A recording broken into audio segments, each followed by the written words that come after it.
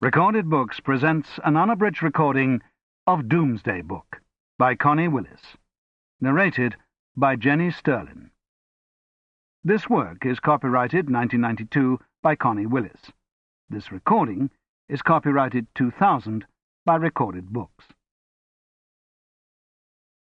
Connie Willis opens with the following lines from the manuscript left by Brother John Klyn, written in 1349. Unless things which should be remembered perish with time, and vanish from the memory of those who are to come after us, I, seeing so many evils, and the whole world, as it were, placed within the grasp of the evil one, being myself as if among the dead, I, waiting for death, have put into writing all the things that I have witnessed.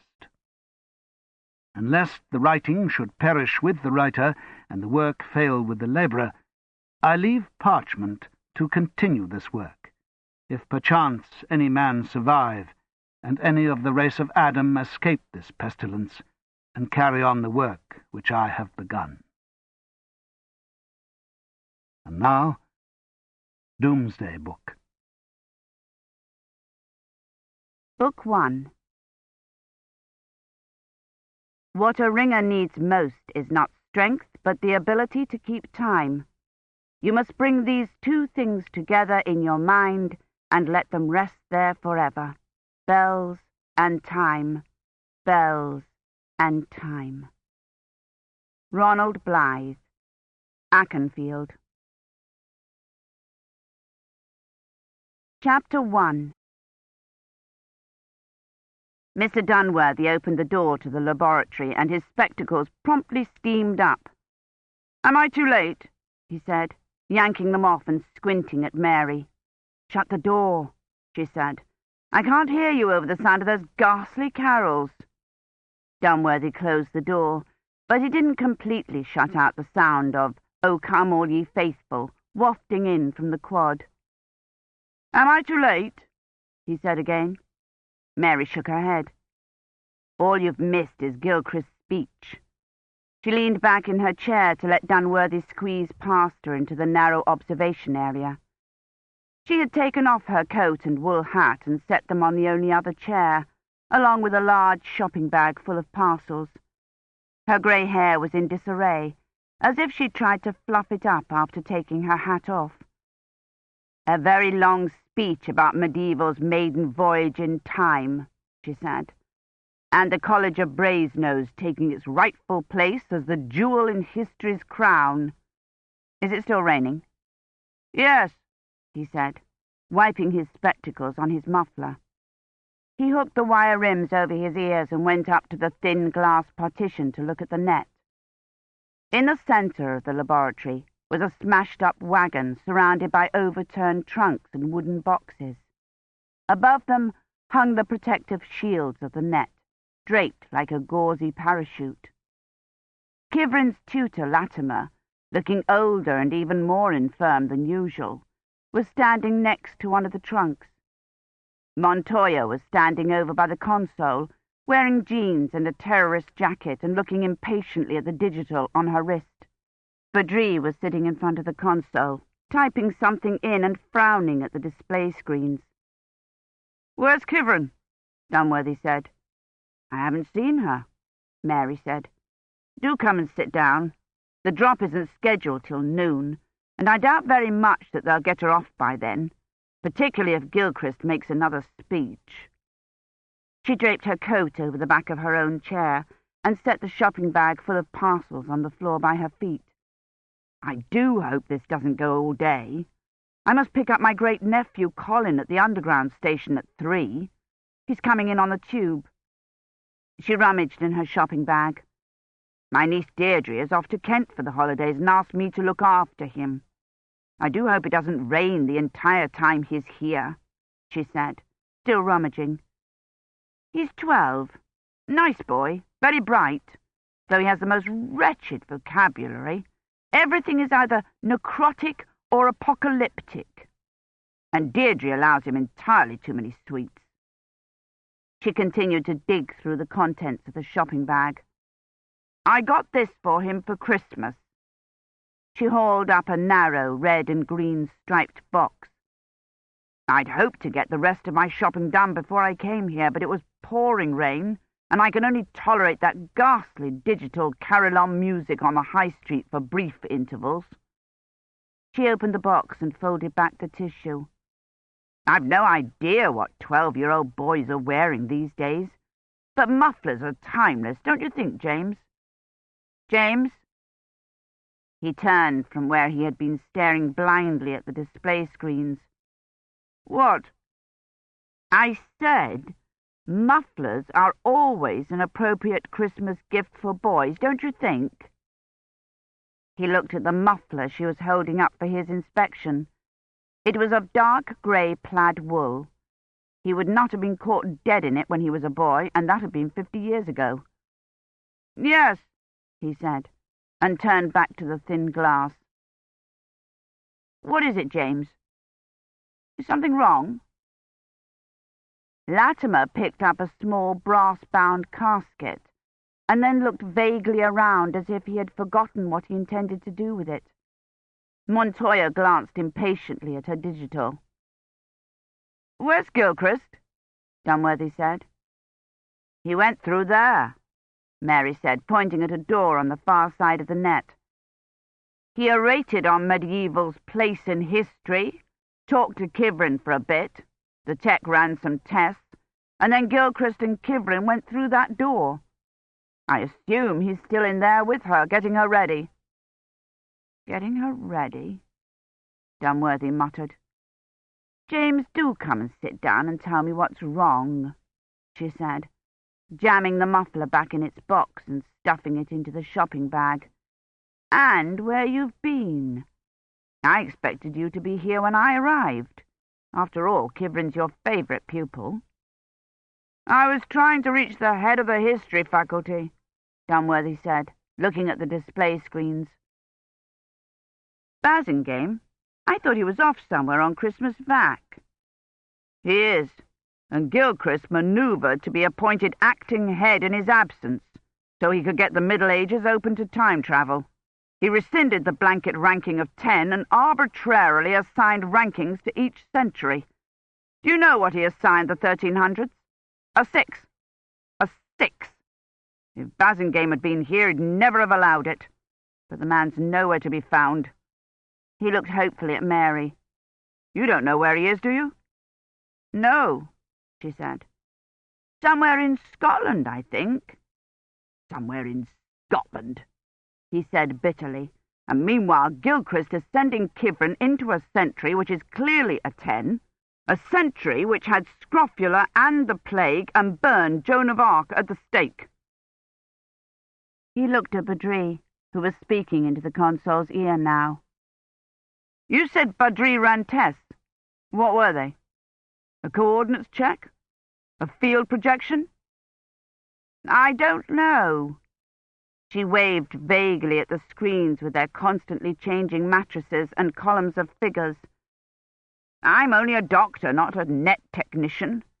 I thought I recognized the technician. He's from Balliol, isn't he?" Dunworthy nodded. "He's the best tech Balliol has," he said, watching Badri, who was tapping the console's keys one at a time, his eyes on the changing readouts. "All of New College's techs were gone for the vac. Gilchrist was planning to use a first-year apprentice who'd never run a manned drop. A first-year apprentice for a remote. I talked him into using Badri. If I can't stop this drop, at least I can see that it's run by a competent tech." Badri frowned at the screen, pulled a meter out of his pocket and started toward the wagon. "Badri," Dunworthy called. Badri gave no indication he'd heard. He walked around the perimeter of the boxes and trunks, looking at the meter. He moved one of the boxes slightly to the left. "He can't hear you," Mary said. "Badri!" he shouted. "I need to speak to you." Mary had stood up. "He can't hear you, James," she said. "The partition's soundproofed." Badri said something to Latimer, who was still holding the brass-bound casket. Latimer looked bewildered. Badri took the casket from him and set it down on the chalked mark. Dunworthy looked around for a microphone. He couldn't see one. "How were you able to hear Gilchrist's speech?" he asked Mary. "Gilchrist pressed a button on the inside there," she said, pointing at a wall panel next to the net. Badri had sat down in front of the console again and was speaking into the ear. The net shield began to lower into place. Badri said something else, and they rose to where they'd been. "I told Badri to recheck everything, the net, the apprentice's calculations, everything," he said, "and to abort the drop immediately if he found any errors, no matter what Gilchrist said." "But surely Gilchrist wouldn't jeopardize Kivrin's safety," Mary protested. "He told me he'd taken every precaution." "Every precaution? He hasn't run recon tests or perimeter checks. We did 2 years of unmans in 20th century before we sent anyone through. He hasn't done any. Badri told him he should delay the drop until he could do at least one, and instead he moved the drop up 2 days. The man's a complete incompetent." "But he explained why the drop had to be today," Mary said, "in his speech. He said the contempts in the 1300s paid no attention to dates, except planting and harvesting times and church holy days. He said the concentration of holy days was greatest around Christmas, and that was why medieval had decided to send Kivrin now, so she could use the Advent holy days to determine her temporal location and ensure her being at the drop site on the 28th of December. His sending her now has nothing to do with Advent or holy days," he said, watching Badri. He was back to tapping one key at a time and frowning. "He could send her next week and use Epiphany for the rendezvous date. He could run unmans for 6 months and then send her lapse time. Gilchrist is sending her now because Basingame's off on holiday and isn't here to stop him." "Oh dear," Mary said. "I rather thought he was rushing it myself. When I told him how long I needed Kivrin in infirmary, he tried to talk me out of it. I had to explain that her inoculations needed time to take effect." "A rendezvous on the 28th of December, Dunworthy said bitterly. "Do you realize what holy day that is? The feast of the slaughter of the innocents, which, in light of how this drop is being run, may be entirely appropriate." "Why can't you stop it?" Mary said. "You can forbid Kivrin to go, can't you? You're her tutor." "No," he said. "I'm not. She's a student at Brasenose. Latimer's her tutor." He waved his hand in the direction of Latimer, who had picked up the brass-bound casket again and was peering absent-mindedly into it. "She came to Balliol and asked me to tutor her unofficially." He turned and stared blindly at the thin glass. "I told her then that she couldn't go." Kivrin had come to see him when she was a first-year student. "I want to go to the Middle Ages," she had said. She wasn't even 1.5 meters tall, and her fair hair was in braids. She hadn't looked old enough to cross the street by herself. "You can't," he had said. His first mistake. He should have sent her back to medieval, told her she would have to take the matter up with her tutor. "The Middle Ages are closed. They have a ranking of 10. "A blanket 10, Kivrin said, "which Mr. Gilchrist says they don't deserve. He says that ranking would never hold up under a year-by-year analysis. It's based on the contempt's mortality rate, which was largely due to bad nutrition and no med support. The ranking wouldn't be nearly as high for an historian who'd been inoculated against disease. Mr. Gilchrist plans to ask the history faculty to re-evaluate the ranking and open part of the 14th century. I cannot conceive of the history faculty opening a century that had not only the Black Death and cholera, But the 100 Years' War, Dunworthy said. But they might, and if they do, I want to go. It's impossible, he said. Even if it were opened, medieval wouldn't send a woman. An unaccompanied woman was unheard of in the 14th century.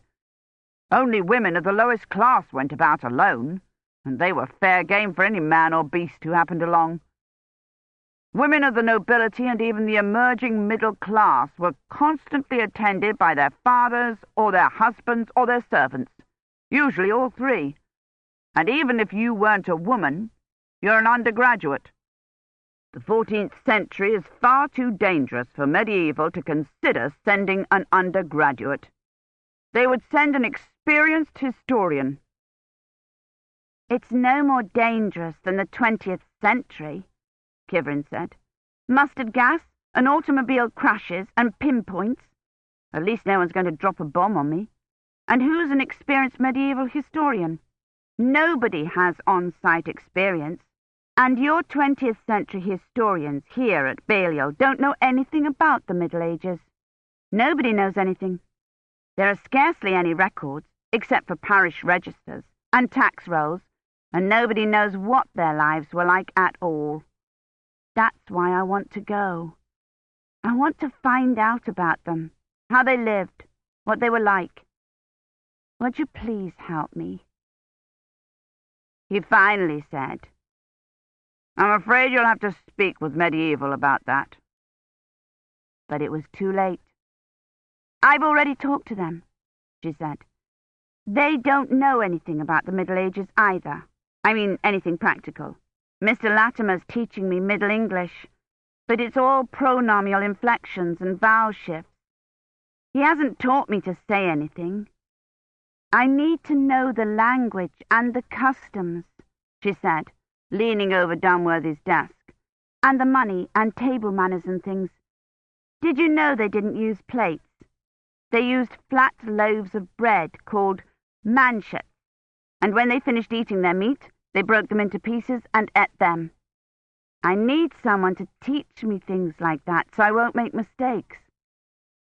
I'm a 20th century historian, not a medievalist. I haven't studied the Middle Ages in 40 years. But you know the sorts of things I need to know. I can look them up and learn them if you'll just tell me what they are. What about Gilchrist? He said, even though he considered Gilchrist a self-important fool. He's working on the re-ranking and hasn't any time. And what good will the re-ranking do if he has no historians to send? Dunworthy thought. What about the visiting American professor, Montoya? She's working on a medieval dig out near Whitney, isn't she? She should know something about the customs. Miss Montoya hasn't any time either. She's so busy trying to recruit people to work on the Skengate dig. Don't you see? They're all useless. You're the only one who can help me. He should have said, Nevertheless, they are members of Brasenose faculty, and I am not. But instead he had been maliciously delighted to hear her tell him what he had thought all along, that Latimer was a doddering old man, and Montoya a frustrated archaeologist, that Gilchrist was incapable of training historians. He had been eager to use her to show medieval how it should be done. We'll have you augmented with an interpreter, he had said, and I want you to learn Church Latin, Norman French, and Old German, in addition to Mr. Latimer's Middle English. And she had immediately pulled a pencil and an exercise book from her pocket and begun making a list. You'll need practical experience in farming, milking a cow, gathering eggs, vegetable gardening, he'd said, ticking them off on his fingers. Your hair isn't long enough. You'll need to take corticosteroids. You'll need to learn to spin with a spindle, not a spinning wheel. The spinning wheel wasn't invented yet. And you'll need to learn to ride a horse. He had stopped, finally coming to his senses. Do you know what you need to learn? He had said, watching her earnestly bent over the list she was scribbling, her braids dangling over her shoulders. how to treat open sores and infected wounds, how to prepare a child's body for burial, how to dig a grave.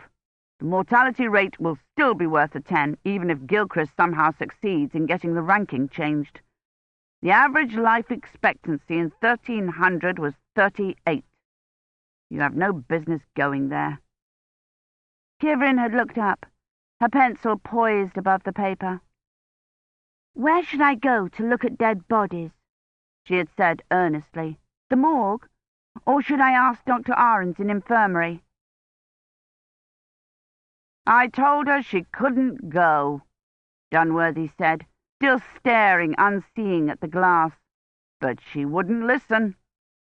"I know," Mary said. "She wouldn't listen to me either." Dunworthy sat down stiffly next to her. The rain and all the chasing after Basingame had aggravated his arthritis. He still had his overcoat on. He struggled out of it and unwound the muffler from around his neck. "I wanted to cauterize her nose for her," Mary said. "I told her the smells of the 14th century could be completely incapacitating, that we are simply not used to excrement and bad meat and decomposition in this day and age. I told her nausea would interfere significantly with her ability to function." "But she wouldn't listen," Dunworthy said. "Nope."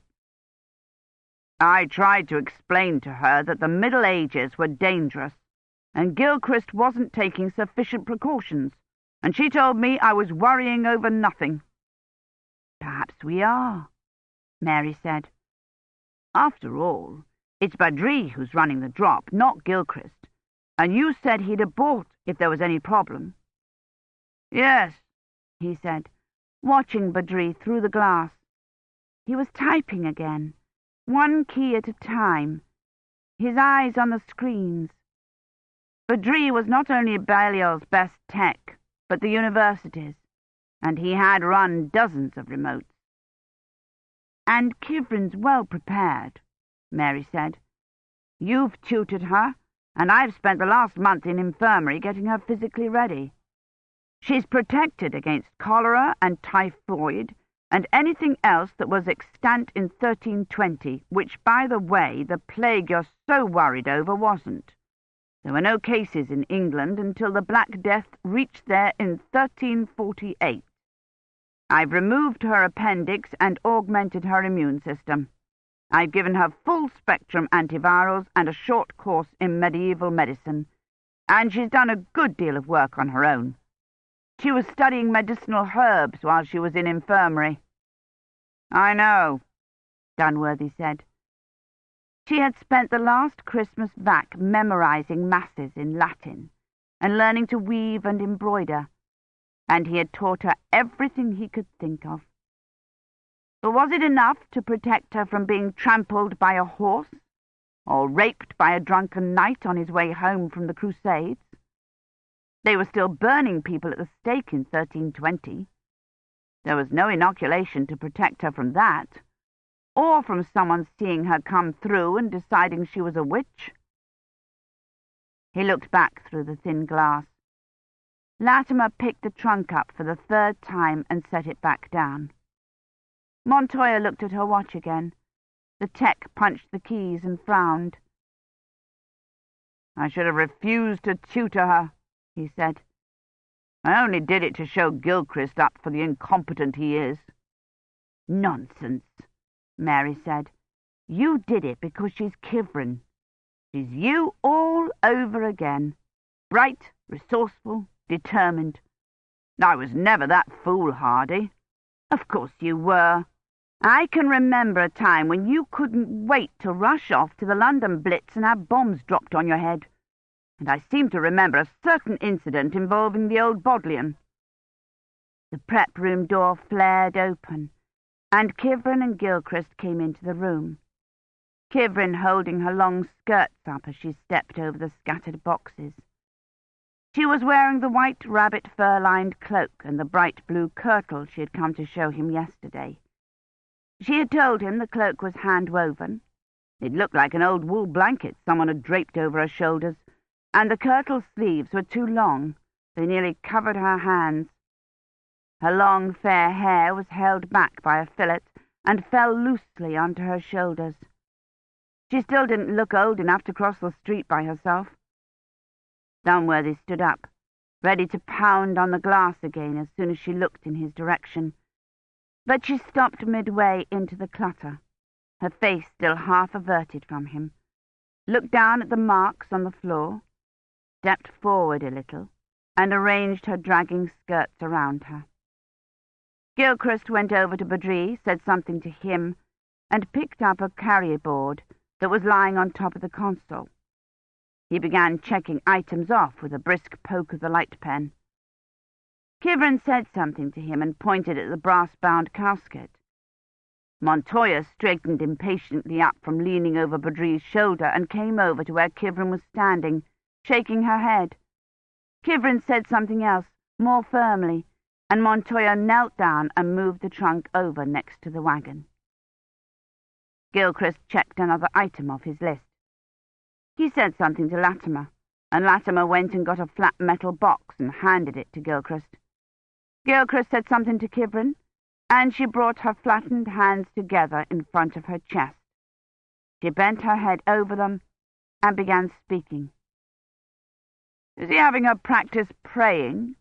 Dunworthy said. "That will be useful, since God's help may be the only help she gets on this drop."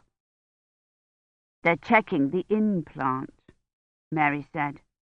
"What implant?" "A special chip recorder so she can record her fieldwork.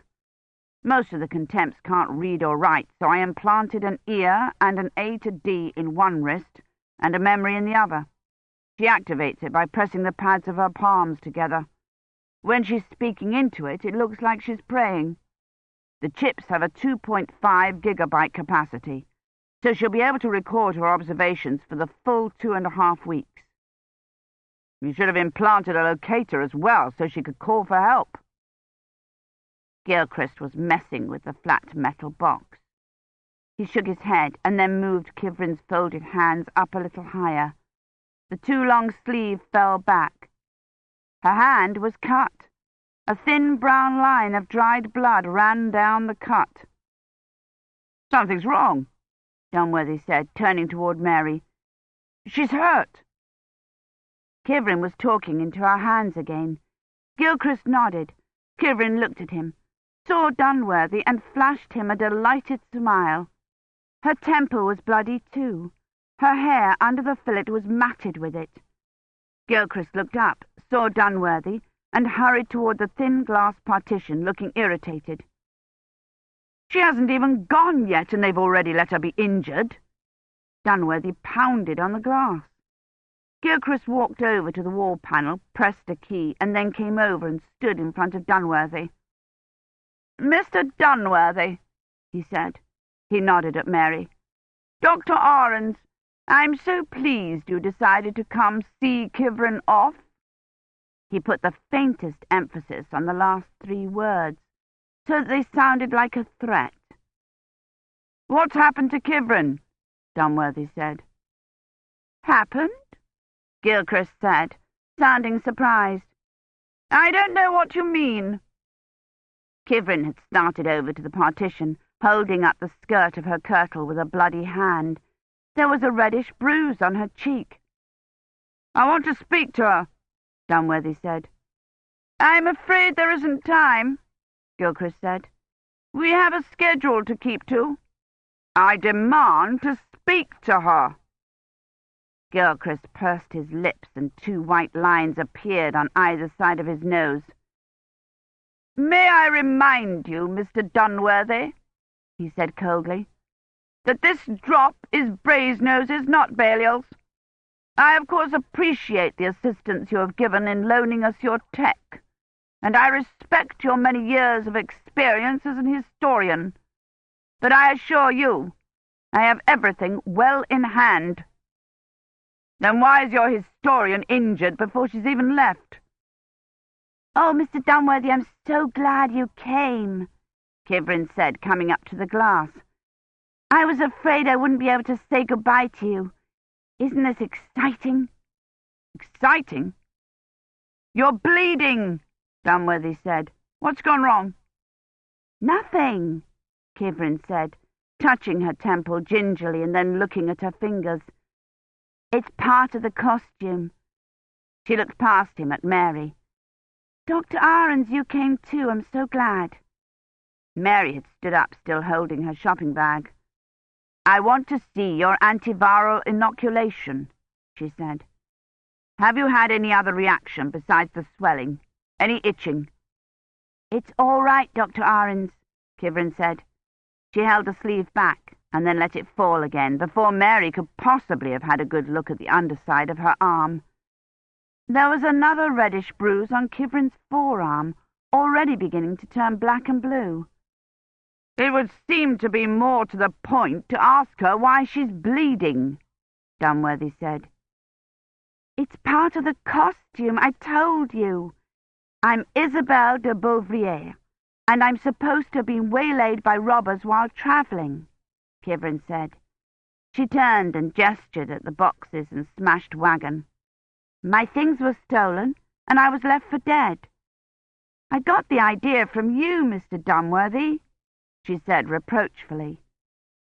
I certainly never suggested that you start out bloody and beaten, Dunworthy said.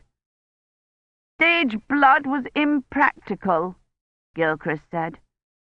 Probability couldn't give us statistically significant odds that no one would tend her wound.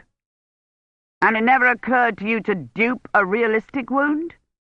You knocked her on the head instead? Dunworthy said angrily.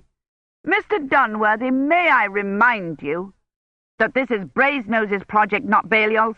You're bloody right it isn't. If it were 20th centuries, we'd be trying to protect the historian from injury, not inflicting it on her ourselves. I want to speak to Badri. I want to know if he's rechecked the apprentice's calculations. Gilchrist's lips pursed. Mr. Dunworthy, Mr. Chowdhury may be your net technician, but this is my drop. I assure you we have considered every possible contingency. It's just a nick, Kivrin said. It doesn't even hurt. I'm all right, really. Please don't get upset, Mr. Dunworthy. The idea of being injured was mine. I remembered what you said about how a woman in the Middle Ages was so vulnerable, and I thought it would be a good idea if I looked more vulnerable than I was. It would be impossible for you to look more vulnerable than you are, Dunworthy thought. If I pretend to be unconscious, then I can overhear what people are saying about me, and they won't ask a lot of questions about who I am, because it will be obvious that it's time for you to get into position, Gilchrist said, moving threateningly over to the wall panel. I'm coming, Kivrin said, not budging. We're ready to set the net. I know, she said firmly. I'll be there as soon as I've told Mr. Dunworthy and Dr. Ahrens goodbye. Gilchrist nodded curtly and walked back into the debris. Latimer asked him something, and he snapped an answer. What does getting into position entail? Dunworthy asked. Having him take a cosh to you because probabilities told him there's a statistical possibility someone won't believe you're truly unconscious? It involves lying down and closing my eyes, Kivrin said, grinning. Don't worry. There's no reason you can't wait until tomorrow, and at least give Badri time to run a perimeter check, Dunworthy said. I want to see that inoculation again, Mary said. Will you two stop fretting? Kivrin said. My inoculation doesn't itch. The cut doesn't hurt. Badri's spent all morning running checks. I know you're worried about me, but please don't be. The drop's on the main road from Oxford to Bath, only 2 miles from Skendgate. If no one comes along, I'll walk into the village and tell them I've been attacked by robbers. After I've determined my location, so I can find the drop again. She put her hand up to the glass. I just want to thank you both for everything you've done. I've wanted to go to the Middle Ages more than anything. and now I'm actually going." "You're likely to experience headache and fatigue after the drop," Mary said. "They're a normal side effect of the time lag." Gilchrist came back over to the thin glass. "It's time for you to get into position," he said. "I've got to go," she said, gathering up her heavy skirts. "Thank you both so much. I wouldn't be going if it weren't for you two helping me." "Goodbye," Mary said. "Be careful," Dunworthy said. "I will," Kivrin said, but Gilchrist had already pressed the wall panel, and Dunworthy couldn't hear her. She smiled, held up her hand in a little wave, and went over to the smashed wagon. Mary sat back down and began rummaging through the shopping bag for a handkerchief. Gilchrist was reading off items from the carryboard. Kivrin nodded at each one, and he ticked them off with the light pen. "What if she gets blood poisoning from that cut on her temple?" Dunworthy said, still standing at the glass. "She won't get blood poisoning," Mary said. "I enhanced her immune system." She blew her nose. Kivrin was arguing with Gilchrist about something. The white lines along his nose were sharply defined. She shook her head, and after a minute he checked off the next item with an abrupt, angry motion. Gilchrist and the rest of medieval might be incompetent, but Kivrin wasn't. She had learned Middle English and Church Latin and Anglo-Saxon. She had memorized the Latin masses and taught herself to embroider and milk a cow. She had come up with an identity and a rationale for being alone on the road between Oxford and Bath, and she had the interpreter and augmented stem cells and no appendix. "She'll do swimmingly," Dunworthy said, "which will only serve to convince Gilchrist medieval's methods aren't slipshod and dangerous." Gilchrist walked over to the console and handed the carryboard to Badri. Kivrin folded her hands again, closer to her face this time, her mouth nearly touching them, and began to speak into them. Mary came closer and stood beside Dunworthy, clutching her handkerchief. "When I was 19, which was, oh Lord, 40 years ago, doesn't seem that long, my sister and I travelled all over Egypt," she said. "It was during the pandemic. Quarantines were being slapped on all about us, and the Israelis were shooting Americans on sight, but we didn't care. I don't think it even occurred to us that we might be in danger, that we might catch it or be mistaken for Americans. We wanted to see the pyramids." Kivrin had stopped praying. Badri left his console and came over to where she was standing. He spoke to her for several minutes, the frown never leaving his face. She knelt and then lay down on her side next to the wagon, turning so she was on her back, with one arm flung over her head and her skirts tangled about her legs.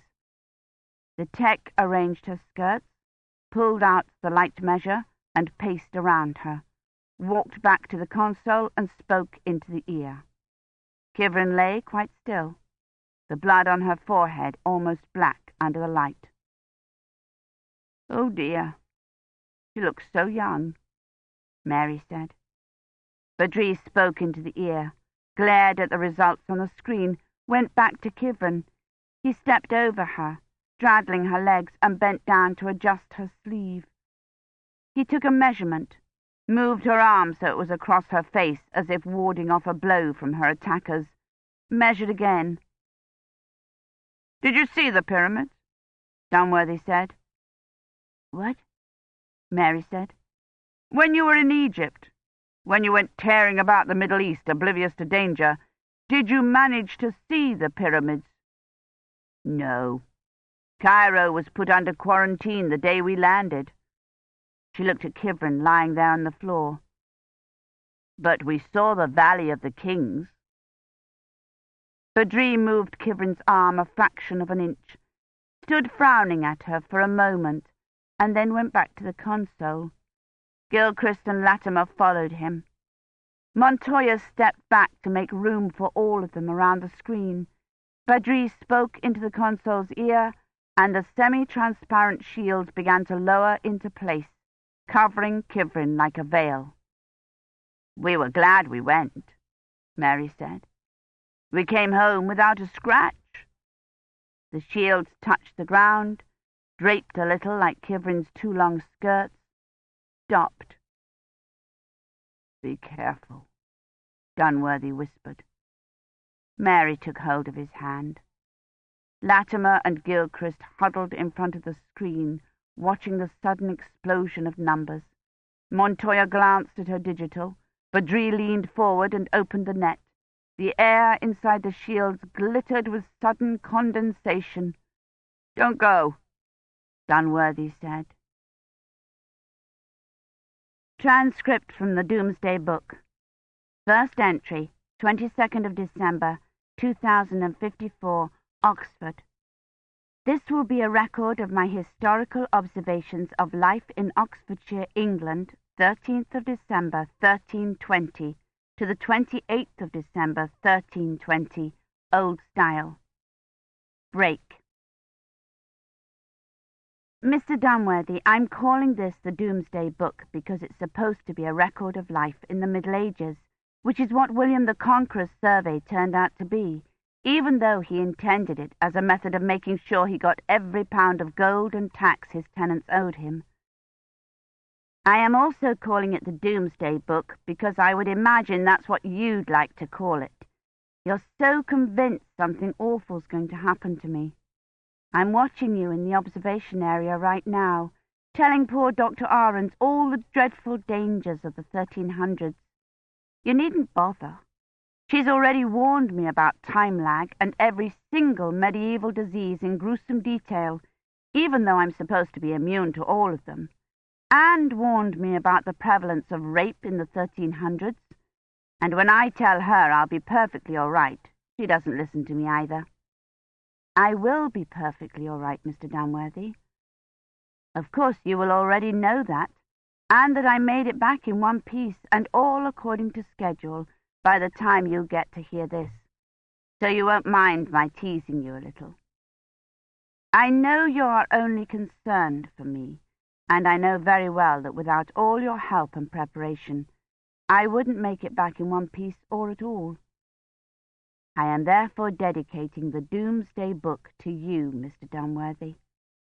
If it weren't for you, I wouldn't be standing here in kirtle and cloak, talking into this corridor, waiting for Badri and Mr. Gilchrist to finish their endless calculations and wishing they would hurry so I can go. Break. I'm here. Chapter 2. Well, Mary said on a long, drawn-out breath, I could do with a drink. I thought you had to go fetch your great-nephew, Dunworthy said, still watching the place where Kivrin had been. The air glittered with ice particles inside the veil of shields. Near the floor, frost had formed on the inside of the thin glass. The unholy three of medieval were still watching the screens, even though they showed nothing but the flat line of arrival. I needn't fetch Colin until 3, Mary said. You look as though you could use a bit of bracing up yourself, and the Lamb and Cross is just down the street.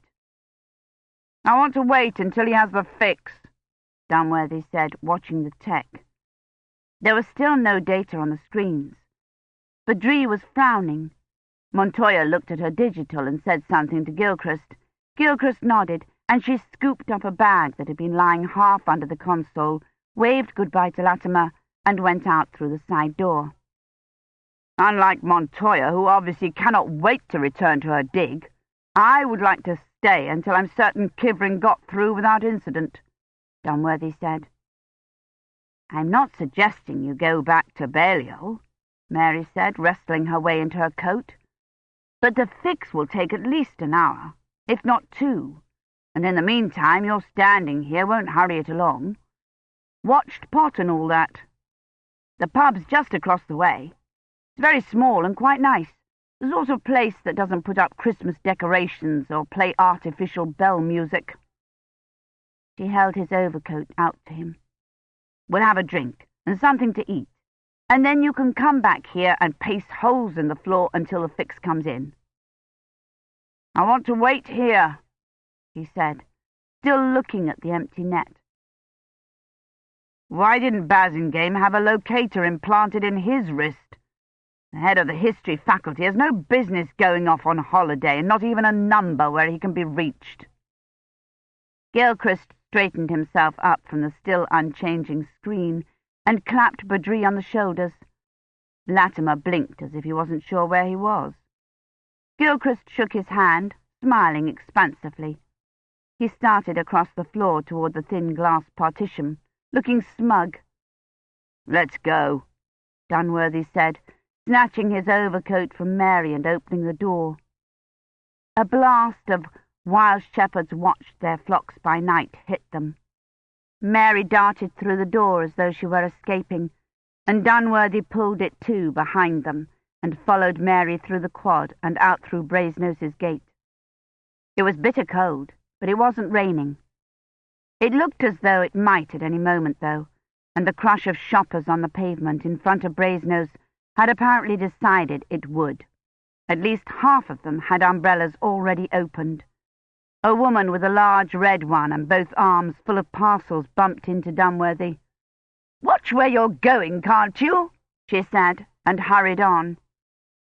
"The Christmas spirit," Mary said, buttoning her coat with one hand and hanging on to her shopping bag with the other.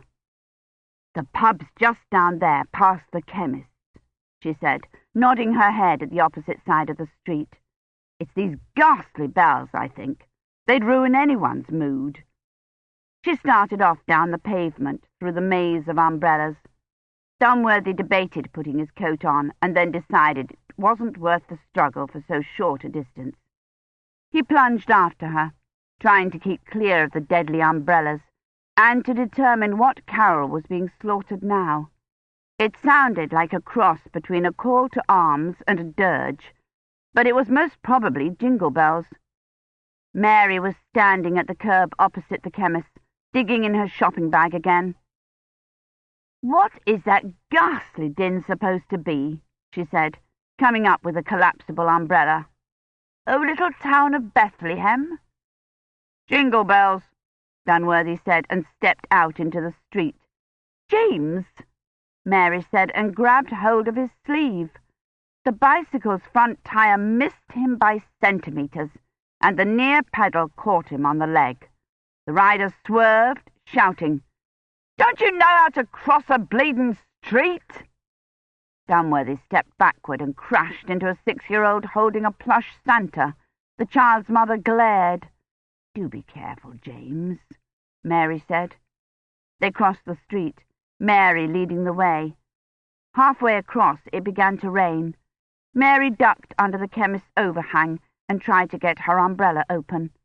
The chemist's window was draped in green and gold tinsel, and had a sign posted in among the perfumes that said, "Save the Marston Parish Church bells. Give to the Restoration Fund." The carillon had finished obliterating Jingle Bells, or "O Little Town of Bethlehem," and was now working on "We Three Kings of Orient Are." Dunworthy recognized the minor key. Mary still couldn't get her umbrella up. She shoved it back in the bag and took off down the pavement again. Dunworthy followed, trying to avoid collisions, past a stationer's and a tobacconist's hung with blinking red and green lights, through the door Mary was holding open for him. His spectacles steamed up immediately. He took them off to wipe at them with the collar of his overcoat. Mary shut the door and plunged them into a blur of brown and blissful silence. "Oh, dear," Mary said. "I told you they were the sort that wouldn't put up decorations." Dunworthy put his spectacles back on. The shelves behind the bar were strung with blinking lights in pale green, pink, and an anemic blue. On the corner of the bar was a large fibre-op Christmas tree on a revolving stand. There was no one else in the narrow pub, except a beefy-looking man behind the bar. Mary squeezed between two empty tables and into the corner. "At least we can't hear those wretched bells in here," she said, putting her bag down on the settle. "No, I'll get the drinks. You sit down. That cyclist nearly put you out." She excavated some mangled pound notes out of the shopping bag and went up to the bar. "2 pints of bitter," she told the barman. "Do you want something to eat?" she asked Dunworthy. "They've sandwiches and cheese rolls." "Did you see Gilchrist staring at the console and grinning like a Cheshire cat? He didn't even look to see whether Kivrin had gone or whether she was still lying there, half dead." "Make that 2 pints and a good stiff whiskey," Mary said. Dunworthy sat down. There was a creche on the table, complete with tiny plastic sheep and a half-naked baby in a manger. "Gilchrist should have sent her from the dig," he said. "The calculations for a remote are exponentially more complicated than for an on-site. I suppose I should be grateful he didn't send her lapse time as well. The first-year apprentice couldn't do the calculations. I was afraid when I loaned him Badri, Gilchrist would decide he wanted a lapse time drop instead of a real time." He moved one of the plastic sheep closer to the shepherd. "If he's aware there's a difference," he said. "Do you know what he said when I told him he should run at least one unmanned? He said, 'If something unfortunate does happen, we can go back in time and pull Miss Engel out before it happens, can't we?' The man has no notion of how the net works, no notion of the paradoxes, no notion that Kivrin is there, and what happens to her is real and irrevocable." Mary manoeuvred her way between the tables, carrying the whiskey in one hand and the 2 pints awkwardly in the other. She set the whiskey down in front of him. "It's my standard prescription for cycling victims and overprotective fathers. Did it catch you in the leg?" "No," Dunworthy said. "I had a bicycle accident in last week. One of your 20th centuries, just back from a World War I drop. 2 weeks unscathed at Below Wood, and then walked into a high-wheeler on the Broad." She went back to the bar to fetch her cheese roll. "I hate parables," Dunworthy said. He picked up the plastic virgin. She was dressed in blue, with a white cloak. "If he had sent her lapse time, at least she wouldn't have been in danger of freezing to death. She should have had something warmer than a rabbit fur lining. Or didn't it occur to Gilchrist that 1320 was the beginning of the Little Ice Age?" "I've just thought who you remind me of," Mary said, setting down her plate and a napkin. "William Gadsden's mother." That was a truly unfair remark. William Gadsden was one of his first-year students. His mother had been up 6 times this term, the first time to bring William a pair of earmuffs. "He catches a chill if he doesn't wear them," she had told Dunworthy. "Willie's always been susceptible to chill, and now he's so far away from home and all. His tutor isn't taking proper care of him, even though I've spoken to him repeatedly." Willie was the size of an oak tree, and looked as susceptible to chill as one. "I'm certain he can take care of himself," he had told Mrs. Gadsden, which was a mistake. She had promptly added Dunworthy to the list of people who refused to take proper care of Willie, but it hadn't stopped her coming up every 2 weeks to deliver vitamins to Dunworthy and insist that Willie be taken off the rowing team because he was overexerting himself. "I would hardly put my concern for Kivrin in the same category as Mrs. Gadsden's overprotectiveness," Dunworthy said. "The 1300s are full of cutthroats and thieves, and worse." "That's what Mrs. Gadsden said about Oxford," Mary said placidly, sipping her pint of ale. "I told her she couldn't protect Willie from life, and you can't protect Kivrin. You didn't become a historian by staying safely at home. You've got to let her go, even if it is dangerous. Every century's a 10, James. This century doesn't have the Black Death. It had the pandemic, which killed 65 million people. And the Black Death wasn't in England in 1320, she said. It didn't reach there till 1348. She put her mug down on the table, and the figurine of Mary fell over. But even if it had, Kivrin couldn't get it. I immunized her against bubonic plague. She smiled ruefully at Dunworthy. I have my own moments of Mrs. Gadsonitis. Besides, she would never get the plague because we're both worrying over it. None of the things one frets about ever happens. Something one's never thought of does. Very comforting. He placed the blue and white Mary next to the figure of Joseph. It fell over. He set it carefully back up. It should be comforting, James, she said briskly, because it's obvious you've thought of every possible dreadful thing that could happen to Kivrin, which means she's perfectly all right. She's probably already sitting in a castle having peacock pie for lunch, although I suppose it isn't the same time of day there. He shook his head. There will have been some slippage, God only knows how much, since Gilchrist didn't do perimeter checks.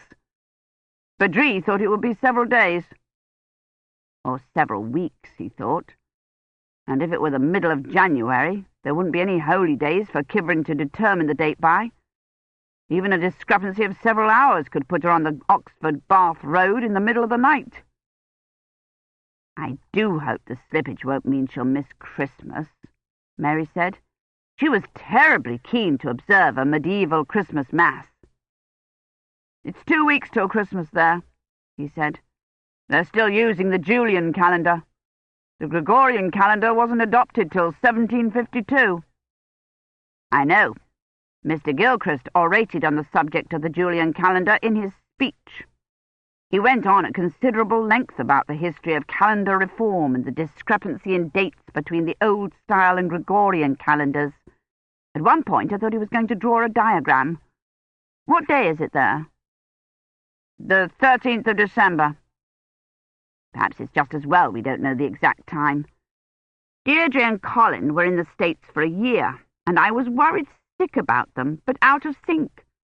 I was always imagining Colin being run over on the way to school, when it was actually the middle of the night. Fretting doesn't work properly unless one can visualize disasters in all their particulars, including the weather and the time of day. For a time I worried about not knowing what to worry about, and then I didn't worry at all. Perhaps it will be the same with Kivrin. It was true. He had been visualizing Kivrin as he last saw her, lying amid the wreckage with her temple bloody. But that was probably all wrong. She had gone through nearly an hour ago. Even if no traveller had come along yet, the road would get cold, and he couldn't imagine Kivrin lying there docilely in the Middle Ages with her eyes closed. The first time he had gone through to the past, he had been doing there and backs while they calibrated the fix.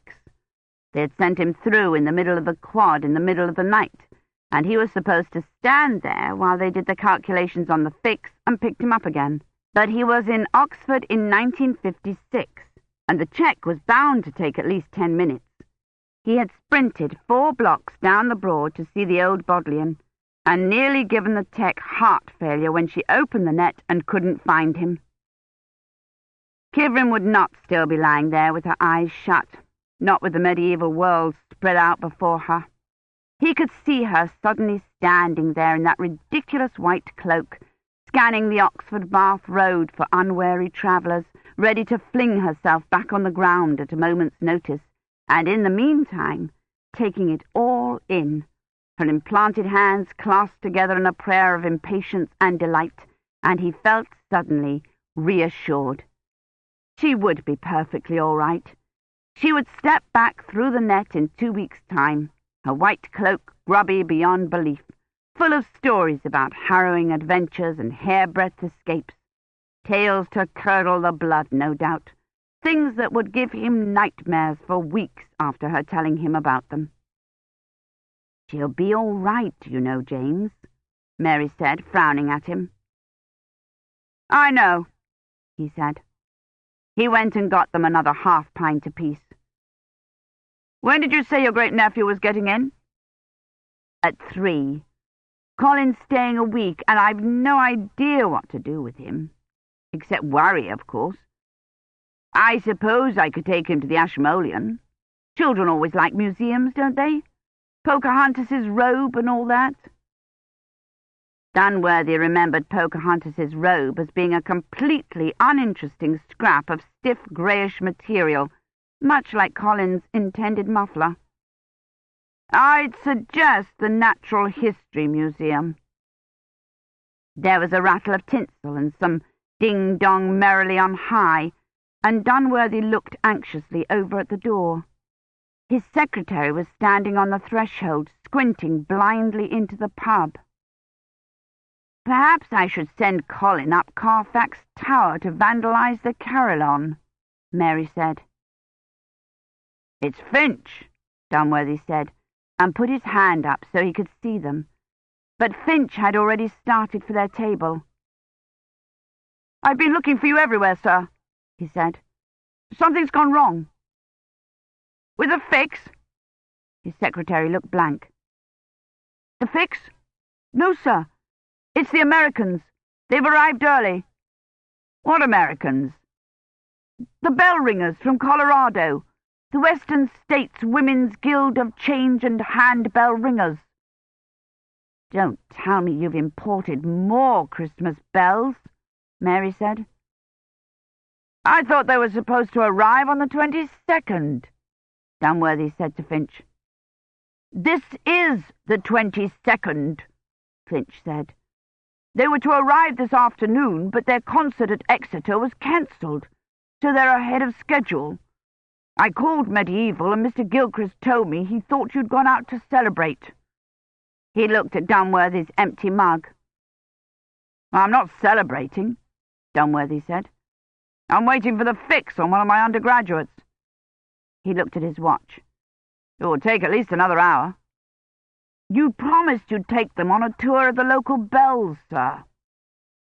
"There's really no reason why you need to be here," Mary said. "I can ring you at Balliol as soon as the fix is in." "I'll come when we have the fix," Dunworthy said, glaring at Mary. "Show them around the college and then give them lunch. That should take an hour." Finch looked unhappy. "They're only here until 4 o'clock. They have a handbell concert tonight in Ely, and they're extremely eager to see Christchurch's bells." "Then take them to Christchurch. Show them Great Tom. Take them up in St. Martin's Tower, or take them round to New College. I will be there as soon as I can." Finch looked like he was going to ask something else, and then changed his mind. "I'll tell them you'll be there within the hour, sir," he said, and started for the door. Halfway there he stopped and came back. "I almost forgot, sir. The vicar called to ask if you'd be willing to read the scripture for the Christmas Eve inter-church service. It's to be at St. Mary the Virgin's this year." "Tell him yes," Dunworthy said, thankful that he'd given up on the change ringers. "And tell him we'll need to get into the belfry this afternoon so I can show these Americans the bells." "Yes, sir," he said. "What about Iffley? Do you think I should take them out to Iffley? They've a very nice 11th century." "By all means," Dunworthy said. "Take them to Iffley. I will be back as soon as I can." Finch opened his mouth and closed it again. "Yes, sir," he said, and went out the door to the accompaniment of The Holly and the Ivy. "You were a bit hard on him, don't you think?" Mary asked. "After all, Americans can be terrifying." "He'll be back in 5 minutes asking me whether he should take them to Christchurch first," Dunworthy said. "The boy has absolutely no initiative." "I thought you admired that in young people," Mary said wryly. "At any rate, he won't go running off to the Middle Ages." The door opened, and The Holly and the Ivy started up again.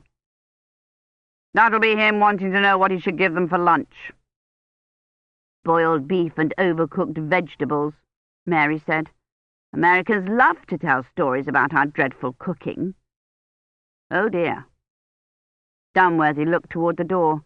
Gilchrist and Latimer stood there, haloed in the grey light from outside. Gilchrist was smiling broadly and saying something over the bells. Latimer struggled to collapse a large black umbrella. "I suppose we've got to be civil and invite them to join us," Mary said. Dunworthy reached for his coat. "Be civil if you like. I have no intention of listening to those two congratulating each other for having sent an inexperienced young girl into danger." "You're sounding like you-know-who again," Mary said. "They wouldn't be here if anything had gone wrong. Perhaps Badri's got the fix." "Too soon for that," he said. But he sat back down again. "More likely he threw them out so he could get on with it." Gilchrist had apparently caught sight of him as he stood up. He half turned as if to walk back out again, but Latimer was already nearly to the table. Gilchrist followed, no longer smiling. "Is the fix in?" Dunworthy asked. "The fix?" Gilchrist said vaguely. "The fix," Dunworthy said. "The determination of where and when Kivrin is that makes it possible to pull her out again." "Your tech said it would take at least an hour to determine the coordinates," Gilchrist said stuffily. "Does it always take him that long? He said he would come tell us when it was completed, but that the preliminary readings indicate that the drop went perfectly and that there was minimal slippage." "What good news," Mary said, sounding relieved. "Do come sit down. We've been waiting for the fix too and having a pint. Will you have something to drink?" she asked Latimer, who had got the umbrella down and was fastening the strap. "Why, I believe I shall," Latimer said. "This is, after all, a great day. A drop of brandy, I think. Strong was the wine, and well to drink us lest." He fumbled with the strap, getting it tangled in the ribs of the umbrella. "At last we had the chance to observe the loss of adjectival inflection and a shift to the nominative singular at first hand." A great day, Dunworthy thought, but he felt relieved in spite of himself. The slippage had been his greatest worry. It was the most unpredictable part of a drop, even with perimeter checks.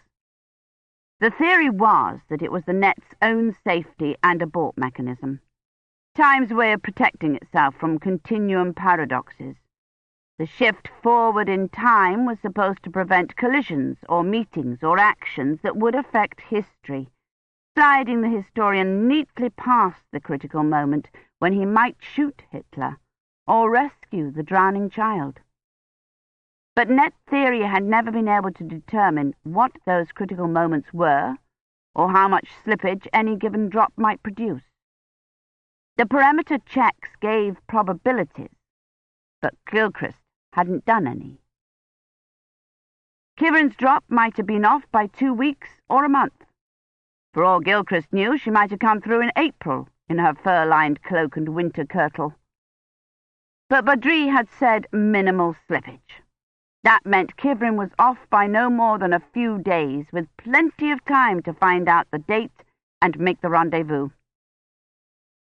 "Mr. Gilchrist," Mary was saying, "can I get you a brandy?" "No, thank you," he said. Mary rummaged for another crumpled note and went over to the bar. "Your tech seems to have done a passable job," Gilchrist said, turning to Dunworthy. "Medieval would like to arrange to borrow him for our next drop.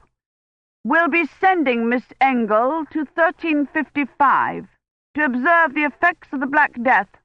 Contemporary accounts are completely unreliable, particularly in the area of mortality rates. The accepted figure of 50 million deaths is clearly inaccurate, and estimates that it killed 1/3 to 1/2 of Europe are obvious exaggerations. I'm eager to have Miss Engel make trained observations." "Aren't you being rather premature?" Dunworthy said. "Perhaps you should wait to see if Kivrin manages to survive this drop. or at the very least gets through to 1320 safely." Gilchrist's face took on its pinched look. "It strikes me as somewhat unjust that you constantly assume medieval is incapable of carrying out a successful drop," he said. "I assure you we have carefully thought out its every aspect. The method of Kivrin's arrival has been researched in every detail. Probability puts the frequency of travellers on the Oxford-Bath Road as one every 1.6 hours, and it indicates a 92% chance of her story of an assault being believed, due to the frequency of such assaults. A wayfarer in Oxfordshire had a 42.5% chance of being robbed in winter, 58.6% in summer. That's an average, of course. The chances were greatly increased in parts of Otmoor and the Witchwood and on the smaller roads." Dunworthy wondered how on earth probability had arrived at those figures. The Doomsday Book didn't list thieves, with the possible exception of the king's census-takers, who sometimes took more than the census, and the cutthroats of the time surely hadn't kept records of whom they had robbed and murdered, the locations marked neatly on a map. Proofs of deaths away from home had been entirely de facto. The person had failed to come back. And how many bodies had lain in the woods undiscovered and unmarked by anyone? "I assure you we have taken every precaution possible to protect Kivrin," Gilchrist said. "Such as perimeter checks?" Dunworthy said. "And unmanned, and symmetry tests?" Mary came back. "Here we are, Mr. Latimer," she said, putting a glass of brandy down in front of him. She hooked Latimer's wet umbrella over the back of the settle and sat down beside him. "I was just assuring Mr. Dunworthy that every aspect of this drop was exhaustively researched," Gilchrist said. He picked up the plastic figurine of a wise man carrying a gilt box. "The brass-bound casket in her equipage is an exact reproduction of a jewel casket in the Ashmolean." He set the wise man down. "Even her name was painstakingly researched. Isabel is the woman's name listed most frequently in the assize rolls and the Register Regum for 1295 through 1320. It is actually a corrupted form of Elizabeth," Latimer said, as if it were one of his lectures.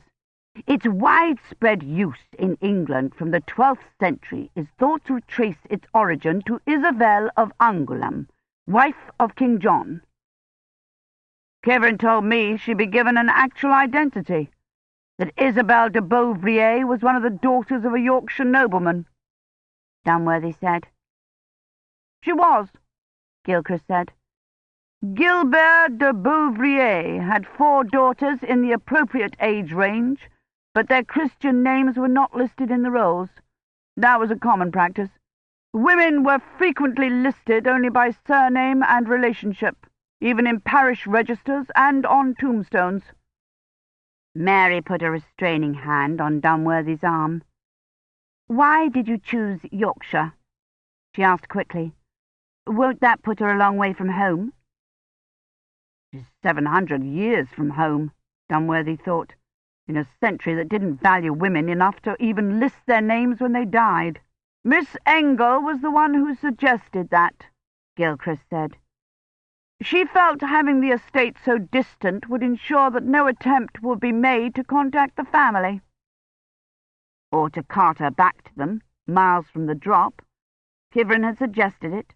She had probably suggested the whole thing, searching through exchequer rolls and church registers for a family with a daughter, the right age, and no court connections, a family far enough up into the East Riding that the snow and the impassable roads would make it impossible for a messenger to ride and tell the family a missing daughter had been found. Medieval has given the same careful attention to every detail of this drop," Gilchrist said, "even to the pretext for her journey, her brother's illness. We were careful to ascertain that there had been an outbreak of influenza in that section of Gloucestershire in 1319, even though illness was abundant during the Middle Ages, and he could just as easily have contracted cholera or blood poisoning. "James," Mary said warningly. Miss Engle's costume was hand-sewn. The blue cloth for her dress was hand-dyed with woad using a medieval recipe, and Miss Montoya has exhaustively researched the village of Skendgate, where Kivrin will spend the 2 weeks. "If she makes it there," Dunworthy said. "James," Mary said.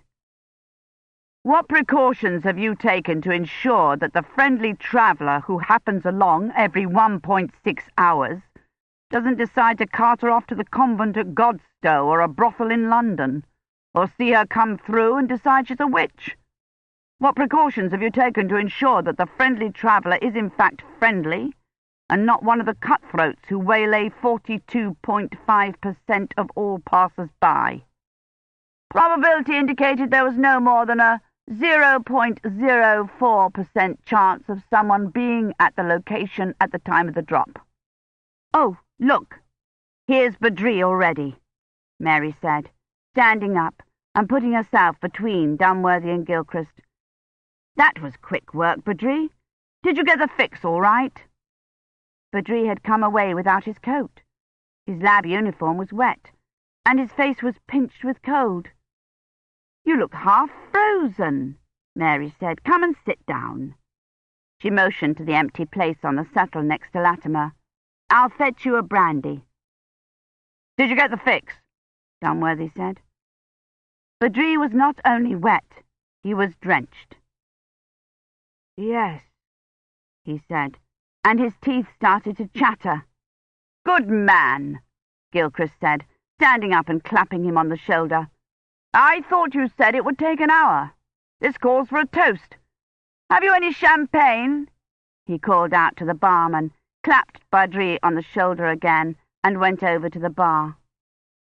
Badri stood looking after him, rubbing his arms and shivering. He seemed inattentive, almost dazed. "You definitely got the fix?" Dunworthy asked. "Yes," he said, still looking after Gilchrist.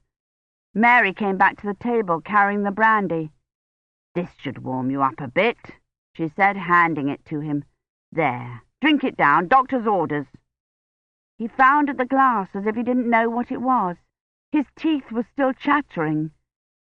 "What is it?" Dunworthy said. "Kivrin's all right, isn't she?" "Kivrin?" he said, still staring at the glass, and then seemed suddenly to come to himself. He set the glass down. "I need you to come," he said, and started to push his way back through the tables to the door. "What's happened?" Dunworthy said, standing up. The crushed figures fell over, and one of the sheep rolled across the table and fell off. Badri opened the door on the carillon's clanging of Good Christian Men Rejoice. "Badri, wait! We're to have a toast," Gilchrist said, coming back to the table with a bottle and a tangle of glasses. Dunworthy reached for his coat. "What is it?" Mary said, reaching for her shopping bag. "Didn't he get the fix?" Dunworthy didn't answer. He grabbed up his overcoat and took off after Badri. The tech was already halfway down the street, pushing his way through the Christmas shoppers as if they weren't even there. It was raining hard, but Badri seemed oblivious to that too. Dunworthy pulled his overcoat more or less on and shoved into the crowd. Something had gone wrong. There had been slippage after all, or the first-year apprentice had made an error in the calculations. Perhaps something had gone wrong with the net itself.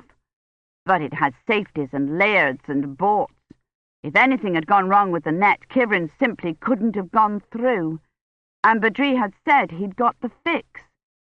It had to be the slippage. It was the only thing that could have gone wrong, and the drop still take place. Ahead, Badri crossed the street, narrowly avoiding a bicycle. Dunworthy barged between two women carrying shopping bags, even larger than Mary's, and over a white terrier on a leash, and caught sight of him again 2 doors up. "Badri!" he called. The tech half-turned and crashed straight into a middle-aged woman with a large flowered umbrella. The woman was bent against the rain, holding the umbrella nearly in front of her, and she obviously didn't see Badri either. The umbrella, which was covered with lavender violets, seemed to explode upward and then fell top down onto the pavement.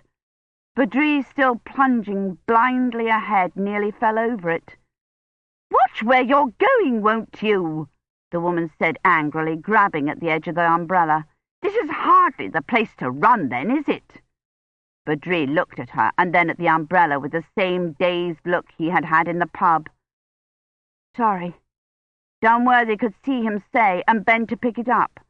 The two of them seemed to wrestle over the expanse of violets for a moment before Badri got hold of the handle and righted the umbrella.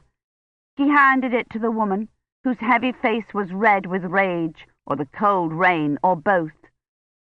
"Sorry," she said, raising the handle over her head as if she were going to strike him with it. "Is that all you've got to say?"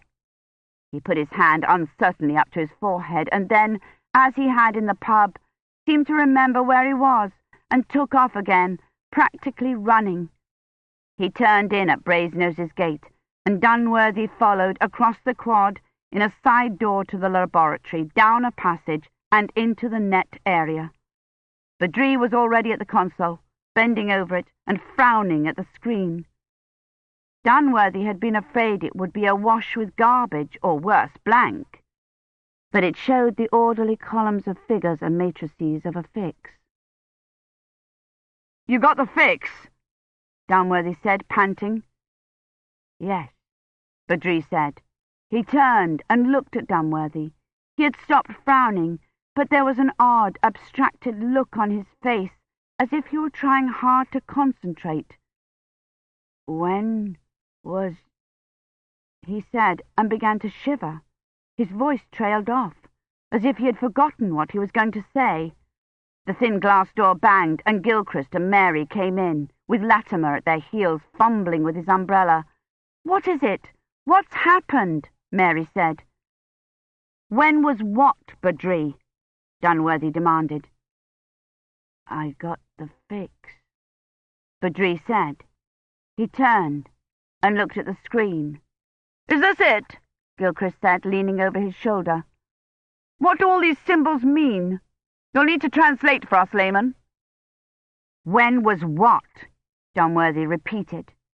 Badri put his hand up to his forehead. "There's something wrong," he said. "What?" Dunworthy shouted.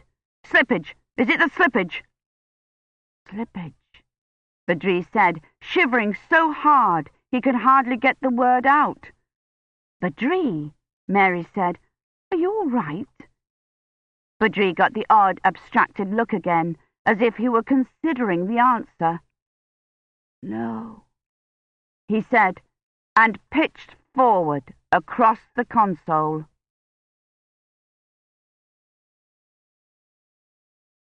Chapter 3. She heard the bell as she came through. It sounded thin and tinny, like the piped-in bell music they were playing in the High for Christmas. The control room was supposed to be soundproof, but every time someone opened the anteroom door from outside, she had been able to hear the faint, ghostly sound of Christmas carols.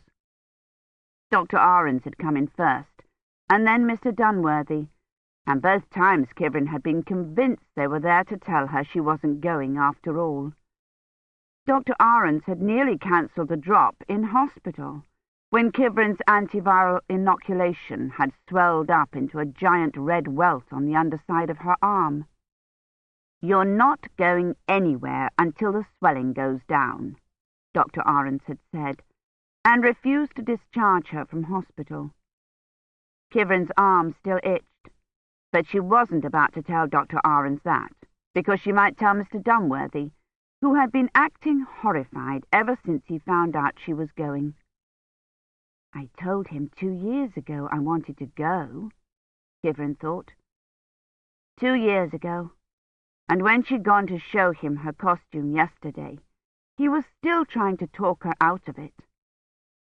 "I don't like the way Medieval's running this drop," he'd said.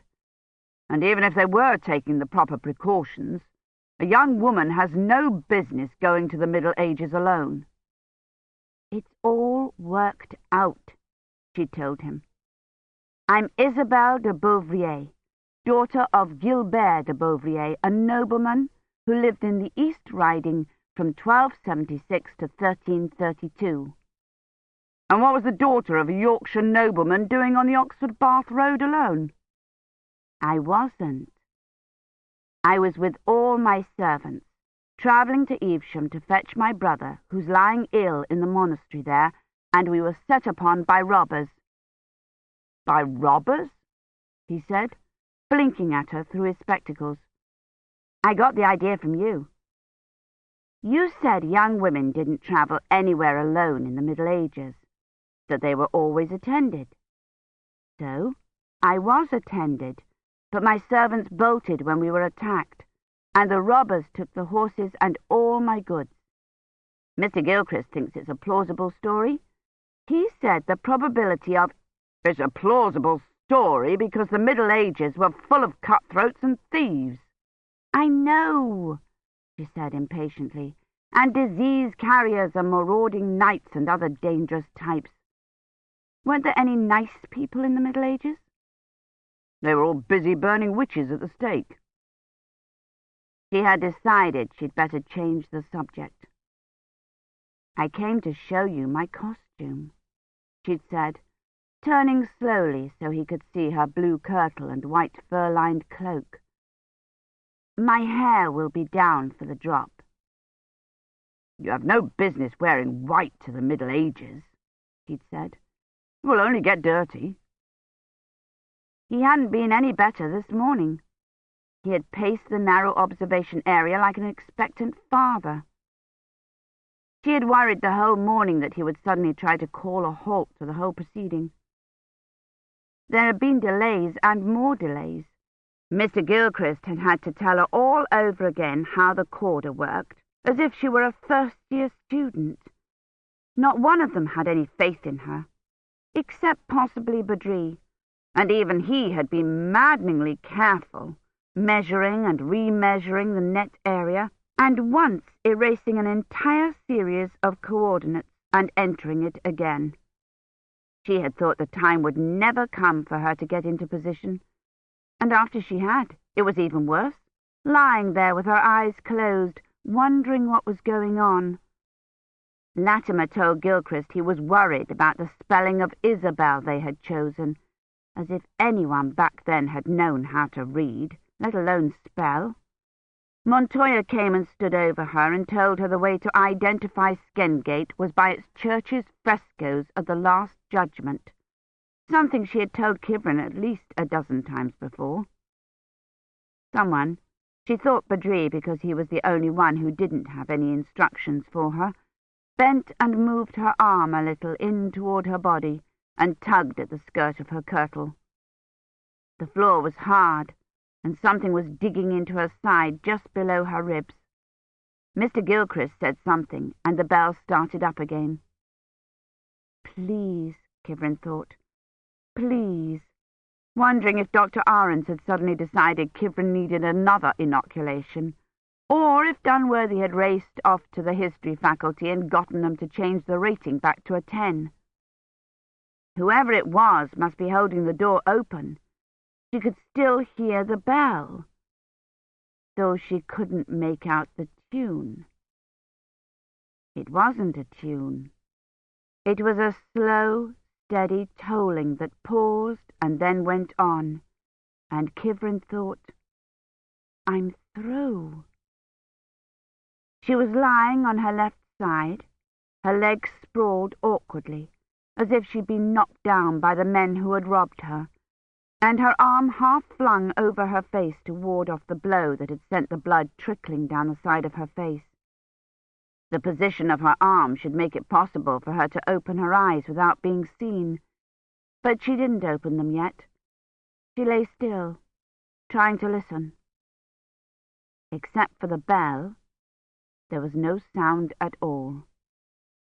If she were lying on a 14th century roadside, there should be birds and squirrels at least, They had probably been shocked into silence by her sudden appearance, or by the net's halo, which left shimmering frost-like particles in the air for several minutes. After a long minute, a bird twittered, and then another one.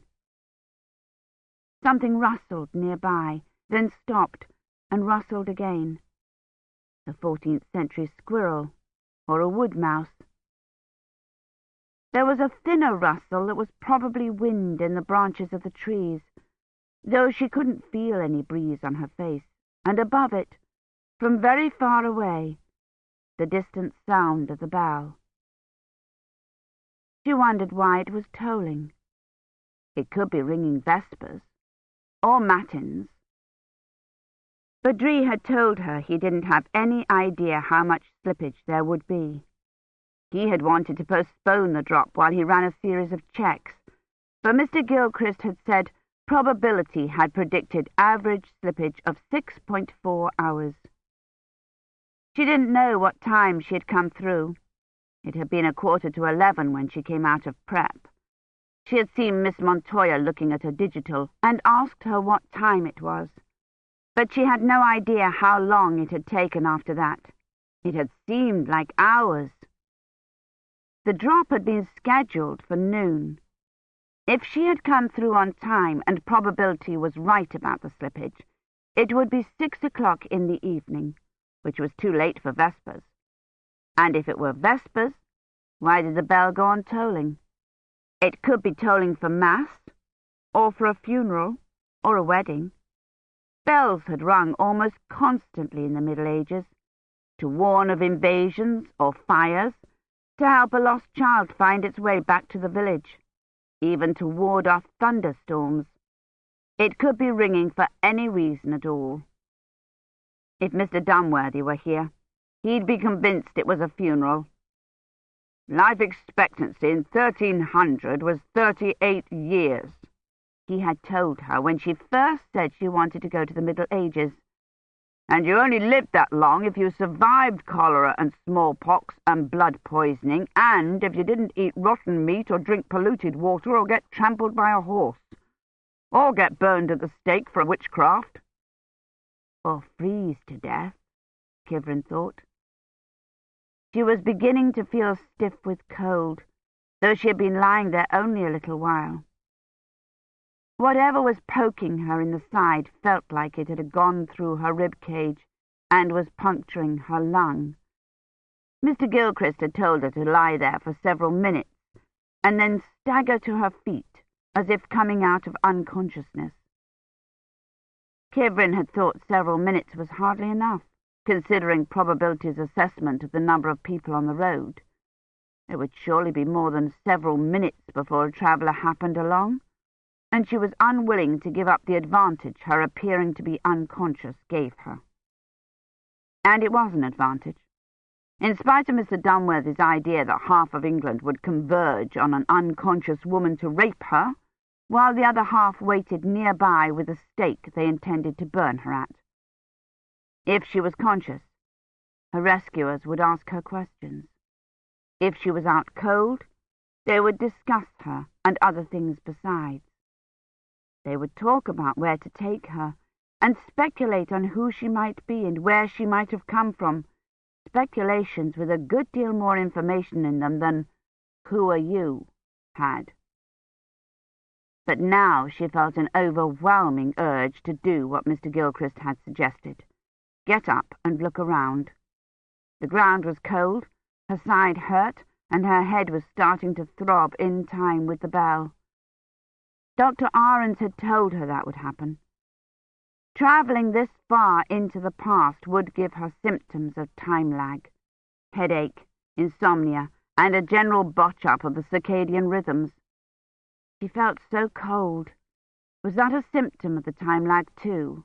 Or was the ground she was lying on cold enough to penetrate her fur-lined cloak this quickly? Or was the slippage worse than the tech had thought, and it was really the middle of the night? She wondered if she was lying in the road. If she was, she should certainly not stay there, A fast horse or the wagon that had made the ruts might roll right over her in the dark. Bells don't ring in the middle of the night, she told herself, and there was too much light filtering through her closed eyelids for it to be dark. But if the bell she could hear was a Vesper's bell, that would mean it was getting dark, and she had better get up and look around before night fell. She listened all over again, to the birds, to the wind in the branches, to a steady scraping sound. The bell stopped, the echo of it ringing in the air, and there was a little sound like an intaken breath or the shuffle of a foot on soft dirt, very close. Kivrin tensed, hoping the involuntary movement didn't show through her concealing cloak, and waited. But there were no footsteps or voices, and no birds. There was someone or something standing over her. She was sure of it. She could hear its breathing, feel its breath on her. It stood there for a long time, not moving. After what seemed like an endless space of time, Kivrin realized she was holding her own breath and let it out slowly. She listened, but now she couldn't hear anything over the throbbing of her own pulse. She took a deep, sighing breath and moaned. Nothing. Whatever it was didn't move, didn't make a sound, and Mr. Dunworthy had been right. Pretending to be unconscious was no way to come into a century where wolves still prowled the forests, and bears. The birds abruptly began to sing again, which meant either it was not a wolf, or the wolf had gone away. Kivrin went through the ritual of listening again, and opened her eyes. She couldn't see anything but her sleeve, which was against her nose, but just the act of opening her eyes made her head ache worse. She closed her eyes, whimpered, and stirred, moving her arm enough so that when she opened her eyes again, she would be able to see something. She moaned again and fluttered her eyes open. There was no one standing over her, and it wasn't the middle of the night. The sky overhead through the tangled branches of the trees was a pale greyish blue. She sat up and looked around. Almost the first thing Mr. Dunworthy had said to her that first time she had told him she wanted to go to the Middle Ages was, "They were filthy and disease-ridden, the muck-hole of history, and the sooner you get rid of any fairy-tale notions you have about them, the better." And he was right. Of course he was right. But here she was in a fairy wood. She and the wagon and all the rest of it had come through in a little open space too small and shadowed to be called a glade. Tall, thick trees arched above and over it. She was lying under an oak tree. She could see a few scalloped leaves in the bare branches high above. The oak was full of nests, though the birds had stopped again, traumatized by her movement. The underbrush was thick, a mat of dead leaves and dry weeds that should have been soft but wasn't. The hard thing Kivrin had been lying on was the cap of an acorn. White mushrooms spotted with red clustered near the gnarled roots of the oak tree. They, and everything else in the little glade, the tree trunks, the wagon, the ivy, glittered with the frosty condensation of the halo. It was obvious that no one had been here, had ever been here, and equally obvious that this wasn't the Oxford-Bath Road, and that no traveller was going to happen along in 1.6 hours, or ever. The medieval maps they'd used to determine the site of the drop had apparently been as inaccurate as Mr. Dunworthy'd said they were. The road was obviously farther north than the maps had indicated, and she was south of it, in Witchwood Forest. "Ascertain your exact spatial and temporal location immediately," Mr. Gilchrist had said. She wondered how she was supposed to do that. Ask the birds. They were too far above her for her to see what species they were, and the mass extinctions hadn't started until the 1970s. Short of them being passenger pigeons or dodos, their presence wouldn't point to any particular time or place anyway. She started to sit up, and the birds exploded into a wild flurry of flapping wings. She stayed still until the noise subsided and then rose to her knees. The flapping started all over again. She clasped her hands, pressing the flesh of her palms together and closing her eyes, so if the traveller who was supposed to find her happened by, it would look like she was praying. "I'm here," she said, and then stopped. If she reported that she had landed in the middle of a wood instead of on the Oxford-Bath road, it would just confirm what Mr. Dunworthy was thinking, that Mr. Gilchrist hadn't known what he was doing, and that she couldn't take care of herself. And then she remembered that it wouldn't make any difference, that he would never hear her report until she was safely back. If she got safely back, which she wouldn't if she was still in this wood when night fell. She stood up and looked around. It was either late afternoon or very early morning. She couldn't tell in the woods, and she might not be able to tell by the sun's position even when she got where she could see the sky. Mr. Dunworthy had told her that people sometimes stayed hopelessly turned around for their entire stay in the past. He had made her learn to sight using shadows, but she had to know what time it was to do that, and there was no time to waste on wondering which direction was which. She had to find her way out of here. The forest was almost entirely in shadow. There was no sign of a road or even a path. Kivrin circled the wagon and boxes, looking for an opening in the trees. The woods seemed thinner to what felt like the west, but when she went that way, looking back every few steps to make sure she could still see the weathered blue of the wagon's cloth covering, it was only a stand of birches, their white trunks giving an illusion of space. She went back to the wagon and started out again in the opposite direction, even though the woods looked darker that way. The road was only 100 yards away. Kivrin clambered over a fallen log and through a thicket of drooping willows and looked out onto the road. A highway, Probability had called it. It didn't look like a highway. It didn't even look like a road. It looked more like a footpath. Or a cowpath.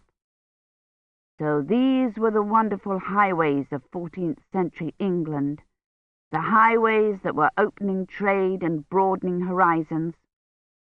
The road was barely wide enough for a wagon, though it was obvious that wagons had used it, or at least a wagon. The road was rutted into deep grooves, and leaves had drifted across and into the ruts. Black water stood in some of them and along the road's edge, and a skim of ice had formed on some of the puddles. Kivrin was standing at the bottom of a depression. The road climbed steadily up in both directions from where she was, and to what felt like the north. The trees stopped halfway up the hill. She turned to look back. It was possible to catch a glimpse of the wagon from here, the merest patch of blue, but no one would. The road dived here into woods on either side and narrowed, making it a perfect spot in which to be waylaid by cutthroats and thieves. It was just the place to lend credibility to her story, but they would never see her, hurrying through the narrow stretch of road, or if they did catch sight of the barely visible corner of blue, they would think it was someone lying in wait and spur their horses into flight. It came to Kivrin suddenly that lurking there in the thicket, she looked more like one of those cutthroats than like an innocent maiden who'd been recently coshed on the head. She stepped out onto the road and put her hand up to her temple. "Oh, hopen me, for I am full sore in dread," she cried. The interpreter was supposed to automatically translate what she said into Middle English, but Mr. Dunworthy had insisted she memorize her first speeches. She and Mr. Latimer had worked on the pronunciation all yesterday afternoon. "Hopen me, for I half been I robed be fell savus. She considered falling down on the road, but now that she was out in the open, she could see it was even later than she'd guessed, nearly sundown, and if she was going to see what lay at the top of the hill, she had better do it now. First, though, she needed to mark the rendezvous with some kind of sign. There was nothing distinctive about any of the willows along the road. She looked for a rock to lay at the spot where she could still glimpse the wagon, but there wasn't a sign of one in the rough weeds at the edge of the road. Finally, she clambered back through the thicket, catching her hair and her cloak on the willow branches, got the little brass-bound casket that was a copy of one in the Ashmolean, and carried it back to the side of the road. It wasn't perfect. It was small enough for someone passing by to carry off, but she was only going as far as the top of the hill. If she decided to walk to the nearest village, she'd come back and make a more permanent sign. And there weren't going to be any passers-by any time soon. The steep sides of the ruts were frozen hard, the leaves were undisturbed, and the skim of ice in the puddles was unbroken. Nobody had been on the road all day, all week maybe. She straightened weeds up around the chest and then started up the hill. The road, except for the frozen mud hole at the bottom, was smoother than Kivrin had expected and pounded flat, which meant horses used it a good deal in spite of its empty look. It was an easy climb, but Kivrin felt tired before she'd gone even a few steps, and her temple began to throb again. She hoped her time-lag symptoms wouldn't get worse. She could already see that she was a long way from anywhere. Or maybe that was just an illusion. She still hadn't ascertained her exact temporal location, and this lane, this wood, had nothing about them that said positively 1320. The only signs of civilization at all were those ruts, which meant she could be in any time after the invention of the wheel and before paved roads, and not even definitely then. There were still lanes exactly like this not 5 miles from Oxford, lovingly preserved by the National Trust for the Japanese and American tourists. She might not have gone anywhere at all, and on the other side of this hill she would find the M1 or Miss Montoya's dig, or an SDI installation. I would hate to ascertain my temporal location by being struck by a bicycle or an automobile, she thought, and stepped gingerly to the side of the road. But if I haven't gone anywhere, why do I have this wretched headache and feel like I can't walk another step? She reached the top of the hill and stopped, out of breath. There was no need to have gotten out of the road. No car had been driven along it as yet, or horse and buggy either, and she was, as she had thought, a long way from anywhere. There weren't any trees here, and she could see for miles. The wood the wagon was in came halfway up the hill and then straggled south and west for a long way. If she had come through farther into the trees, she would have been lost. There were trees far to the east, too, following a river that she could catch occasional silver-blue glimpses of. The Thames, the Cherwell, and little clumps and lines and blobs of trees dotting all the country between. More trees than she could imagine ever having been in England. The Doomsday Book in 1086 had reported no more than 15% of the land wooded, and probability had estimated that lands cleared for fields and settlements would have reduced that to 12% by the 1300s. They, or the men who had written the Doomsday Book, had underestimated the numbers badly. There were trees everywhere. Kivrin couldn't see any villages. The woods were bare, their branches grey-black in the late afternoon light, and she should be able to see the churches and manor houses through them, but she couldn't see anything that looked like a settlement. There had to be settlements, though, because there were fields, and they were narrow strip fields that were definitely medieval. There were sheep in one of the fields, and that was medieval too, but she couldn't see anyone tending them. Far off to the east there was a square grey blur that had to be Oxford. Squinting, she was almost able to make out the walls and the squat shape of Carfax Tower, though she couldn't see any sign of the towers of St. Fridas Wedus or Osney in the fading light. The light was definitely fading. The sky up here was a pale bluish lavender with a hint of pink near the western horizon, and she wasn't turned around because even while she had stood here, it had gotten darker. Kivrin crossed herself and then folded her hands in prayer, bringing her steepled fingers close to her face. "Well, Mr. Dunworthy, I'm here. I seem to be in the right place, more or less. I'm not right on the Oxford-Bath Road. I'm about 500 yards south of it, on a side road. I can see Oxford. It looks like it's 10 miles away." She gave her estimate of what season and time of day it was, and described what she thought she could see, and then stopped and pressed her face against her hands. She should tell the Doomsday Book what she intended to do, but she didn't know what that was. There should be a dozen villages on the rolling plain west of Oxford, but she couldn't see any of them, even though the cultivated fields that belonged to them were there, and the road. There was no one on the road. It curved down the other side of the hill and disappeared immediately into a thick copse. But half a mile farther on was the highway, where the drop should have landed her, wide and flat and pale green, and where this road obviously led. There was no one on the highway for as far as she could see. Off to her left and halfway across the plain toward Oxford, she caught a glimpse of distant movement, but it was only a line of cows heading home to a huddle of trees that must hide a village. It wasn't the village Miss Montoya had wanted her to look for. Skengate was south of the highway. Unless she was in the wrong place altogether, and she wasn't. That was definitely Oxford there to the east, and the Thames curving away south of it down to the brownish-grey haze that had to be London. But none of that told her where the village was.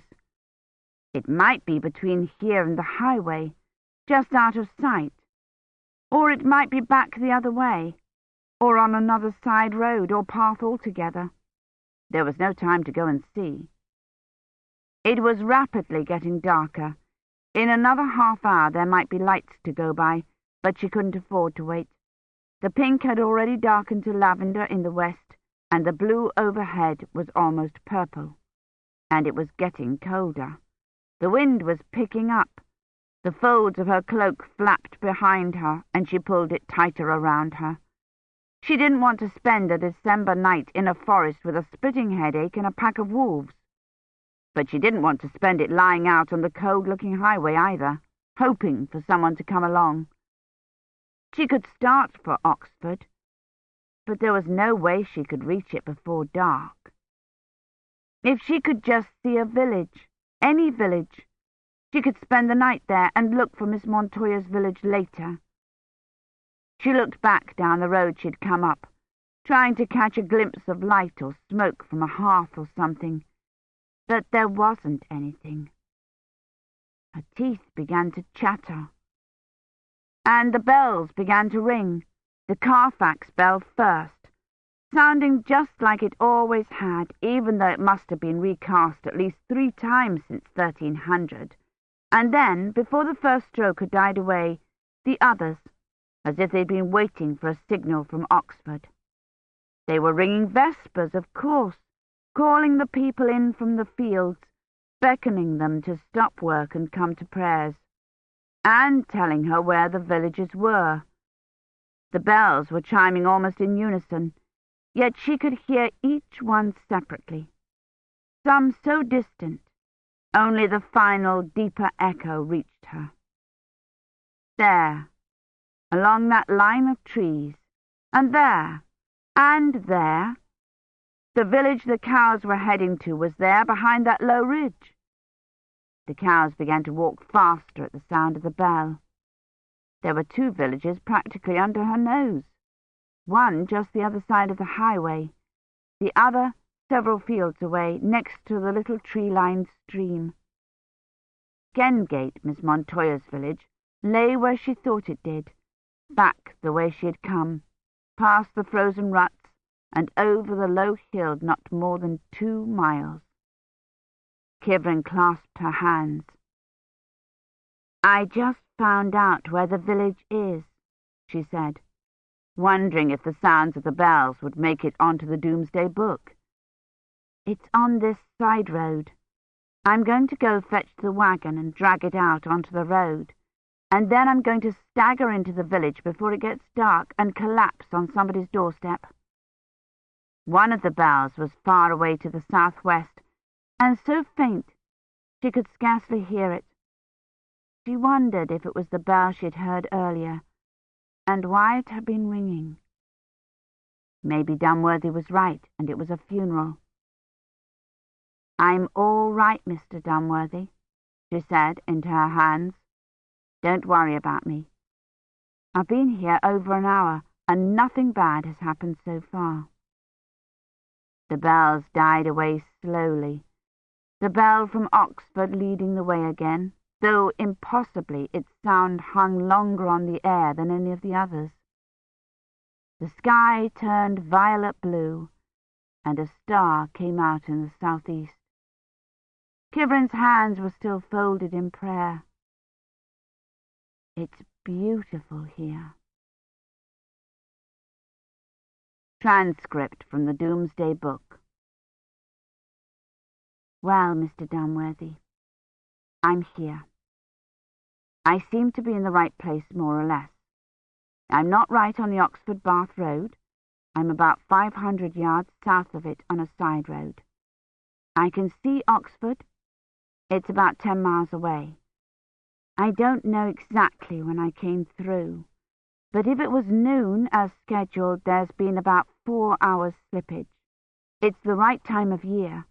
The leaves are mostly off the trees, but the ones on the ground are still more or less intact, and only about a third of the fields have been ploughed under. I won't be able to tell my exact temporal location until I reach the village and can ask someone what day it is. You probably know more about where and when I am than I do, or at least you will, after you've done the fix. But I know I'm in the right century. I can see fields from the little hill I'm on.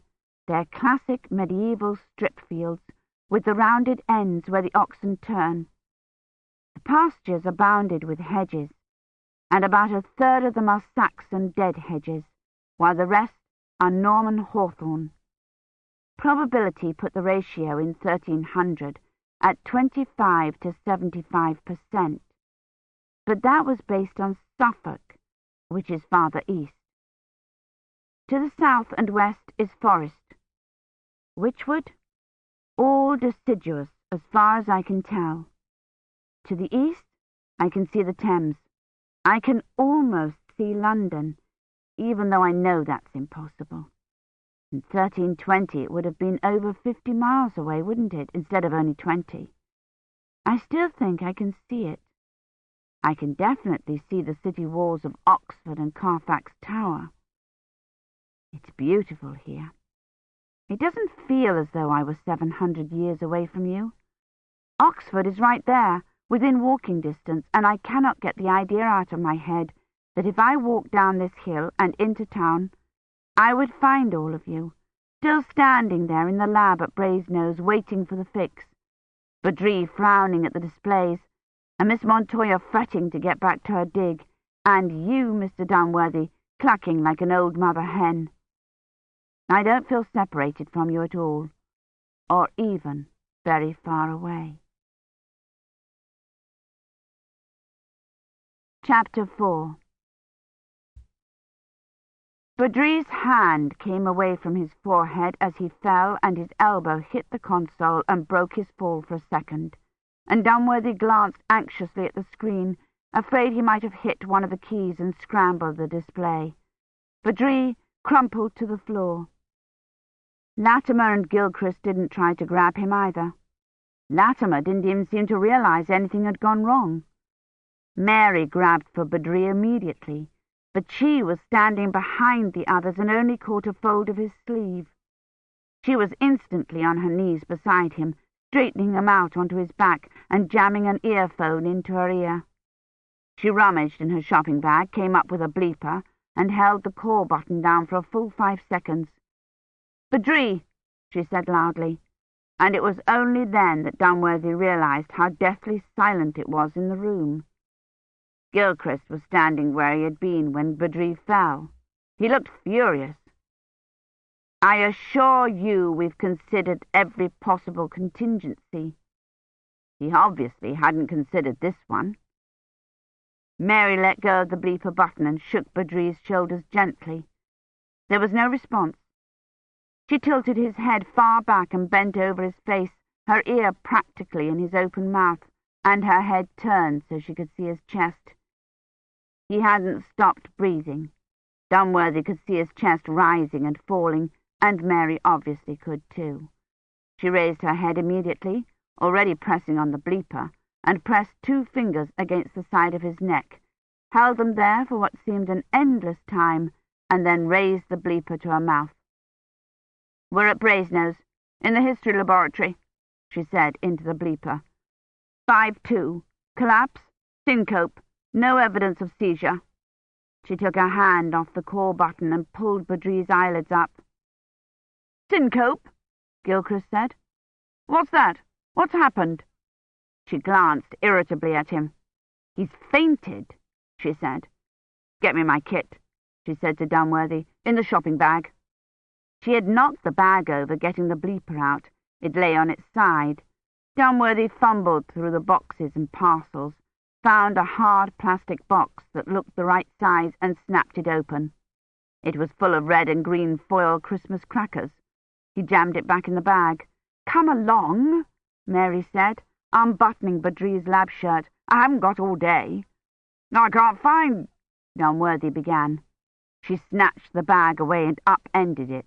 The crackers rolled everywhere. The box with the muffler came open, and the muffler fell out. Mary grabbed up her handbag, zipped it open, and pulled out a large, flat kit. She opened it and took out a tack bracelet. She fastened the bracelet around Badri's wrist and turned to look at the blood pressure reads on the kit's monitor. The wave form didn't tell Dunworthy anything, and he couldn't tell from Mary's reaction what she thought it meant. Badri hadn't stopped breathing. His heart hadn't stopped beating, and he wasn't bleeding anywhere that Dunworthy could see. Perhaps he had only fainted. But people didn't simply fall over, except in books or the vids. He must be injured or ill. He had seemed to be almost in shock when he came into the pub. Could he have been struck by a bicycle like the one that had just missed hitting Dunworthy, and not realized at first that he was injured? That would account for his disconnected manner, his peculiar agitation. But not for the fact that he had come away without his coat, that he had said, "I need you to come," that he had said, "There's something wrong." Dunworthy turned and looked at the console screen. It still showed the matrices it had when the tech collapsed. He couldn't read them, but it looked like a normal fix, and Badri had said Kivrin had gone through all right. There's something wrong. With her hands flat, Mary was patting Badri's arms, the sides of his chest, down his legs. Badri's eyelids fluttered, and then his eyes closed again. "Do you know if Badri had any health problems?" "He's Mr. Dunworthy's tech," Gilchrist said accusingly. "From Balliol. He was on loan to us," he added, making it sound like Dunworthy was somehow responsible for this, had arranged the tech's collapse to sabotage the project. "I don't know of any health problems," Dunworthy said. "He'd have had a full screen and seasonals at the start of term." Mary looked dissatisfied. She put on her stethoscope and listened to his heart for a long minute, rechecked the blood pressure reads, took his pulse again. "And you don't know anything of a history of epilepsy? Diabetes?" "No," Dunworthy said. Has he ever used drugs or illegal endorphins? She didn't wait for him to answer. She pressed the button on her bleeper again. Aaron's here. Pulse 110, BP 100/60. I'm doing a blood screen. She tore open a gauze wipe, swabbed at the arm without the bracelet, tore open another packet. Drugs or illegal endorphins? That would account for his agitated manner, his disconnected speech. But if he used, it would have shown up on the beginning of term screen, and he couldn't possibly have worked the elaborate calculations of the net if he was using. There's something wrong. Mary swabbed at the arm again and slid a cannula under the skin. Badri's eyes fluttered open.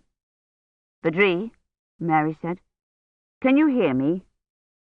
She reached in her coat pocket and produced a bright red capsule. "I need to give you your temp," she said, and held it to his lips, but he didn't give any indication he'd heard. She put the capsule back in her pocket and began rummaging in the kit. "Tell me when the reeds come up on that cannula," she said to Dunworthy, taking everything out of the kit and then putting it back in. She laid the kit down and started through her handbag. "I thought I had a skin temp thermometer with me," she said. "The reeds are up," Dunworthy said. Mary picked her bleeper up and began reading the numbers into it. Badri opened his eyes. "You have to," he said, and closed them again. "So cold," he murmured.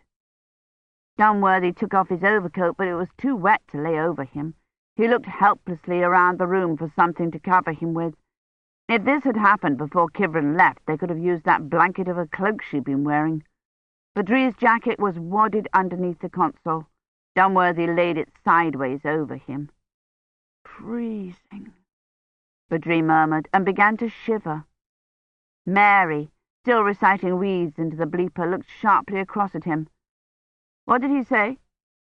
Badri murmured something else and then said clearly, "Headache." "Headache?" Mary said. "Do you feel nauseated?" He moved his head a little to indicate no. "When was—" he said, and clutched at her arm. She put her hand over his, frowned, and pressed her other hand to his forehead. "He's got a fever," she said. "There's something wrong," Badri said, and closed his eyes. His hand let go of her arm and dropped back to the floor. Mary picked his limp arm up, looked at the reeds, and felt his forehead again. "Where is that damned skin temp?" she said, and began rummaging through the kit again. The bleeper chimed. "They're here," she said. "Somebody go show them the way in." She patted Badri's chest. "Just lie still." They were already at the door when Dunworthy opened it. 2 medics from infirmary pushed through, carrying kits the size of steamer trunks. "Immediate transport," Mary said before they could get the trunks open. She got up off her knees. "Fetch the stretcher," she said to the female medic, "and get me a skin temp and a sucrose drip." "I assume 20th century's personnel have been screened for dwarfs and drugs," Gilchrist said. One of the medics knocked past him with a pump feed. "Medieval would never allow—" He stepped out of the way as the other one came in with a stretcher. "Is this a drug over?" the male medic said, glancing at Gilchrist. "No," Mary said. "Did you bring the skin temp?" "We don't have one," he said, plugging the feed into the shunt. "Just a thermistor and temps. We'll have to wait till we get him in." He held the plastic bag over his head for a minute till the grav feed kicked the motor on, and then taped the bag to Badri's chest. The female medic took the jacket off Badri and covered him with a grey blanket. "Cold," Badri said. "You have to—" "What do I have to do?" Dunworthy said. "The fix." 1, 2, the medic said in unison and rolled him onto the stretcher. "James, Mr. Gilchrist, I'll need you to come to hospital with me to fill out his admission forms," Mary said, "and I'll need his medical history. One of you can come in the ambulance and the other follow." Dunworthy didn't wait to argue with Gilchrist over which of them should ride in the ambulance. He clambered in and up next to Badri, who was breathing hard, as if being carried on the stretcher had been too much exertion. "Badri," he said urgently, "you said something was wrong. Did you mean something went wrong with the fix?" "I got the fix," Badri said, frowning. The male medic, attaching Badri to a daunting array of displays, looked irritated. "Did the apprentice get the coordinates wrong? It's important, Badri. Did he make an error in the remote coordinates?" Mary climbed into the ambulance. "As acting head, I feel I should be the one to accompany the patient in the ambulance," Dunworthy heard Gilchrist say. "Meet us in casualties at infirmary," Mary said, and pulled the doors to. "Have you got a temp yet?" she asked the medic. "Yep," he said. 39.5 C, BP 90/55, pulse 115. "Was there an error in the coordinates?" Dunworthy said to Badri. "Are you set back there?" the driver said over the intercom. "Yes," Mary said. "Code 1. Did Pahalski make an error in the locational coordinates for the remote?" "No," Badri said. He grabbed at the lapel of Dunworthy's coat. "Is it the slippage, then?" "I must have," Badri said. "So worried." The sirens blared, drowning out the rest of what he said. "You must have what?" Dunworthy shouted over their up-and-down klaxon. "Something wrong," Badri said, and fainted again. Something wrong. It had to be the slippage. Except for the coordinates, it was the only thing that could go wrong with a drop that wouldn't abort it, and he had said the locational coordinates were right. How much slippage, though? Badri had told him it might be as much as 2 weeks, and he wouldn't have run all the way to the pub in the pouring rain without his coat unless it was much more than that. How much more? A month? 3 months? But he told Gilchrist the preliminaries showed minimal slippage. Mary elbowed past him and put her hand on Badri's forehead again. "Add sodium thiosalicylate to the drip," she said, "and start a WBC screen. James, get out of the way." Dunworthy edged past Mary and sat down on the bench near the back of the ambulance. Mary picked up her bleeper again. "Stand by for a full CBC and serotyping." "Pyelonephritis," the medic said, watching the reads change. BP 96/60, pulse 120, temp 39.5. "I don't think so," Mary said. "There's no apparent abdominal pain, but it's obviously an infection of some sort with that temp." The sirens dived suddenly down in frequency and stopped. The medic began pulling wires out of the wall hookups. "We're here, Badri," Mary said, patting his chest again. "We'll soon have you right as rain." He gave no indication he had heard. Mary pulled the blanket up to his neck and arranged the dangling wires on top of it. The driver yanked the door open, and they slid the stretcher out. "I want a full-blood workup," Mary said, holding onto the door as she climbed down. "CF, HI, and antigenic ID." Dunworthy clambered down after her and followed her into the casualties department. "I need a med hist," she was already telling the registrar, "on Badri—" "What's his last name, James?" "Chowdhury," he said. "National Health Service number?" the registrar asked. "I don't know," he said. "He works at Balliol." "Would you be so good as to spell the name for me, please?" "C-H-A," he said.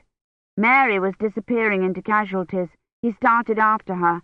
"I'm sorry, sir," the registrar said, darting up from her console to block his way. "If you'll just be seated." "I must talk to the patient you just admitted," he said. "Are you a relative?" "No," he said. "I'm his employer. It's very important." "He's in an examining cubicle just now," she said. I'll ask for permission for you to see him as soon as the examination is completed. She sat, gingerly back down at the console, as if ready to leap up again at the slightest movement on his part. Dunworthy thought of simply barging in on the examination, but he didn't want to risk being barred from hospital altogether, and at any rate Badri was in no condition to talk. He had been clearly unconscious when they took him out of the ambulance. Unconscious and with a fever of 39.5. Something wrong. The registrar was looking suspiciously up at him. "Would you mind terribly giving me that spelling again?" He spelled Chowdhury for her, and then asked where he could find a telephone. "Just down the corridor," she said. "Age?" "I don't know," he said. 25. He's been at Balliol for 4 years. He answered the rest of her questions as best he could, and then looked out the door to see if Gilchrist had come, and went down the corridor to the telephones, and rang up Brasenose. He got the porter, who was decorating an artificial Christmas tree that stood on the lodge counter. "I need to speak to Pahalski," Dunworthy said, hoping that was the name of the first-year tech. "He's not here," the porter said, draping a silver garland over the branches with his free hand. "Well, as soon as he returns, please tell him I need to speak with him. It's very important. I need him to read a fix for me. I'm at—" Dunworthy waited pointedly for the porter to finish arranging the garland and write the number of the call box down, which he finally did, scribbling it on the lid of a box of ornaments. "If he can't reach me at this number, have him ring the casualties department at infirmary. How soon will he return, do you think?" "That's difficult to say," the porter said, unwrapping an angel. "Some of them come back a few days early, but most of them don't show up until the first day of term." "What do you mean? Isn't he staying in college?" "He was. He was going to run the net for medieval, but when he found he wasn't needed, he went home." "I need his home address, then, and his telephone number." "It's somewhere in Wales, I believe, but you'd have to talk to the college secretary for that, and she's not here just now either." "When will she be back?" "I can't say, sir. She went to London to do a bit of Christmas shopping." Dunworthy gave another message while the porter straightened the angel's wings, and then rang off and tried to think if there were any other techs in Oxford for Christmas. Clearly not, or Gilchrist wouldn't have used a first-year apprentice in the first place. He put a call through to Magdalen anyway, but got no answer. He rang off, thought a minute, and then rang up Balliol. There was no answer there either. Finch must still be out, showing the American bell ringers the bells at Great Tom. He looked at his digital. It was only 2:30. It seemed much later. They might only be at lunch. He rang up the phone in Balliol's hall, but still got no answer. He went back into the waiting area, expecting Gilchrist to be there. He wasn't, but the 2 medics were, talking to a staff nurse. Gilchrist had probably gone back to Brasenose to plot his next drop, or the one after that. Perhaps he'd send Kivrin straight into the Black Death the 3rd time round for direct observation. "There you are," the staff nurse said. "I was afraid you'd left. If you'll just come with me." Dunworthy had assumed she was speaking to him, but the medics followed her out the door too, and down a corridor. "Here we are, then," she said, holding a door open for them. The medics filed through. "There's tea on the trolley and a WC just through there." "When will I be able to see Badri Chowdhury?" Dunworthy asked, holding the door so she couldn't shut it. "Dr. Ahrens will be with you directly," she said, and shut the door in spite of him. The female medic had already slouched down in a chair, her hands in her pockets. The man was over by the tea trolley, plugging in the electric kettle. Neither of them had asked the registrar any questions on the way down the corridor, so perhaps this was routine, though Dunworthy couldn't imagine why they would want to see Badri, or why they had all been brought here. This waiting room was in an entirely different wing from the casualties ward. It had the same spine-destroying chairs of the waiting room in Casualties, the same tables with inspirational pamphlets fanned out on them, the same foil garland draped over the tea trolley and secured with bunches of plastine holly. There were no windows, though, not even in the door. It was self-contained and private, the sort of room where people waited for bad news. Dunworthy sat down, suddenly tired. Bad news. An infection of some sort. BP 96, pulse 120, temp 39.5. The only other tech in Oxford off in Wales, and Basingame's secretary out doing her Christmas shopping, and Kivrin somewhere in 1320, days or even weeks from where she was supposed to be, or months. The male medic poured milk and sugar into a cup and stirred it, waiting for the electric kettle to heat. The woman appeared to have gone to sleep. Dunworthy stared at her, thinking about the slippage. Badri had said the preliminary calculations indicated minimal slippage, but they were only preliminary. Badri had told him he thought 2 weeks' slippage was likely, and that made sense. The farther back the historian was sent, the greater the average slippage. 20th century's drops usually had only a few minutes. 18th century's, a few hours. Magdalen, which was still running unmanned to the Renaissance, was getting slippage off from 3 to 6 days. But those were only averages. The slippage varied from person to person, and it was impossible to predict for any given drop. 19th century had had one off by 48 days, and in uninhabited areas there was often no slippage at all. And often the amount seemed arbitrary, whimsical.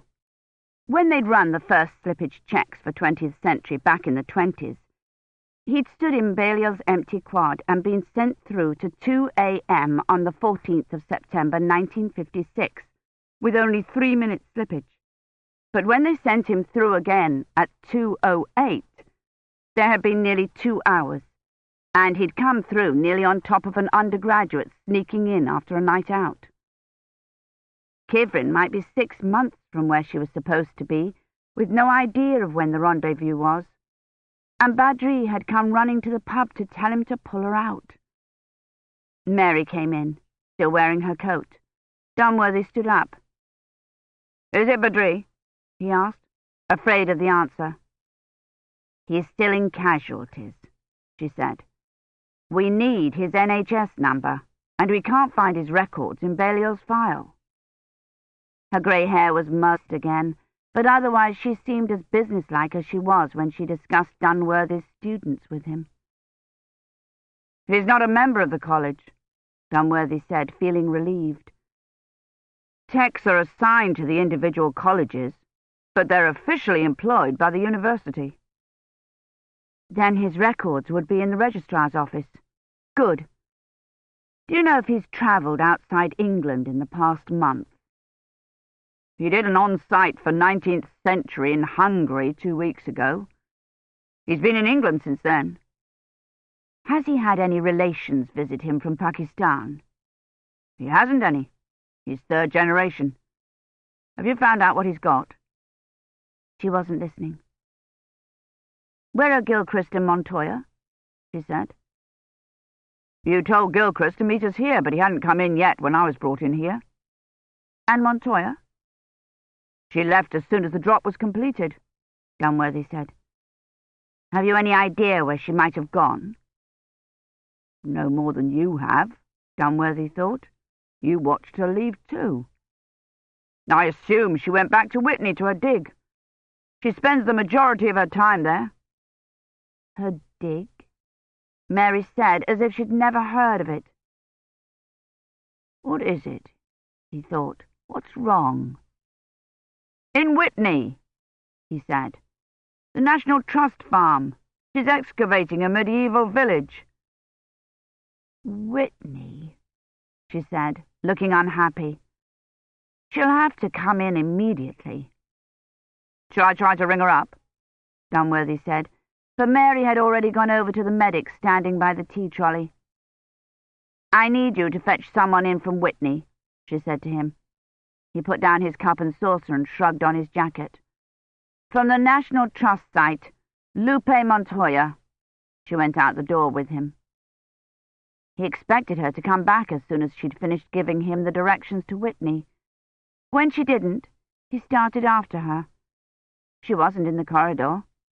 Neither was the medic, but the nurse from casualties was. "I'm sorry, sir," she said, barring his path the way the registrar in casualties had. "Dr. Ahrens asked that you wait for her here." "I'm not leaving the infirmary. I need to put a call through to my secretary."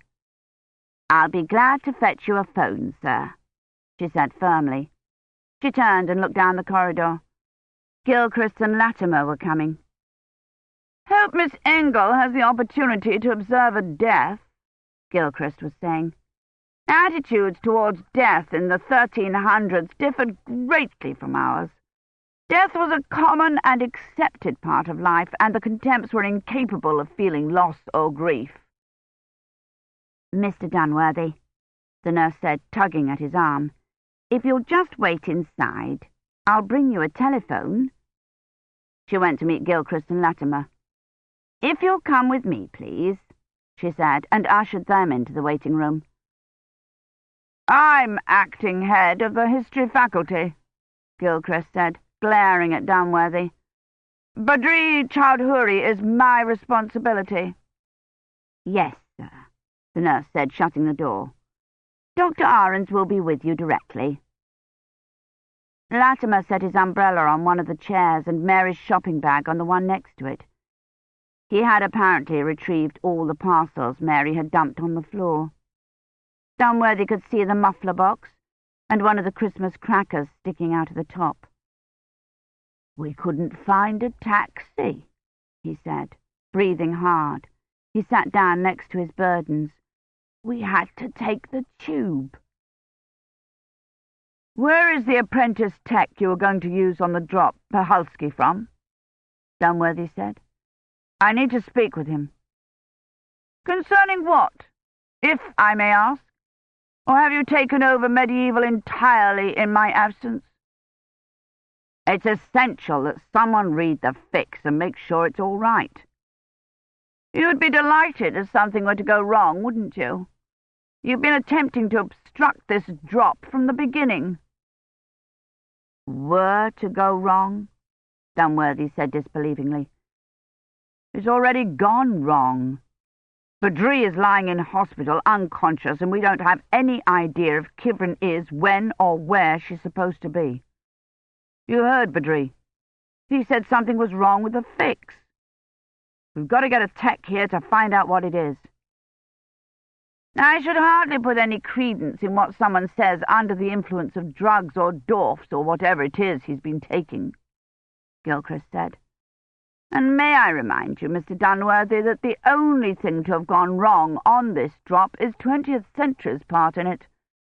Mr. Pahalski was doing a perfectly adequate job.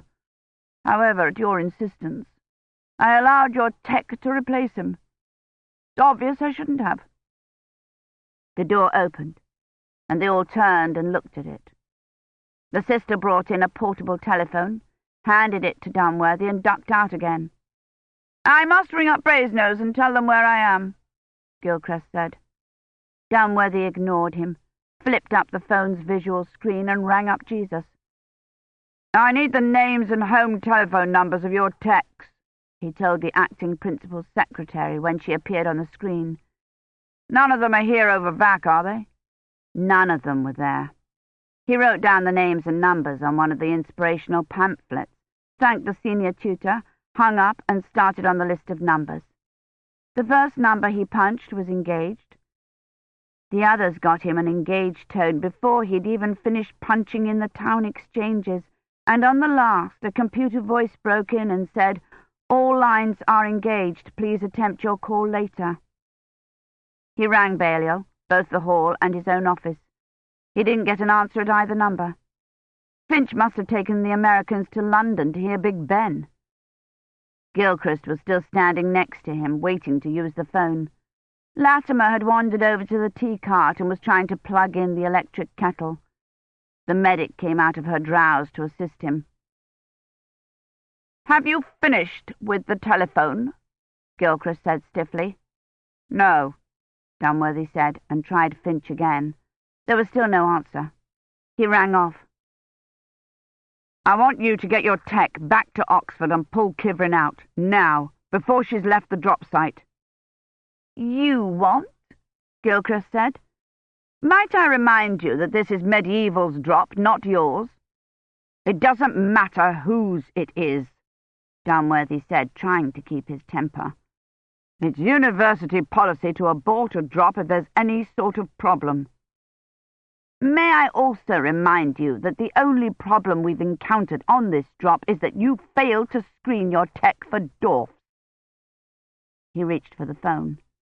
"I will decide if and when this drop needs to be aborted." The phone rang. "Gilchrist here," Gilchrist said. "Just a moment, please."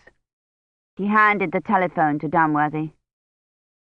"Mr. Dunworthy," Finch said, looking harried. "Thank goodness. I've been calling round everywhere. You won't believe the difficulties I've had." "I've been detained," Dunworthy said before Finch could launch into an account of his difficulties. "Now listen carefully. I need you to go and fetch Badri Chowdhury's employment file from the bursar's office. Dr. Ahrens needs it. Ring her up. She's here at infirmary.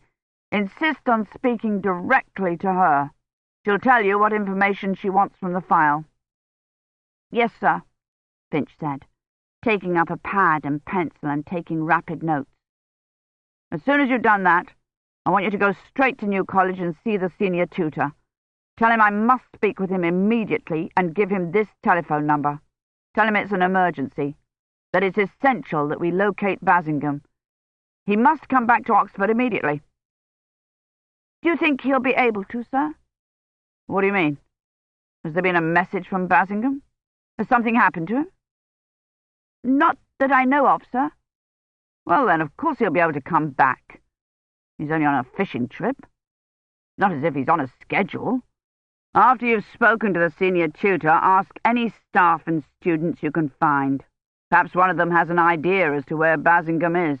And while you're there, find out whether any of their techs are here in Oxford." "Yes, sir," Finch said. "But what should I do with the Americans?" "You'll have to tell them I'm sorry to have missed them, but that I was unavoidably detained. They're supposed to leave for Ely at 4, aren't they?" "They were, but—" "But what?" "Well, sir, I took them round to see Great Tom and Old Marsden Church and all, but when I tried to take them out to Iffley, we were stopped." "Stopped?" Dunworthy said. "By whom?" "The police, sir. They had barricades up. The thing is, the Americans are very upset about their handbell concert." "Barricades?" Dunworthy said. "Yes, sir. On the A4158. Should I put the Americans up in Salvin, sir? William Gadsden and Tom Gailey are on the north staircase, but Berzevai's been painted." "I don't understand," Dunworthy said. "Why were you stopped?" "The quarantine," Finch said, looking surprised. "I could put them in Fisher's. The heat's been turned off for vac, but they could use the fireplaces." Transcript from the Doomsday book. I'm back at the drop site. It's some distance from the road. I'm going to drag the wagon out onto the road so that my chances of being seen are better, but if no one happens along in the next half hour, I intend to walk to Skendgate, which I have located thanks to the bells of evening vespers. I am experiencing considerable time lag. My head aches pretty badly, and I keep having chills. The symptoms are worse than I understood them to be from Badri and Dr. Ahrens. The headache particularly. I'm glad the village isn't far. Chapter 5. Quarantine. Of course. Dunworthy thought. The medics sent to fetch Montoya and Mary's questions about Pakistan, and all of them put here in this isolated, self-contained room with a ward sister guarding the door. Of course. Will Salvin do, then, for the Americans? Finch was asking. Did the police say why a He stopped. Gilchrist was watching him, but Dunworthy didn't think he could see the screen from where he was. Latimer was fussing over the tea trolley, trying to open a sugar packet. The female medic was asleep. Did the police say why these precautions had been taken? No, sir. Only that it was Oxford and immediate environs, and to contact the National Health for instructions. Did you contact them? No, sir, I've been trying. I can't get through. All the trunk lines have been engaged. The Americans have been trying to reach Ely to cancel their concert, but the lines are jammed. Oxford and environs. That meant they had stopped the tube as well, and the bullet train to London, as well as blocking all the roads. No wonder the lines were jammed. How long ago was this? When you went out to Iffley? It was a bit after 3, sir. I've been phoning round since then, trying to find you, and then I thought, perhaps he knows about it already. I rang up infirmary and then started calling round to all the hospitals. I didn't know about it already, Dunworthy thought. He tried to recall the conditions required for calling a quarantine.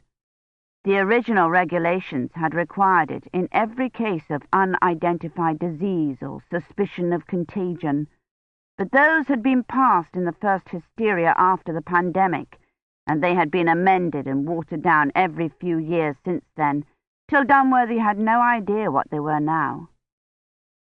He did know that a few years ago they'd been absolute identification of dangerous infectious disease, because there'd been a fuss in the papers when Lassa fever had raged unchecked for 3 weeks in a town in Spain.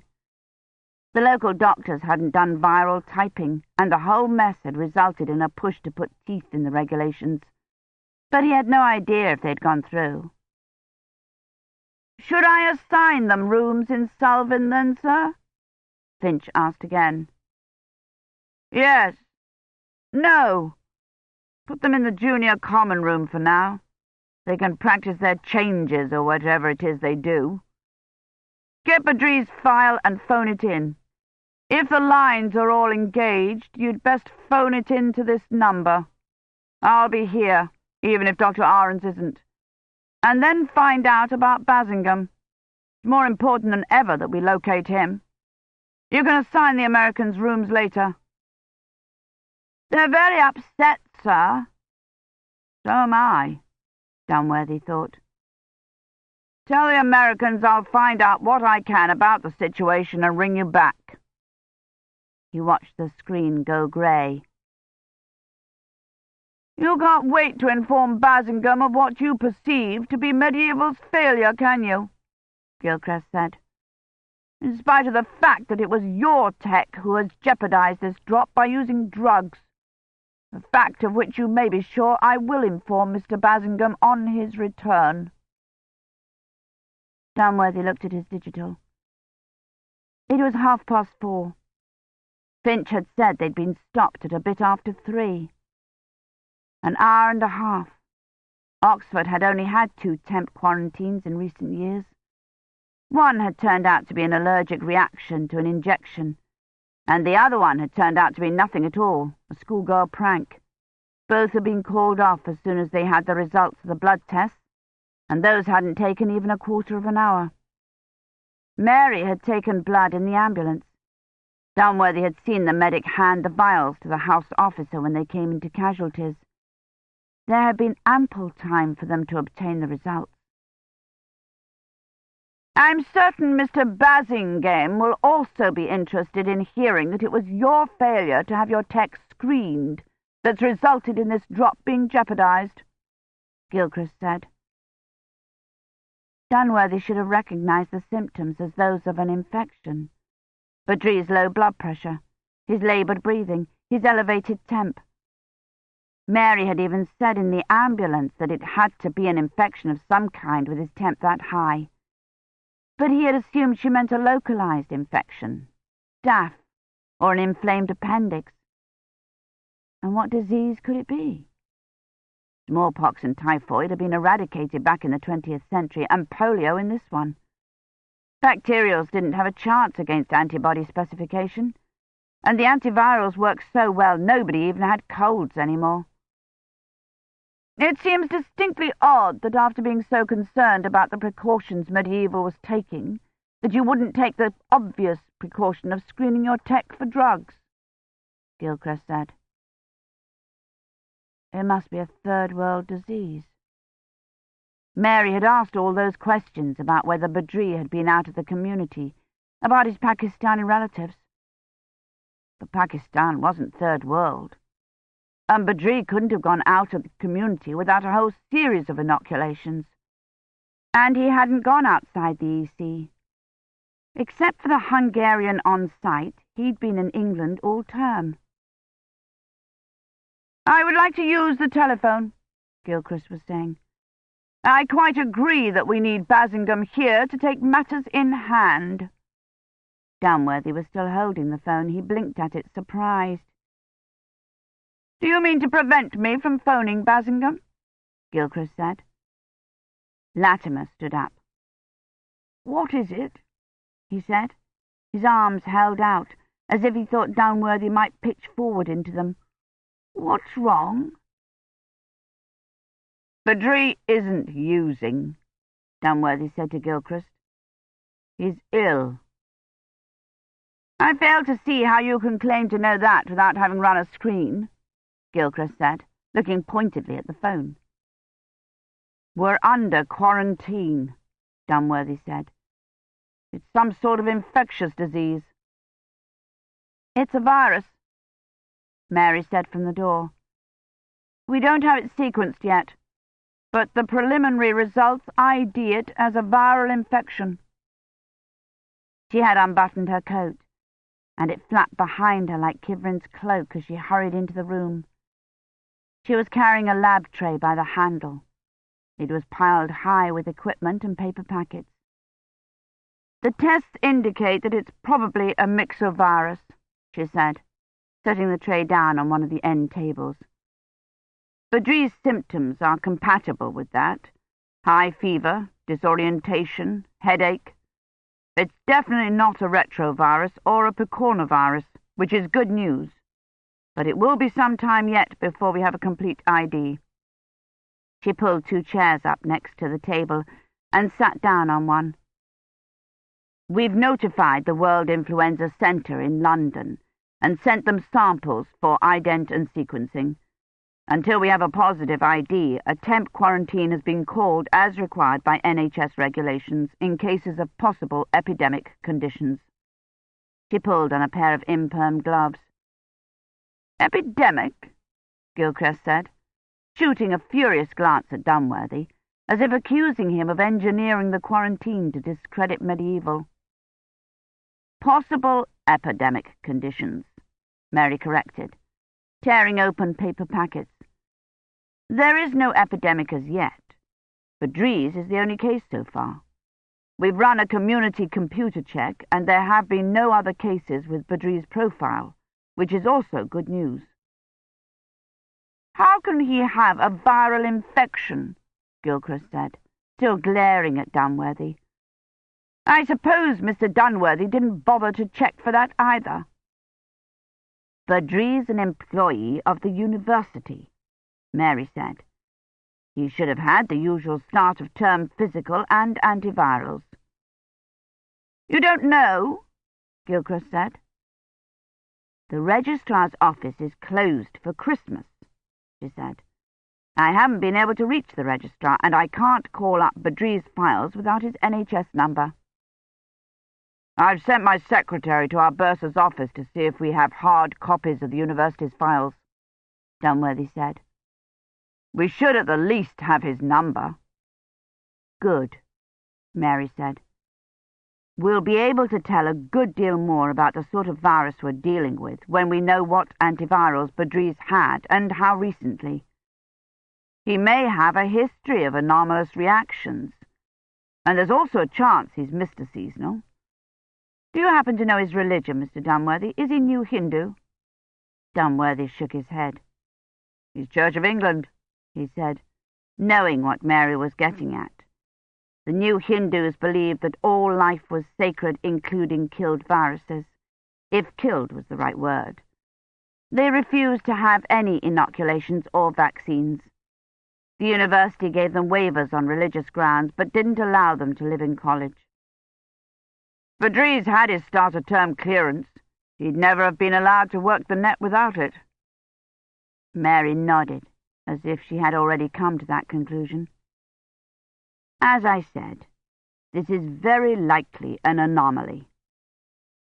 Gilchrist started to say something, but stopped when the door opened. The nurse who had been guarding the door came in, wearing a mask and gown and carrying pencils and a sheaf of papers in her imperm-gloved hands.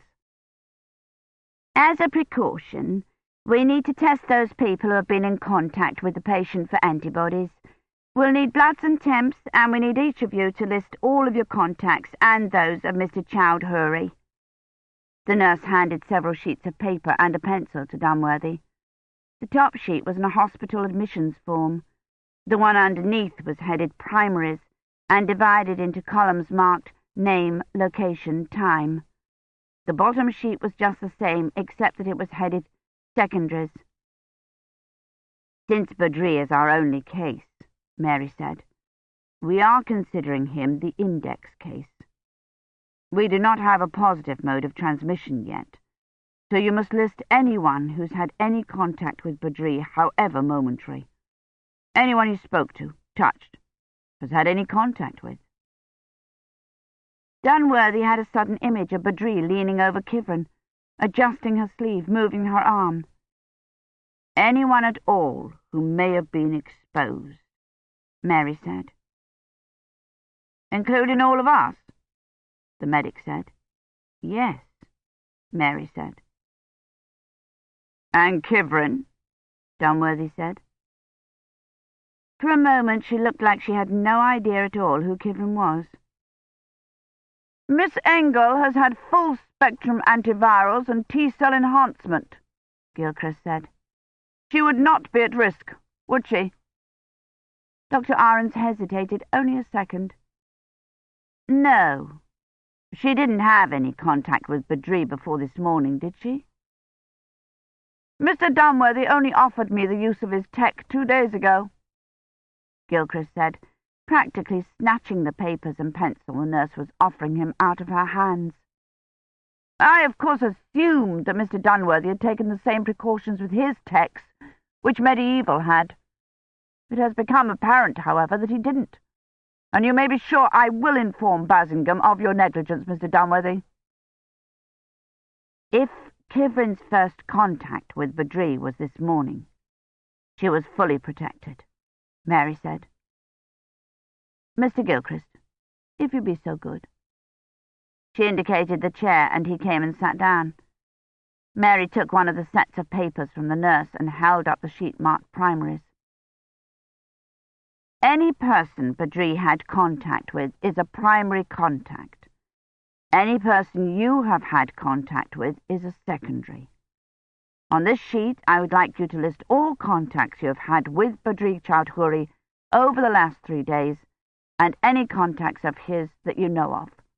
On this sheet," she held up the sheet marked secondaries, "list all your contacts with the time you had them. Begin with the present and work backward."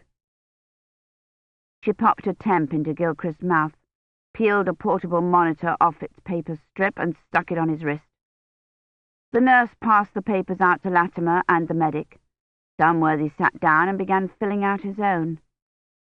The infirmary form asked for his name, National Health Service number, and a complete medical history, which the NHS number could no doubt call up in better detail than he could remember it.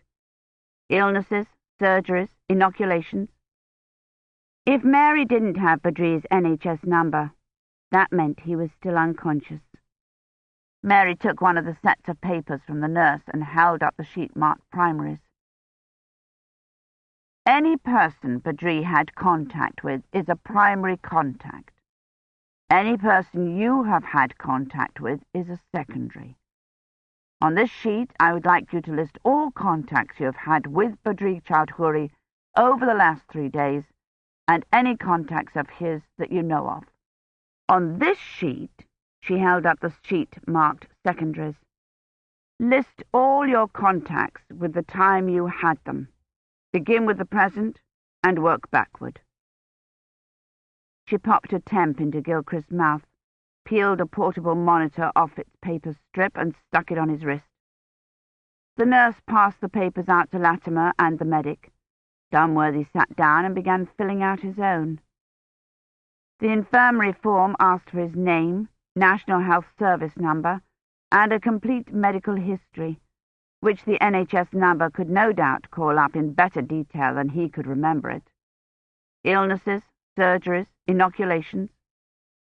If Mary didn't have Badri's NHS number, that meant he was still unconscious. Dunworthy had no idea what date his last start-of-term antivirals had been. He put question marks next to them, turned to the primaries sheet, and wrote his own name at the top of the column. Latimer, Gilchrist, the 2 medics. He didn't know their names. And the female medic was asleep again. She held her papers bunched in one hand, her arms folded across her chest.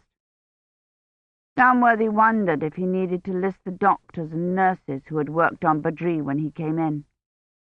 He wrote, Casualties Department Staff, and then put a question mark after it.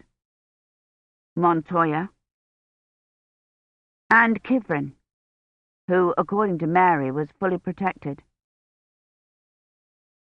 Something's wrong, Badri had said. Had he meant this infection? Had he realized he was getting ill while he was trying to get the fix and come running to the pub to tell them he had exposed Kivrin? The pub. There hadn't been anyone in the pub except the barman. And Finch. But he'd gone before Badri got there. Dunworthy lifted up the sheet and wrote Finch's name under secondaries, and then turned back to the first sheet and wrote Barman, Lamb and Cross.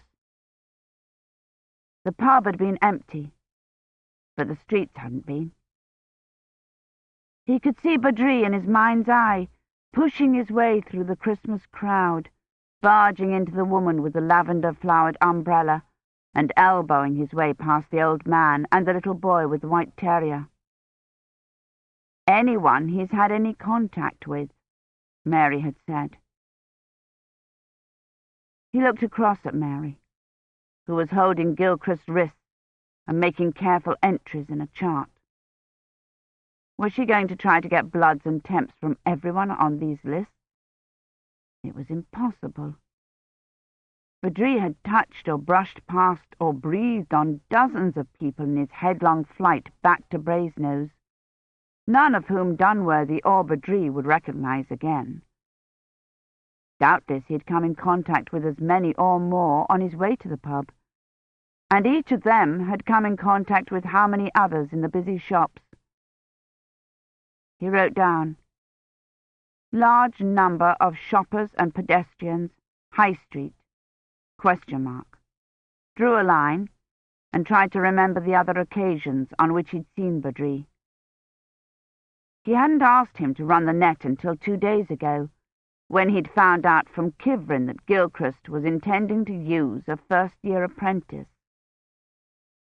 Badri had just gotten back from London when Dunworthy telephoned. Kivrin had been in hospital that day for her final examination, which was good. She couldn't have had any contact with him then, and he'd been in London before that. Tuesday, Badri had come to see Dunworthy to tell him he'd checked the first-year students' coordinates and done a full systems check. Dunworthy hadn't been there, so he'd left a note. Kivrin had come to Balliol Tuesday as well, to show him her costume, but that had been in the morning. Badri had said in his note that he'd spent all morning at the net, and Kivrin had said she was going to see Latimer at the Bodleian in the afternoon. But she might have gone back to the net after that, or have been there before she came to show him her costume. The door opened, and the nurse ushered Montoya in. Her terrorist jacket and jeans were wet. It must still be raining. "What's going on?" she said to Mary, who was labelling a vial of Gilchrist's blood. "It seems," Gilchrist said, pressing a wad of cotton wool to the inside of his arm and standing up, "that Mr. Dunworthy failed to have his tech properly checked for inoculations before he ran the net. And now he's in hospital with a temperature of 39.5. He apparently has some sort of exotic fever." "Fever?" Montoya said, looking bewildered. "Isn't 39.5 low?" "It's 103 degrees in Fahrenheit," Mary said, sliding the vial into its carrier. "Badri's infection is possibly contagious. I need to run some tests, and you'll need to write down all of your contacts and Badri's." "Okay," Montoya said. She sat down in the chair Gilchrist had vacated and shrugged off her jacket. Mary swabbed the inside of her arm and clipped a new vial and disposable punch together. "Let's get it over with. I've got to get back to my dig." "You can't go back," Gilchrist said. "Haven't you heard? We're under quarantine, thanks to Mr. Dunworthy's carelessness." "Quarantine?" she said, and jerked so the punch missed her arm completely. The idea of a disease she might contract had not infected her at all, but the mention of a quarantine did. "I have to get back," she said, appealing to Mary. "You mean I have to stay here?" "Until we have the blood test results," Mary said, trying to find a vein for the punch. "How long will that be?" Montoya said, trying to look at her digital with the arm Mary was working on. "The guy who brought me in didn't even let me cover up the site or turn off the heaters, and it's raining like crazy out there. I've got a dig that's going to be full of water if I don't get out there." "As long as it takes to get blood samples from all of you and run an antibodies count on them," Mary said. And Montoya must have gotten the message because she straightened out her arm and held it still. Mary filled a vial with her blood, gave her her temp, and slid a tack bracelet on. Dunworthy watched her, wondering if she had been telling the truth. She hadn't said Montoya could leave after they had the test results, only that she had to stay here until they were in. And what then? Would they be taken to an isolation ward together, or separately? Or given some sort of medication? Or more tests? Mary took Montoya's tack bracelet off and handed her the last set of papers. "Mr. Latimer, you're next." Latimer stood up, holding his papers. He looked at them confusedly, then set them down on the chair he'd been sitting on and started over to Mary. Halfway there, he turned and went back for Mary's shopping bag. "You left this at Brasenose," he said, holding it out to Mary. "Oh, thank you," she said. "Just set it next to the table, won't you? These gloves are sterile." Latimer set the bag down, tipping it slightly. The end of the muffler trailed out on the floor. He methodically tucked it back in. "I'd completely forgotten I left it there," Mary said, watching him. "In all the excitement, She clapped her gloved hand over her mouth. "Oh, my lord! Colin! I'd forgotten all about him. What time is it?" 4:08, Montoya said without looking at her digital. "He was supposed to come in at 3, Mary said, standing up and clattering the vials of blood in their carrier. Perhaps when you weren't there, he went round to your rooms, Dunworthy said. She shook her head. This is the first time he's been to Oxford. That's why I told him I'd be there to meet him. I never even gave him a thought until now, she said, almost to herself. Well, then, he'll still be at the underground station, Dunworthy said. Shall I go and fetch him? No, she said. You've been exposed. I'll phone the station, then. You can tell him to take a taxi here. Where was he coming in? Cornmarket? Yes, Cornmarket. Dunworthy rang up information, got through on the third try, got the number off the screen and rang the station. The line was engaged. He hit disconnect and punched the number in again. Is Colin your grandson? Montoya said. She'd put aside her papers. The others didn't seem to be paying any attention to this latest development. Gilchrist was filling in his forms and glaring, as if this were one more example of negligence and incompetence. Latimer was sitting patiently by the tray, his sleeve rolled up. The medic was still asleep. Colin's my great-nephew, Mary said. He was coming up on the tube to spend Christmas with me. What time was the quarantine called? 3:10, Mary said. Dunworthy held up his hand to indicate he'd gotten through. Is that Cornmarket Underground Station? He said. It obviously was. He could see the gates and a lot of people behind an irritated-looking station master. I'm phoning about a boy who came in on the tube at 3 o'clock. He's 12. He would have come in from London. Dunworthy held his hand over the receiver and asked Mary, What does he look like? He's blonde and has blue eyes. He's tall for his age. Tall, Dunworthy said loudly over the sound of the crowd. His name is Colin Templar, Mary said. Deirdre said he'd taken the tube from Marble Arch at 1. Colin Templar. Have you seen him? What the bloody hell do you mean, have I seen him? The station master shouted.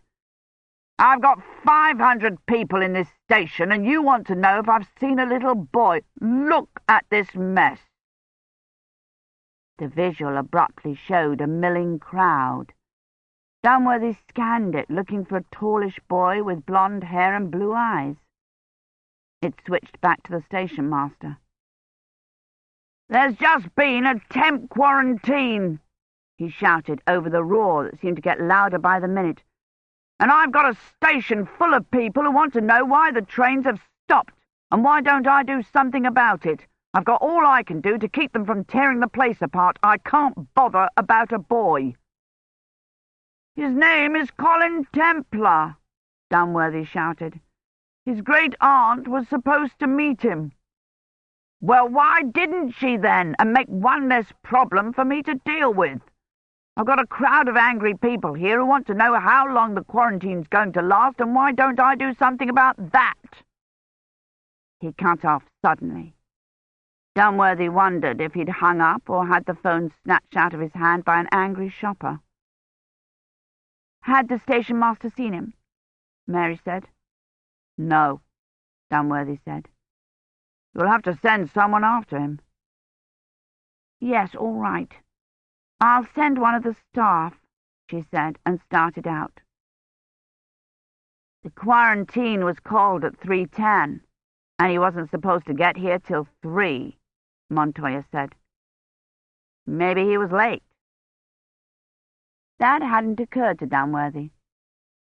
If the quarantine had been called before his train reached Oxford, it would have been stopped at the nearest station and the passengers rerouted or sent back to London.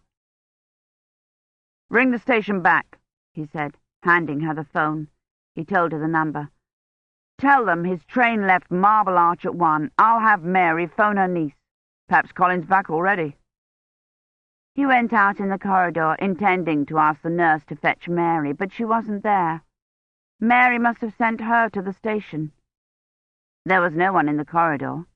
He looked down it at the call box he had used before, and then walked rapidly down to it and punched in Belial's number. There was an off chance that Colin had gone to Mary's rooms after all. He would send Finch round, and if Colin wasn't there, down to the station. It would very likely take more than one person looking to find Colin in that mess. "Hi," a woman said.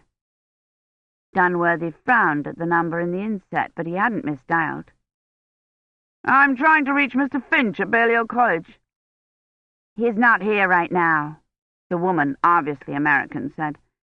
"I'm Miss Taylor. Can I take a message?" This must be one of the bell ringers. She was younger than he'd expected, not much over 30, and she looked rather delicate to be a bell ringer. "Would you have him call Mr. Dunworthy at infirmary as soon as he returns, please?" Mr. Dunworthy. She wrote it down and then looked up sharply. "Mr. Dunworthy?" she said in an entirely different tone of voice. "Are you the person responsible for our being held prisoner here?" There was no good answer to that. He should never have phoned the junior common room. He had sent Finch to the bursar's office. "The National Health Service issues temp quarantines in cases of an unidentified disease. It's a precautionary measure. I'm sorry for any inconvenience it's caused you. I've instructed my secretary to make your stay comfortable, and if there's anything I can do for you—" "Do? Do? You can get us to Ely. That's what you can do. My ringers were supposed to give a handbell concert at the cathedral at 8 o'clock, and tomorrow we have to be in Norwich. We're ringing a peal on Christmas Eve." He was not about to be the one to tell her they were not going to be in Norwich tomorrow. "Now, I'm sure that Ely is already aware of the situation, but I will be more than happy to phone the cathedral and explain." "Explain? Perhaps you'd like to explain it to me, too. I'm not used to having my civil liberties taken away like this. In America, nobody would dream of telling you where you can or can't go. And over 30 million Americans died during the pandemic as a result of that sort of thinking," he thought. "I assure you, madam, that the quarantine is solely for your protection, and that all of your concert dates will be more than willing to reschedule. In the meantime, Balliol is delighted to have you as our guest. I am looking forward to meeting you in person. Your reputation precedes you." And if that were true, he thought, I would have told you Oxford was under quarantine when you wrote for permission to come. "There is no way to reschedule a Christmas Eve peal. We were to have rung a new peal, the Chicago Surprise Minor. The Norwich chapter is counting on us to be there, and we intend—" He hit the disconnect button. Finch was probably in the bursar's office, looking for Badri's medical records, but Dunworthy wasn't going to risk getting another bell ringer. He looked up Regional Transport's number instead and started to punch it in. The door at the end of the corridor opened, and Mary came through it. "I'm trying Regional Transport," Dunworthy said, punching in the rest of the number and passing her the receiver. She waved it away, smiling. "It's all right. I've just spoken to Deirdre. Colin's train was stopped at Barton. The passengers were put on the tube back to London. She's going down to Marble Arch to meet him." She sighed. Deirdre didn't sound very glad that he's coming home. She planned to spend Christmas with her new live-ins family, and I think she rather wanted him out of the way, but it can't be helped. I'm simply glad he's out of this." He could hear the relief in her voice. He put the receiver back. "Is it that bad?" "We just got the preliminary ident back. It's definitely a type A myxovirus. Influenza." He had been expecting something worse. Some third world fever, or a retrovirus. He had had the flu back in the days before antivirals. He had felt terrible, congested, feverish, and achy for a few days, and then gotten over it without anything but bed rest and fluids. Will they call the quarantine off then? Not until we get Badri's medical records, she said. I keep hoping he skipped his last course of antivirals. If not, then we'll have to wait till we locate the source. But it's only the flu. If there's a small antigenic shift, a point or two, it's only the flu, she corrected him. If there's a large shift, it's influenza, which is an entirely different matter. The Spanish flu pandemic of 1918 was a myxovirus. It killed 20 million people. Viruses mutate every few months. Antigens on their surface change so that they're unrecognizable to the immune system. That's why seasonals are necessary. But they can't protect against a large point shift. And that's what this is. I doubt it. Major mutations only happen every 10 years or so. I think it's more likely that Badri failed to get his seasonals. Do you know if he was running an on-site at the beginning of term? No, he may have been. If he was, he may simply have forgotten to go in for them, in which case all he has is this winter's flu. What about Kivrin? Has she had her seasonals? Yes, and full-spectrum antivirals and T-cell enhancement. She's fully protected. Even if it's influenza. She hesitated a fraction of a second. If she was exposed to the virus through Badri this morning, she's fully protected. And if she saw him before then? If I tell you this, you'll only worry, and I'm certain there's no need to. She took a breath. The enhancement and the antivirals were given so that she would have peak immunity at the beginning of the drop. And Gilchrist moved the drop up by 2 days, Dunworthy said bitterly. I wouldn't have allowed her to go through if I hadn't thought it was all right. But you hadn't counted on her being exposed to an influenza virus before she even left. No, but it doesn't change anything. She has partial immunity, and we're not certain she was even exposed. Badri scarcely went near her. And what if she was exposed earlier? I knew I shouldn't have told you, Mary said. She sighed. Most myxoviruses have an incubation period of from 12 to 48 hours. Even if Kivrin was exposed 2 days ago, she'd have had enough immunity to prevent the virus from replicating sufficiently to cause anything but minor symptoms. But it's not influenza. She patted his arm. And you're forgetting the paradoxes. If she'd been exposed, she'd have been highly contagious. The net would never have let her through. She was right. Diseases couldn't go through the net if there was any possibility of the contemps contracting them. The paradoxes wouldn't allow it. The net wouldn't have opened. What are the chances of the population in 1320 being immune? He asked. To a modern-day virus? Almost none. There are 1,800 possible mutation points. The contemps would have all had to have had the exact virus, or they'd be vulnerable. Vulnerable. I want to see Badri, he said.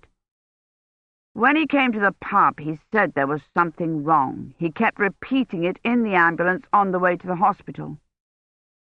Something is wrong, Mary said. He has a serious viral infection. Or he knows he exposed Kivrin, or he didn't get the fix. He said he got the fix. She looked sympathetically at him. I suppose it's useless to tell you not to worry about Kivrin. You saw how I've just acted over Colin. But I meant it when I said they're both safer out of this. Kivrin's much better off where she is than she would be here, even among those cutthroats and thieves you persist in imagining. At least you won't have to deal with NHS quarantine regulations." He smiled. "Or American change-ringers. America hadn't been discovered yet." He reached for the door handle. The door at the end of the corridor banged open, and a large woman carrying a valise barged through it. "There you are, Mr. Dunworthy," she shouted the length of the corridor. "I've been looking everywhere for you." "Is that one of your bell ringers?" Mary said, turning to look down the corridor at her. "Worse," Dunworthy said.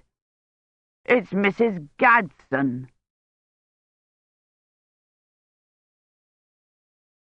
Chapter 6. It was growing dark under the trees, and at the bottom of the hill. Kivrin's head began to ache before she had even reached the frozen wagon ruts, as if it had something to do with microscopic changes in altitude or light. She couldn't see the wagon at all, even standing directly in front of the little chest, and squinting into the darkness past the thicket made her head feel even worse. If this was one of the minor symptoms of time lag, she wondered what a major one would be like. "When I get back," she thought, struggling through the thicket, "I intend to have a little talk with Dr. Ahrens on the subject. I think they are underestimating the debilitating effects these minor symptoms can have on an historian." Walking down the hill had left her more out of breath than climbing it had, and she was so cold. Her cloak, and then her hair, caught on the willows as she pushed her way through the thicket, and she got a long scratch on her arm that immediately began to ache too. She tripped once and nearly fell flat, and the effect on her headache was to jolt it so that it stopped hurting and then returned with redoubled force. It was almost completely dark in the clearing, though what little she could see was still very clear, the colours not so much fading as deepening toward black, black-green and black-brown and black-grey. The birds were settling in for the night. They must have got used to her. They didn't so much as pause in their pre-bedtime twitterings and settlings down. Kivrin hastily grabbed up the scattered boxes and splintered kegs and flung them into the tilting wagon. She took hold of the wagon's tongue and began to pull it toward the road. The wagon scraped a few inches, slid easily across a patch of leaves, and stuck. Kivrin braced her foot and pulled again. It scraped a few more inches and tilted even more. One of the boxes fell out. Kivrin put it back in and walked around the wagon, trying to see where it was stuck. The right wheel was jammed against a tree root, but it could be pushed up and over, if only she could get a decent purchase. She couldn't on this side. Medieval had taken an axe to the side so that it would look like the wagon had been smashed when it overturned, and they had done a good job. It was nothing but splinters. "I told Mr. Gilchrist he should have let me have gloves," she thought. She came around to the other side, took hold of the wheel, and shoved. It didn't budge. She pulled her skirts and cloak out of the way and knelt beside the wheel so she could put her shoulder to it. The footprint was in front of the wheel, in a little space swept bare of leaves, and only as wide as the foot. The leaves had drifted up against the roots of the oaks on either side. The leaves did not hold any print that she could see in the greying light, but the print in the dirt was perfectly clear. "It can't be a footprint," Kivrin thought. "The ground is frozen." She reached out to put her hand in the indentation, thinking it might be some trick of shadow or the failing light. The frozen ruts out in the road would not have taken any print at all, but the dirt gave easily under her hand, and the print was deep enough to feel. It had been made by a soft soled shoe with no heel, and the foot that had made it was large, larger even than hers. A man's foot, but men in the 1300s had been smaller, shorter, with feet not even as big as hers, and this was a giant's foot. Maybe it's an old footprint, she thought wildly. Maybe it's the footprint of a woodcutter or a peasant looking for a lost sheep. Maybe this is one of the king's woodlands, and they've been through here hunting. But it wasn't the footprint of someone chasing a deer. It was the print of someone who had stood there for a long time, watching her.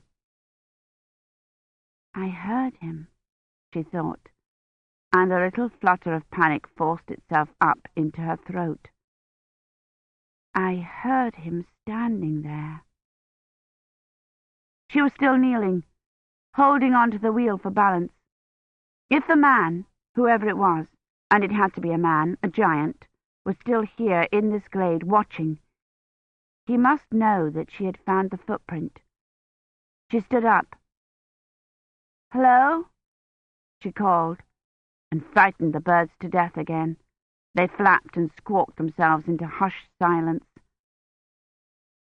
"Is someone there?" She waited, listening, and it seemed to her that in the silence she could hear the breathing again. "Baker," she said, "I am in distress. On me servantes fled." Lovely, she thought, even as she said it. Tell him you're helpless and all alone. "Halloo!" she called again, and began a cautious circuit of the glade, peering out into the trees. If he was still standing there, it was so dark she wouldn't be able to see him. She couldn't make out anything past the edges of the glade. She couldn't even tell for sure which way the thicket and the road lay.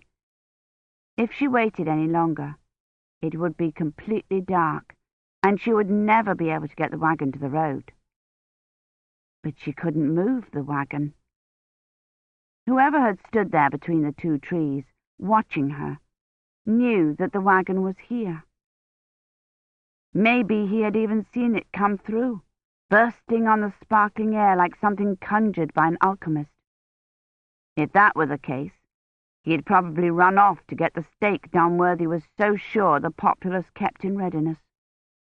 But surely if that were the case, he would have said something, even if it was only "Yoicks" or "Heavenly Father," and she would have heard him crashing through the underbrush as he ran away. He hadn't run away, though, which meant he hadn't seen her come through. He had come upon her afterward, lying inexplicably in the middle of the woods beside a smashed wagon, and thought what? That she had been attacked on the road and then dragged here to hide the evidence? Then why hadn't he tried to help her? Why had he stood there, silent as an oak, long enough to leave a deep footprint and then gone away again? Maybe he had thought she was dead. He would have been frightened of her unshriven body. People as late as the 15th century had believed that evil spirits took immediate possession of any body not properly buried. Or maybe he had gone for help, to one of those villages that Kivrin had heard, maybe even Skengate, and was even now on his way back with half the town, all of them carrying lanterns. In that case, she should stay where she was and wait for him to come back. She should even lie down again. When the townspeople arrived, they could speculate about her and then bear her to the village, giving her examples of the language, the way her plan had been intended to work in the first place. But what if he came back alone, or with friends who had no intention of helping her? She couldn't think. Her headache had spread out from her temple to behind her eyes. As she rubbed her forehead, it began to throb. And she was so cold. This cloak, in spite of its rabbit fur lining, wasn't warm at all. How had people survived the little ice age dressed only in cloaks like this? How had the rabbits survived? At least she could do something about the cold. She could gather some wood and start a fire, and then, if the footprint person came back with evil intentions, she could hold him off with a flaming brand. And if he had gone for help, and not been able to find his way back in the dark, the fire would lead him to her. She made the circuit of the glade again, looking for wood. Dunworthy had insisted she learn to build a fire without tinder or flint. "Gilchrist expects you to wander around the Middle Ages in the dead of winter without knowing how to build a fire?" he had said, outraged, and she had defended him, told him medieval didn't expect her to spend that much time out of doors, but they should have realized how cold it could get. The sticks made her hands cold, and every time she bent over to pick up a stick, her head hurt. Eventually she stopped bending over altogether and simply stooped and grabbed for the broken-off twigs, keeping her head straight. That helped a little, but not much. Maybe she was feeling this way because she was so cold. Maybe the headache, the breathlessness, were coming from being so cold. She had to get the fire started. The wood felt icy cold and wet. It would never burn. And the leaves would be damp too, far too damp to use for tinder. She had to have dry kindling and a sharp stick to start a fire. She laid the wood down in a little bundle by the roots of a tree, careful to keep her head straight, and went back to the wagon. The bashed-in side of the wagon had several broken pieces of wood she could use for kindling. She got 2 splinters in her hand before she managed to pull the pieces free, but the wood at least felt dry, though it was cold too. There was a large, sharp spur of wood just above the wheel. She bent over to grab it and nearly fell, gasping with a sudden nauseating dizziness. "You'd better lie down," she said out loud. She eased herself to sitting, holding on to the ribs of the wagon for support. "Dr. Ahrens," she said a little breathlessly, "you ought to come up with something to prevent time lag. This is awful." If she could just lie down for a bit, perhaps the dizziness would go away and she could build the fire. She couldn't do it without bending over, though, and just the thought of doing that brought the nausea back. She pulled her hood up over her head and closed her eyes, and even that hurt, the action seeming to focus the pain in her head. Something was wrong. This could not possibly be a reaction to time lag. She was supposed to have a few minor symptoms that would fade within an hour or 2 of her arrival, not get worse. A little headache, Dr. Ahrens had said, some fatigue. She hadn't said anything about nausea, about being racked with cold. She was so cold. She pulled the skirts of her cloak around her like a blanket, but the action seemed to make her even colder.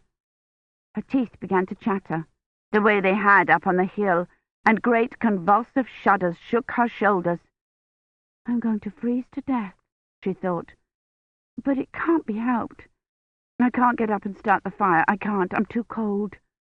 "It's too bad you were wrong about the contempts, Mr. Dunworthy," she thought, and even the thought was dizzy. Being burned at the stake sounds lovely. She would not have believed that she could have fallen asleep huddled there on the cold ground. She had not noticed any spreading warmth, and if she had, she would have been afraid it was the creeping numbness of hypothermia and tried to fight it. But she must have slept, because when she opened her eyes again, it was night in the glade, full night, with frosty stars in the net of branches overhead, and she was on the ground, looking up at them. She had slid down as she slept, so that the top of her head was against the wheel. She was still shivering with cold, though her teeth had stopped chattering. Her head had begun to throb, tolling like a bell, and her whole body ached, especially her chest, where she had held the wood against her while she gathered sticks for the fire. "Something's wrong," she thought, and this time there was real panic in the thought. Maybe she was having some kind of allergic reaction to time travel, Was there even such a thing? Dunworthy had never said anything about an allergic reaction, and he had warned her about everything, rape and cholera and typhoid and the plague. She twisted her hand around inside the cloak and felt under her arm for the place where she had had the welt from the antiviral inoculation. The welt was still there, though it didn't hurt to touch it, and it had stopped itching.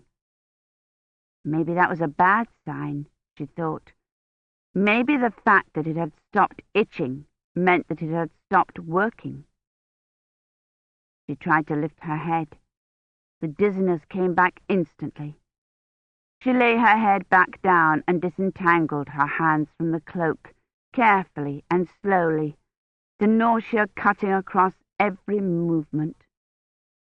She folded her hands and pressed them against her face.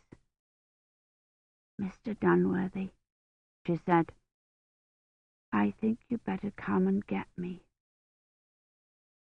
She slept again, and when she woke up, she could hear the faint, jangling sound of the piped-in Christmas music. "Oh, good," she thought. "They've got the net open," and tried to pull herself to sitting against the wheel.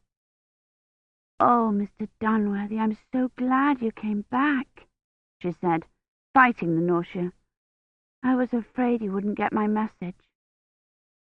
The jangling sound became louder, and she could see a wavering light.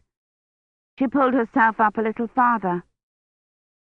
"You got the fire started," she said. "You were right about it getting cold." The wagon's wheel felt icy through her cloak. Her teeth started to chatter again. "Dr. Ahrens was right. I should have waited till the swelling went down. I didn't know the reaction would be this bad." It wasn't a fire after all. It was a lantern. Dunworthy was carrying it as he walked towards her. "This doesn't mean I'm getting a virus, does it? Or the plague?" She was having trouble getting the words out. Her teeth were chattering so hard. Wouldn't that be awful? Having the plague in the Middle Ages. At least I'd fit right in. She laughed. A high-pitched, almost hysterical laugh that would probably frighten Mr. Dunworthy to death. "It's all right," she said, and she could hardly understand her own words. "I know you were worried, but I'll be perfectly all right. I just—" He stopped in front of her, the lantern lighting a wobbling circle on the ground in front of her. She could see Dunworthy's feet. He was wearing shapeless leather shoes, the kind that had made the footprint. She tried to say something about the shoes, to ask him whether Mr. Gilchrist had made him put on authentic medieval dress just to come and fetch her, but the light's movement was making her dizzy again. She closed her eyes, and when she opened them again, he was kneeling in front of her. He had set the lantern down, and the light lit the hood of his cloak and folded hands. "It's all right," she said. "I know you were worried, but I'm all right, truly. I just felt a little ill." He raised his head. "Certes it had been de luste dias forgot for to gestis hisantis im alla," he said. He had a hard, lined face, a cruel face, a cutthroat's face. He had watched her lying there, and then he had gone away and waited for it to get dark, and now he had come back. Kivrin tried to put up a hand to fend him off, but her hands had got tangled somehow in the cloak. "Go away," she said, her teeth chattering so hard she couldn't get the words out. "Go away." He said something else, with a rising inflection this time, a question. She couldn't understand what he was saying. "It's Middle English," she thought. "I studied it for 3 years, and Mr. Latimer taught me everything there is to know about adjectival inflection. I should be able to understand it. It's the fever," she thought. "That's why I can't make out what he's saying." He repeated the question. "Or asked some other question, she couldn't even tell that much. "It's because I'm ill," she thought. "I can't understand him because I'm ill." "Kind sir," she began, but she could not remember the rest of the speech. "Help me," she said, and tried to think how to say that in Middle English. But she couldn't remember anything but the church Latin. "Domine ad adjuvandum me festina," she said. He bowed his head over his hands and began to murmur so low she could not hear.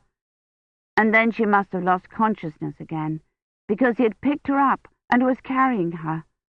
She could still hear the jangling sound of the bells from the open net, and she tried to tell what direction they were coming from, but her teeth were chattering so hard she couldn't hear. "I'm ill," she said, as he set her on the white horse. She fell forward, clutching at the horse's mane to keep from falling off. He put his hand up to her side and held her there. "I don't know how this happened. I had all my inoculations." He led the donkey off slowly.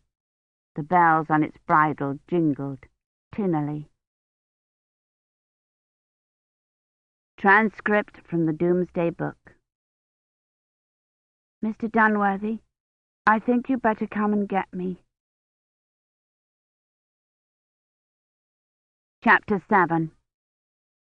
"I knew it," Mrs. Gadsden said, steaming down the corridor toward them. "He's contracted some horrible disease, hasn't he? It's all that rowing." Mary stepped forward. "You can't come in here," she said. "This is an isolation area." Mrs. Gadsden kept coming. The transparent poncho she was wearing over her coat threw off large, spattering drops as she walked toward them, swinging the valise like a weapon. "You can't put me off like that. I'm his mother. I demand to see him." Mary put up her hand like a policeman.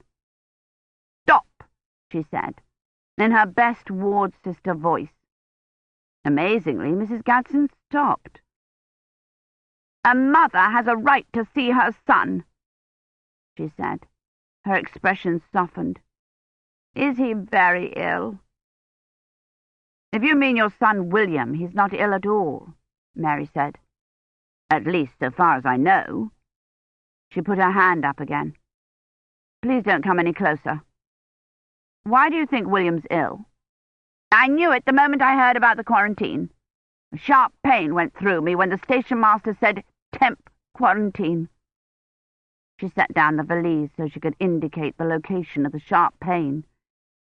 "It's because he didn't take his vitamins. I asked the college to be sure to give them to him," she said, shooting a glance at Dunworthy that was the rival of any of Gilchrist's. "And they said he was able to take care of himself. Well, obviously they were wrong." "William is not the reason the temp quarantine was called. One of the university techs has come down with a viral infection," Mary said. Dunworthy noticed gratefully that she didn't say Balliol's tech. "The tech is the only case, and there is no indication that there will be any others," Mary said. "The quarantine is a purely precautionary measure, I assure you." Mrs. Gadsden didn't look convinced. "My Willis always been sickly, and he simply will not take care of himself. He studies far too hard in that draughty room of his," she said with another dark look at Dunworthy. "I'm surprised he hasn't come down with a viral infection before this." Mary took her hand down and put it in the pocket she carried her bleeper in.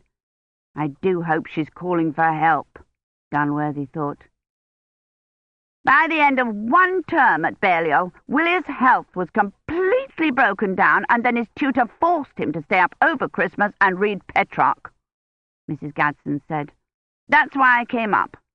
The thought of him all alone in this horrid place for Christmas, eating heaven knows what, and doing all sorts of things to endanger his health, was something this mother's heart could simply not bear." She pointed to the place where the pain had gone through her at the words temp quarantine. And it is positively providential that I came when I did. Positively providential.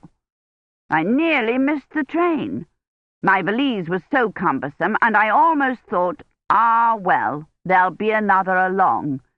But I wanted to get to my Willie, so I shouted at them to hold the doors, and I hadn't so much as stepped off at Cornmarket when the station master said, "Temp quarantine train service is temporarily suspended." Only just think. If I'd missed that train and taken the next one, I would have been stopped by the quarantine. Only just think. "I'm sure William will be surprised to see you," Dunworthy said, hoping she would go find him.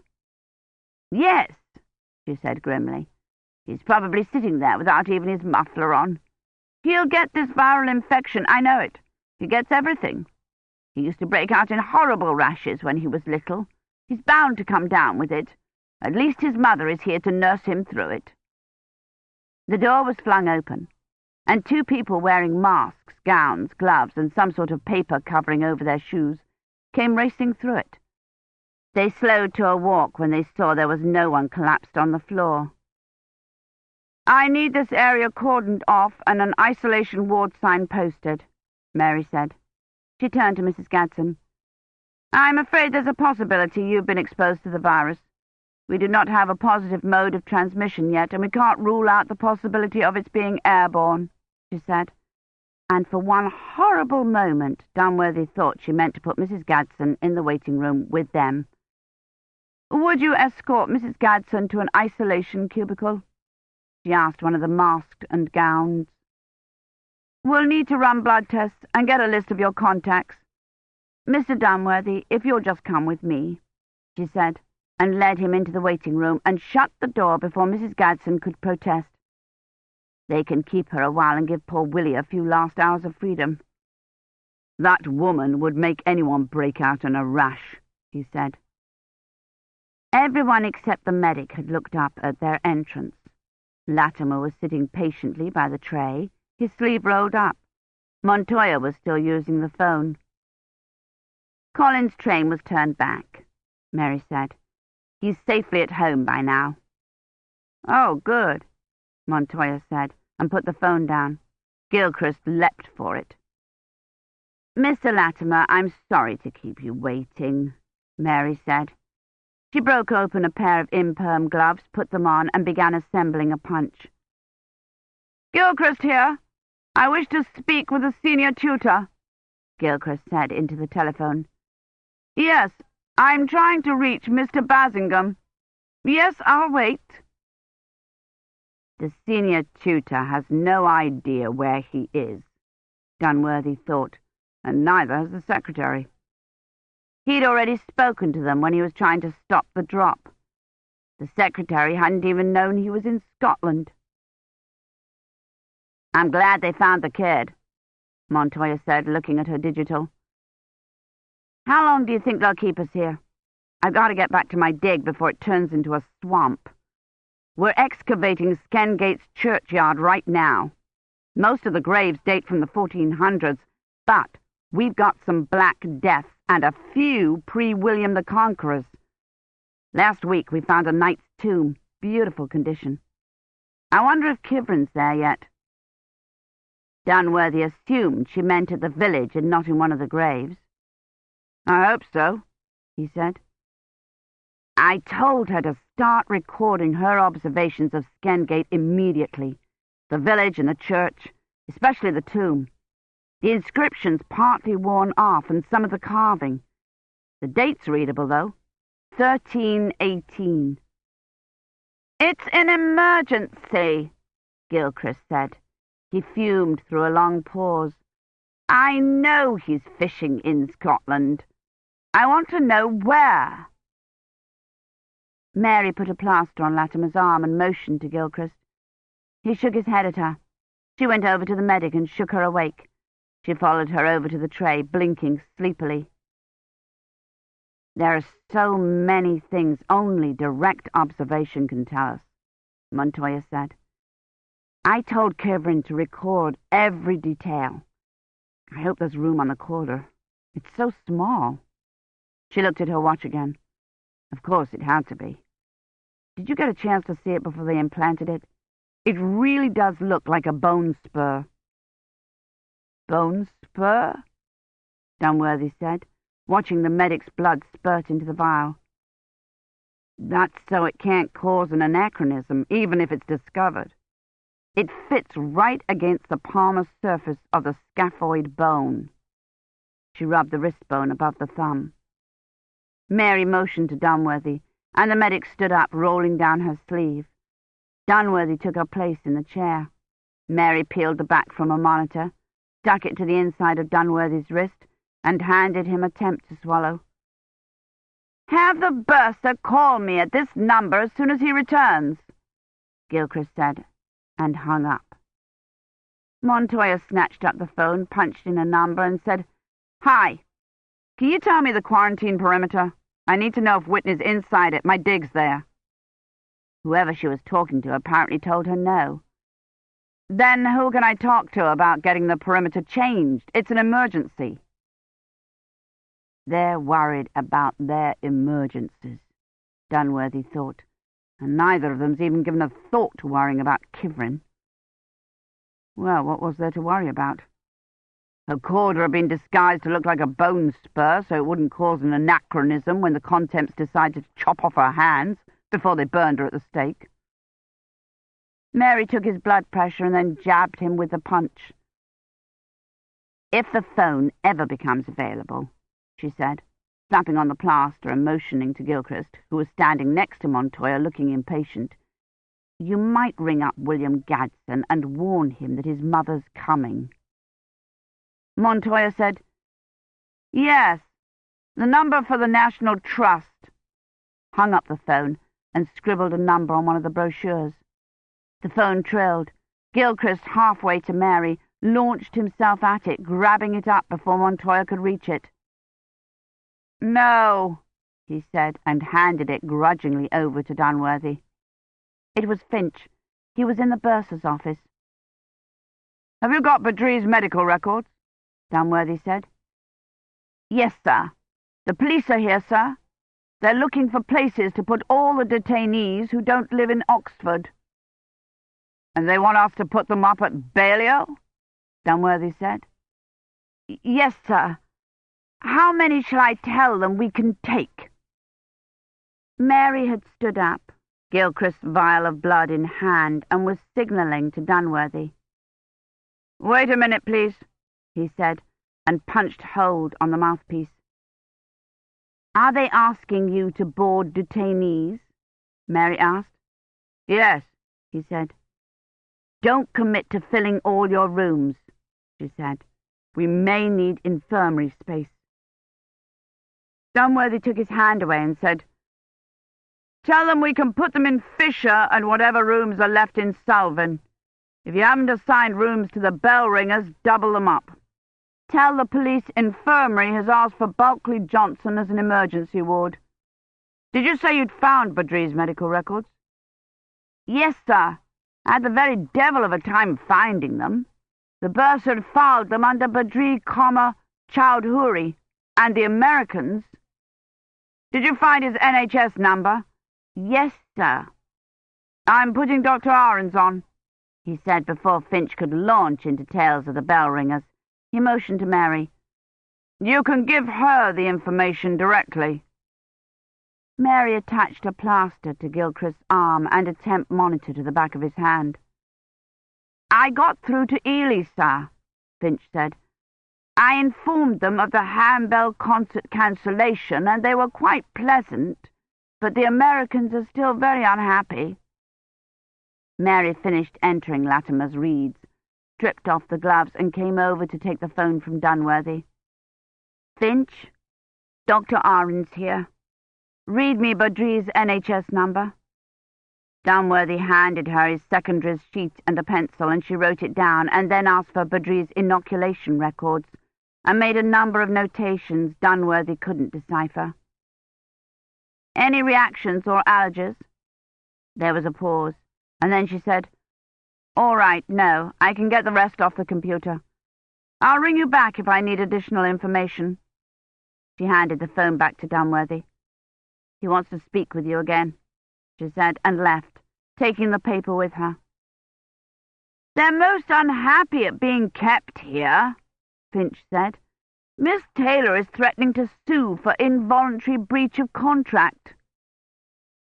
"When was Badri's last course of antivirals?" Finch took a considerable time looking through his sheaf of papers. "Here it is, sir. September 14th. "Did he have the full course?" "Yes, sir.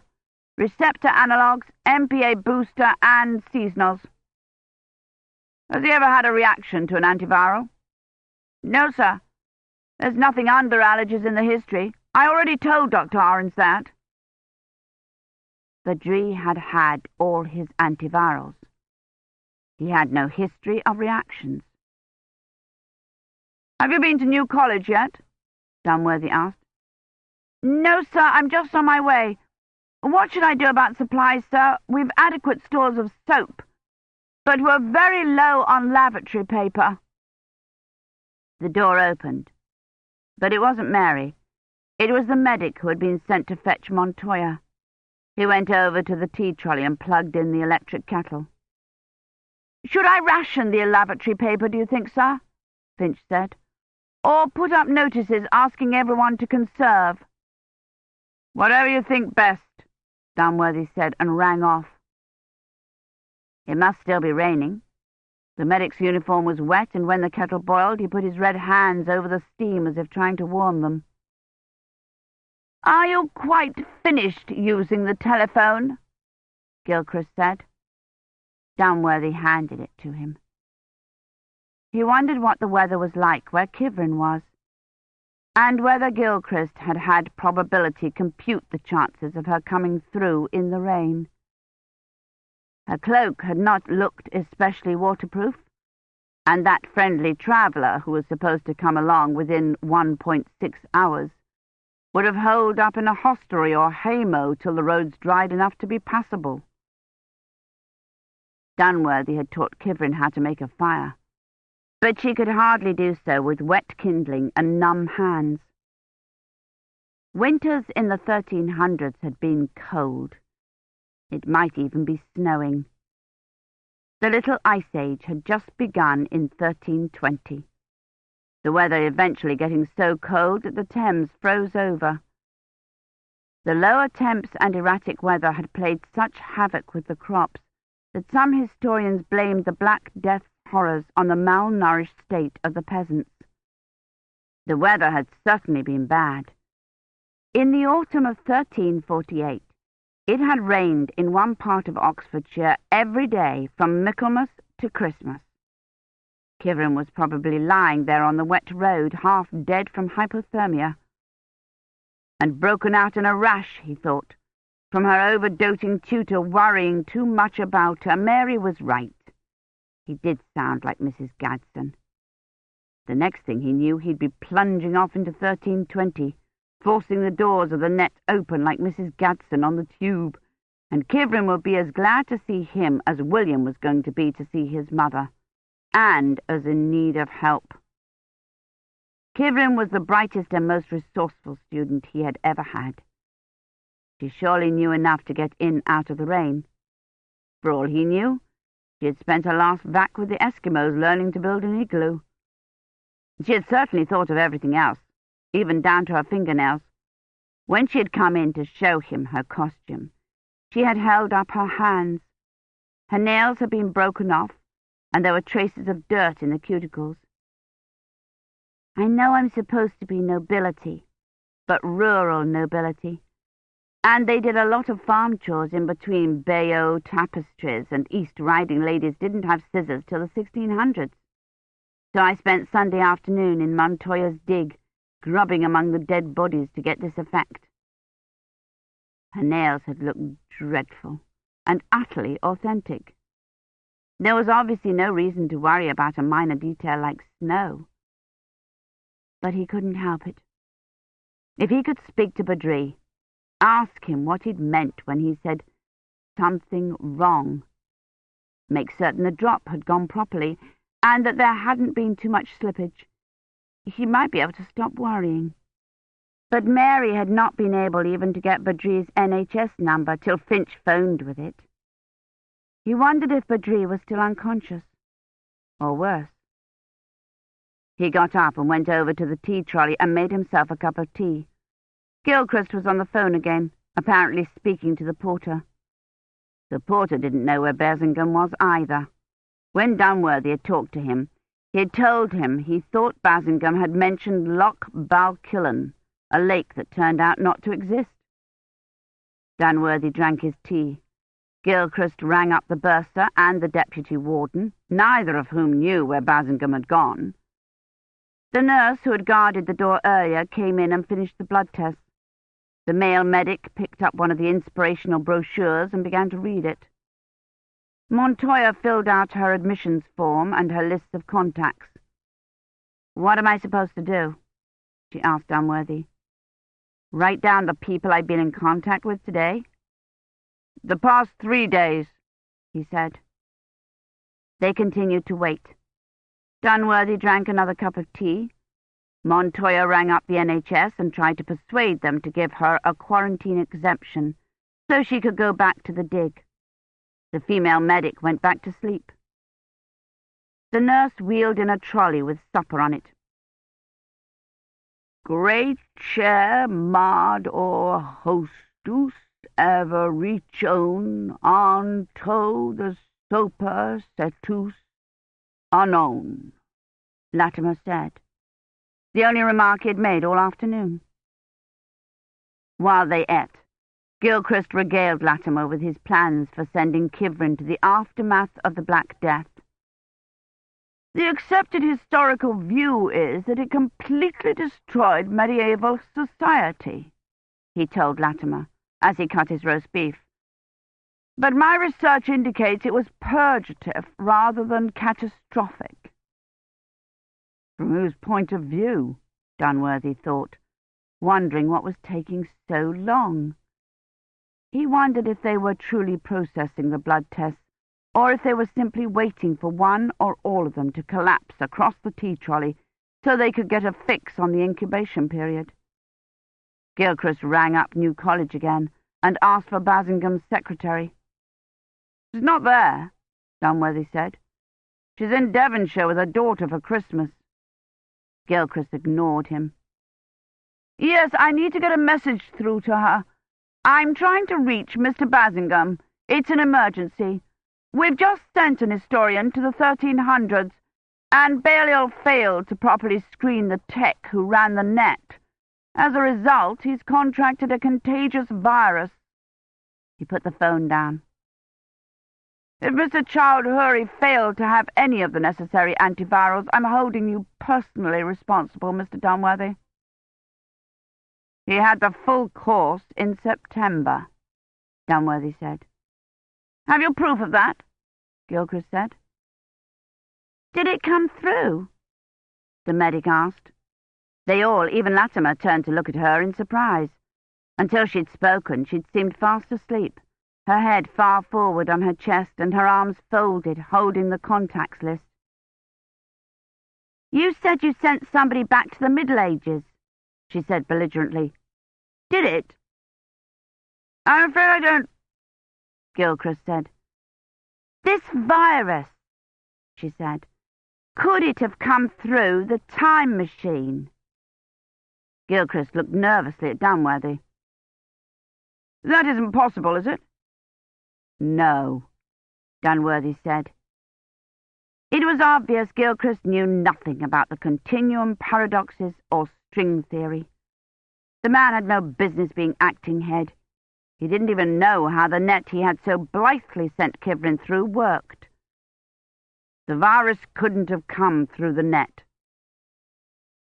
"Dr. Orange said the Indian was the only case," the medic said. "And you said," she pointed at Dunworthy, "that he'd had the full course.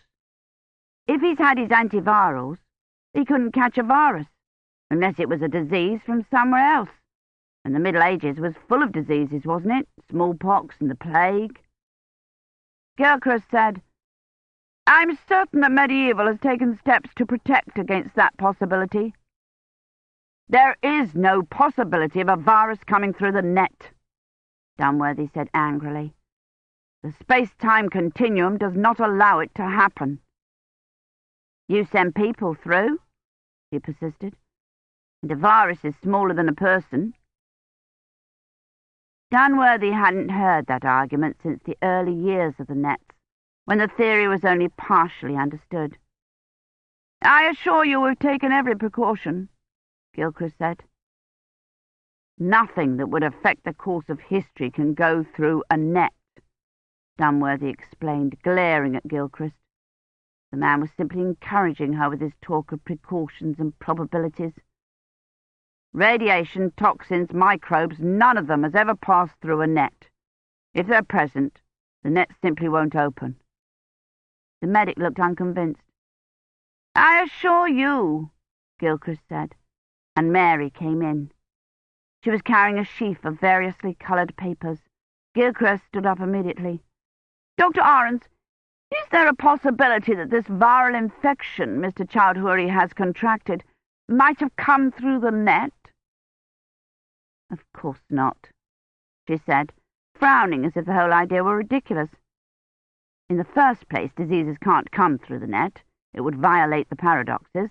In the second place, if it had, which it can't, Badri would have caught it less than an hour after it came through, which would mean the virus had an incubation period of an hour, an utter impossibility. But if it did, which it can't, you all would be down ill already. She looked at her digital. Since it's been over 3 hours since you were exposed to it. She began collecting the contacts list. Gilchrist looked irritated. As acting head of the history faculty, I have responsibilities I must attend to, he said. How long do you intend to keep us here? Only long enough to collect your contacts list, she said, and to give you your instructions. Perhaps 5 minutes. She took Latimer's list from him. Montoya grabbed hers up from the end table and began writing hastily. 5 minutes, the medic who had asked about the virus coming through the net said. Do you mean we're free to go? On medical probation, she said. She put the list at the bottom of her sheaf of papers and began passing the top sheets, which were a virulent pink, around to everyone. They appeared to be a release form of some sort, absolving the infirmary of any and all responsibility. We've completed your blood tests, she went on, and none of them show an increased level of antibodies. She handed Dunworthy a blue sheet, which absolved the NHS of any and all responsibility and confirmed willingness to pay any and all charges not covered by the NHS in full and within 30 days. I've been in touch with the WIC, and their recommendation is controlled observation, with continuous febrile monitoring and blood samples at 12-hour intervals. The sheet she was distributing now was green and headed Instructions for Primary Contacts. Number 1 was, Avoid contact with others. Dunworthy thought of Finch and the bell ringers waiting, no doubt, at the gate of Balliol with summons and scriptures, and of all those Christmas shoppers and detainees between here and there. Record your temp at half-hour intervals, she said, passing round a yellow form. Come in immediately if your monitor, she tapped at her own, shows a marked increase in temp. Some fluctuation is normal. Temps tend to rise in the late afternoon and evening. Any temp between 36 and 37.4 is normal. Come in immediately if your temp exceeds 37.4 or rises suddenly, or if you begin to feel any symptoms, headache, tightness in the chest, mental confusion, or dizziness. Everyone looked at his or her monitor, and no doubt began to feel a headache coming on. Dunworthy had had a headache all afternoon. Avoid contact with others as much as possible, Mary said. Keep careful track of any contacts you do have. We're still uncertain of the mode of transmission, but most myxoviruses spread by droplet and direct contact. Wash your hands with soap and water frequently. She handed Dunworthy another pink sheet. She was running out of colours. This one was a log headed Contacts, and under it, name, address, type of contact, time. It was unfortunate that Badri's virus had not had to deal with the CDC, the NHS, and the WIC. It would never have got in the door. You must report back here at 7 tomorrow morning. In the meantime, I'd recommend a good supper, and then to bed. Rest is the best defence against any virus. You are off duty, she said, looking at the medics, for the duration of the temp quarantine. She passed out several more rainbow-hued papers, and then asked brightly, Any questions? Dunworthy looked at the medic, waiting for her to ask Mary if smallpox had come through the net. But she was looking uninterestedly at her clutch of papers. Can I go back to my dig? Montoya asked. Not unless it's inside the quarantine perimeter, Mary said. Well, great, she said, jamming her papers angrily into the pockets of her terrorist jacket. The whole village will have washed away while I'm stuck here. She stomped out. Are there any other questions? Mary said imperturbably. Very well, then. I'll see you all at 7 o'clock. The medics ambled out, the one who had asked about the virus yawning and stretching, as if she were preparing for another nap. Latimer was still sitting down, watching his temp monitor. Gilchrist said something snappish to him, and he got up and put his coat on, and collected his umbrella and his stack of papers. I expect to be kept informed of every development, Gilchrist said. I am contacting Basingame and telling him it's essential that he return and take charge of this matter. He swept out, and then had to wait, holding the door open for Latimer to pick up 2 papers he had dropped. Go round in the morning and collect Latimer, won't you? Mary said, looking through the contacts list. You'll never remember he's to be here at 7. I want to see Badri, Dunworthy said. Laboratory Brasenose, she said, reading from the sheets. Dean's office Brasenose. Laboratory Brasenose. Didn't anyone see Badri except in the net? In the ambulance on the way here, he said, Something wrong, Dunworthy said. There could have been slippage. If she's more than a week off, she'll have no idea when to rendezvous. She didn't answer. She sorted through the sheets again, frowning. I need to make certain there weren't any problems with the fix, he said insistently. She looked up. Very well, she said. These contact sheets are hopeless. There are great gaps in Badri's whereabouts for the past 3 days. He's the only person who can tell us where he was and with whom he came in contact. She led the way back down the corridor. I've had a nurse with him asking him questions, but he's so very disoriented and fearful of her. Perhaps he won't be as frightened of you. She led the way down the corridor to the lift and said, Ground floor, please, into its ear. Badri's only conscious for a few moments at a time, she said to Dunworthy. It may be most of the night. That's all right, Dunworthy said. I won't be able to rest till I'm sure Kivrin is safely through. They went up 2 flights in the lift, down another corridor, and through a door marked No Entrance, Isolation Ward. Inside the door, a grim-looking ward sister was sitting at a desk watching a monitor. I'm taking Mr. Dunworthy in to see Mr. Chowdhury, Mary said. We'll need SPGs. How is he? His fever's up again. 39.8, the sister said, handing them the SPGs, which were plastine-sealed bundles of paper clothing gowns that stripped up the back, caps, imperm masks that were impossible to get on over the caps, booty-like snugs that went on over their shoes, and imperm gloves. Dunworthy made the mistake of putting his gloves on first and took what seemed like hours attempting to unfold the gown and affix the mask.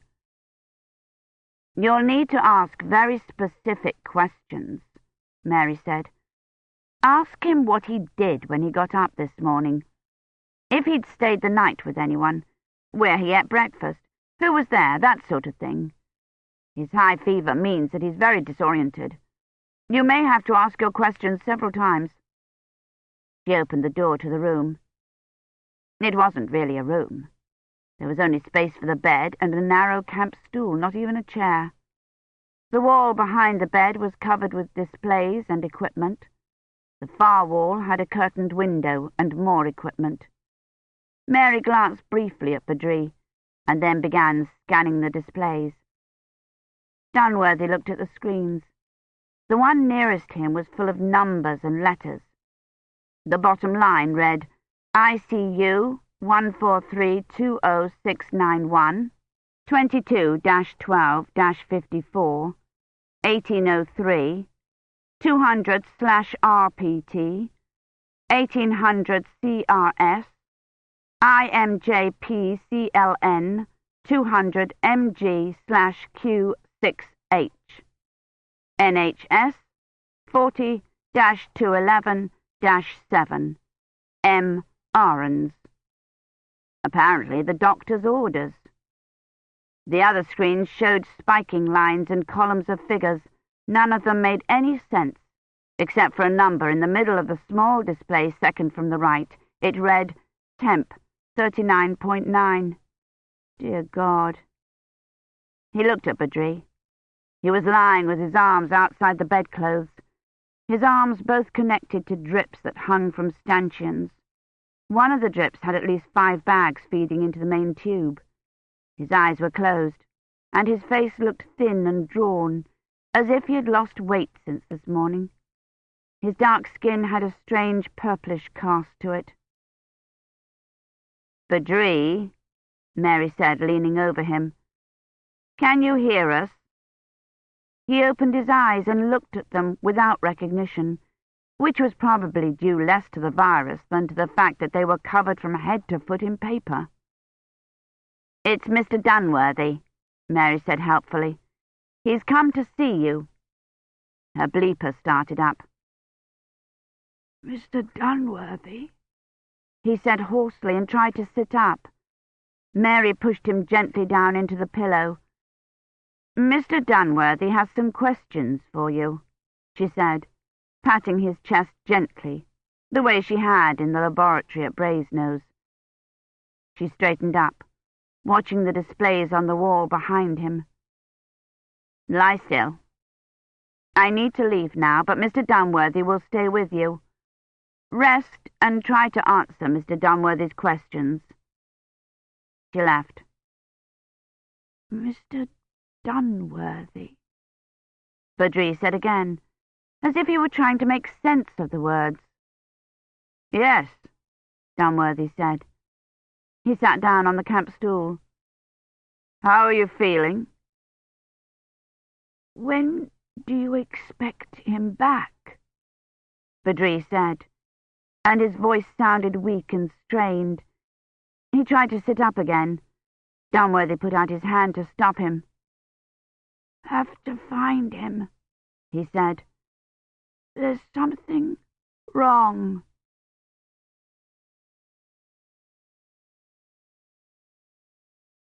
Chapter 8. They were burning her at the stake. She could feel the flames. They must already have tied her to the stake, though she could not remember that. She remembered them lighting the fire. She had fallen off the white horse, and the cutthroat had picked her up and carried her over to it. We must go back to the drop, she had told him. He had leaned over her, and she could see his cruel face in the flickering firelight. Mr. Dunworthy will open the net as soon as he realizes something's wrong, she had told him. She shouldn't have told him that. He had thought she was a witch, and had brought her here to be burned. I'm not a witch, she said, and immediately a hand came out of nowhere and rested coolly on her forehead. Shh, a voice said. I am not a witch, she said, trying to speak slowly so they would understand her. The cutthroat hadn't understood her. She had tried to tell him they shouldn't leave the drop, but he had paid no attention to her. He had put her on his white horse and led it out of the clearing and through the stand of white-trunked birches into the thickest part of the forest. She had tried to pay attention to which way they were going, so she could find her way back, but the man's swinging lantern had lit only a few inches of ground at their feet, and the light had hurt her eyes. She had closed them, and that was a mistake, because the horse's awkward gait made her dizzy, and she had fallen off the horse onto the ground. "I am not a witch," she said. "I'm an historian." "How I fond in yawa thisladay," the woman's voice said, far away. She must have come forward to put a faggot on the fire, and then stepped back again, away from the heat. "Men wodas fill an ungledun so de thresta," a man's voice said, and the voice sounded like Mr. Dunworthy's. "Ein manjamas through alla up haida kaba." "Wel te shade te blauwen," the woman said. "Mr. Dunworthy," Kivrin said, holding out her arms to him, "I've fallen among cutthroats." But she couldn't see him through the smothering smoke. "Shh," the woman said. And Kivrin knew that it was later, that she had impossibly slept. How long does it take to burn? She wondered. The fire was so hot she should be ashes by now. But when she held her hand up, it looked untouched, though little red flames flickered along the edges of the fingers. The light from the flames hurt her eyes. She closed them again. "I hope I don't fall off the horse again," she thought. She had been clinging to the horse, both arms around its neck, though its uneven walk made her head ache even worse, and she had not let go, but she had fallen off, even though Mr. Dunworthy had insisted she learn how to ride, had arranged for her to have lessons at a riding stable near Woodstock. Mr. Dunworthy had told her this would happen. He had told her they would burn her at the stake. The woman put a cup to her lips. It must be vinegar in a sponge, Kivrin thought. They gave that to martyrs. But it wasn't. It was a warm, bitter liquid. The woman had to tilt Kivrin's head forward to drink it, and it came to Kivrin for the first time that she was lying down. "I'll have to tell Mr. Dunworthy," she thought. "They burned people at the stake lying down." She tried to bring her hands up to her lips in the position of prayer to activate the corda, but the weight of the flames dragged them down again. "I'm ill," Kivrin thought, and knew that the warm liquid had been a medicinal potion of some kind, and that it had brought her fever down a little. She was not lying on the ground after all, but in a bed in a dark room, and the woman who had hushed her and given her the liquid was there beside her. She could hear her breathing. Kivrin tried to move her head to see her, but the effort made it hurt again. The woman must be asleep. Her breathing was even and loud, almost like snoring. It hurt Kivrin's head to listen to it. "I must be in the village," she thought. "The red-headed man must have brought me here." She had fallen off the horse, and the cutthroat had helped her back on, but when she looked into his face, he hadn't looked like a cutthroat at all. He was young, with red hair and a kind expression, and he had leaned over her where she was sitting against the wagon wheel, kneeling on one knee beside her, and said, "Who are you?" She had understood him perfectly. "Canst du ranken, Darwin?" the woman said, and tilted Kivrin's head forward for more of the bitter liquid. Kivrin could barely swallow. The fire was inside her throat now. She could feel the little orange flames, though the liquid should have put them out. She wondered if he had taken her to some foreign land, Spain or Greece, where the people spoke a language they hadn't put into the interpreter. She had understood the red-headed man perfectly. "Who are you?" he had asked. And she had thought that the other man must be a slave he'd brought back from the Crusades. A slave who spoke Turkish or Arabic, and that was why she couldn't understand him. "I'm an historian," she had said. But when she looked up into his kind face, it wasn't him. It was the cutthroat. She looked wildly around for the red-headed man, but he wasn't there. The cutthroat picked up sticks and laid them on some stones for a fire. "Mr. Dunworthy," Kivrin called out desperately, and the cutthroat came and knelt in front of her, the light from his lantern flickering on his face. "Fear not," he said. "He will return soon." "Mr. Dunworthy!" She screamed, and the red-headed man came and knelt beside her again. "I shouldn't have left the drop," she told him, watching his face so he wouldn't turn into the cutthroat. "Something must have gone wrong with the fix. You must take me back there."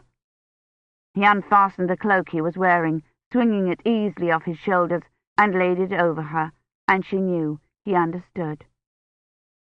"I need to go home," she said to him as he bent over her. He had a lantern with him, and it lit his kind face and flickered on his red hair like flames. "Go to father," he called out, and she thought, that's the slave's name, Godefodre. "He will ask the slave to tell him where he found me, and then he'll take me back to the drop. And Mr. Dunworthy. Mr. Dunworthy would be frantic that she wasn't there when he opened the net.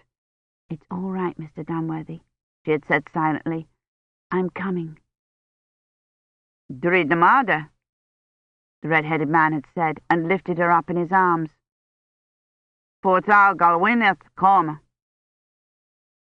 "I'm ill," Kivrin said to the woman, "so I can't understand you." But this time no one leaned forward out of the darkness to quiet her. Maybe they had tired of watching her burn and had gone away. It was certainly taking a long time, though the fire seemed to be growing hotter now. The red-headed man had set her on the white horse before him and ridden into the woods, and she had thought he must be taking her back to the drop. The horse had a saddle now, and bells, and the bells jangled as they rode, playing a tune. It was, "O come all ye faithful," and the bells grew louder and louder with each verse, till they sounded like the bells of St. Mary the Virgin's. They rode a long way, and she thought they must surely be near the drop by now. "How far is the drop?" she asked the red-headed man. "Mr. Dunworthy will be so worried." But he didn't answer her. He rode out of the woods and down a hill. The moon was up, shining palely in the branches of a stand of narrow leafless trees, and on the church at the bottom of the hill. "This isn't the drop," she said, and tried to pull on the horse's reins to turn it back the way they had come, but she did not dare take her arms from around the red-headed man's neck for fear she might fall. And then they were at a door, and it opened, and opened again, and there was a fire, and light, and the sound of bells, and she knew they had brought her back to the drop after all. "Sheboyan Psyche Nation Idea," the woman said. Her hands were wrinkled and rough on Kivrin's skin. She pulled the bed coverings up around Kivrin. Fur. Kivrin could feel soft fur against her face. Or maybe it was her hair. "Where have you brought me to?" Kivrin asked. The woman leaned forward a little, as if she couldn't hear her, and Kivrin realized she must have spoken in English. Her interpreter wasn't working. She was supposed to be able to think her words in English and speak them in Middle English. Perhaps that was why she couldn't understand them, because her interpreter wasn't working. She tried to think how to say it in Middle English. "Waar hast du brongen me to?" The construction was wrong. She must ask, "What is this place?" But she could not remember the Middle English for place. She could not think. The woman kept piling on blankets, and the more furs she laid over her, the colder Kivrin got, as if the woman was somehow putting out the fire. They would not understand what she meant if she asked, "What is this place?" She was in a village. The red-headed man had brought her to a village. They had ridden past a church and up to a large house. She must ask, what is the name of this village? The word for place was domain, but the construction was still wrong. They would use the French construction, wouldn't they? "Quelle demeure avez-vous, ma protée?" she said aloud, but the woman had gone away, and that was not right. They had not been French for 200 years. She must ask the question in English. "Where is the village you have brought me to?" But what was the word for village? Mr. Dunworthy had told her she might not be able to depend on the interpreter, that she had to take lessons in Middle English and Norman French and German to counterbalance discrepancies in pronunciation. He had made her memorize pages and pages of Chaucer. "Toen je nukt, bot I broken, and every speech that ye spoken." No, no. Where is this village you have brought me to? What was the word for village? He had brought her to a village and knocked on a door. A big man had come to the door carrying an axe. To cut the wood for the fire, of course. A big man and then a woman, and they had both spoken words Kivrin couldn't understand, and the door had shut, and they had been outside in the darkness. "Mr. Dunworthy, Dr. Ahrens," she had cried, and her chest hurt too much to get the words out. "You mustn't let them close the drop," she had said to the red-headed man, but he had changed again into a cutthroat, a thief. "Nay," he had said, "she is but injured." And then the door had opened again, and he had carried her in to be burnt. She was so hot. "Samot gun out, pleson roshun prenum comet ichi," the woman said, and Kivrin tried to raise her head to drink, but the woman wasn't holding a cup. She was holding a candle close to Kivrin's face. Too close. Her hair would catch fire. "De mer de mot nedes dia," the woman said. The candle flickered close to her cheek. Her hair was on fire. Orange and red flames burned along the edges of her hair, catching stray wisps and twisting them into ash. "Shh," the woman said, and tried to capture Kivrin's hands, but Kivrin struggled against her until her hands were free. She struck at her hair, trying to put the flames out. Her hands caught fire. "Shh," the woman said, and held her hands still. It was not the woman. The hands were too strong. Kivrin tossed her head from side to side, trying to escape the flames, but they were holding her head still too. Her hair blazed up in a cloud of fire. It was smoky in the room when she woke up. The fire must have gone out while she slept. That had happened to one of the martyrs when they had burned him at the stake. His friends had piled green faggots on the fire, so he would die of the smoke before the fire reached him. But it had put the fire nearly out instead, and he had smouldered for hours. The woman leaned over her. It was so smoky Kivrin couldn't see whether she was young or old. The red-headed man must have put out the fire. He had spread his cloak over her and then gone over to the fire and put it out, kicking it apart with his boots, and the smoke had come up and blinded her. The woman dripped water on her, and the drops sizzled on her skin. "How come she trouwen den swile?" the woman said. "I am Isabelle de Beauvrier," Kivrin said. "My brother lies ill at Evesham."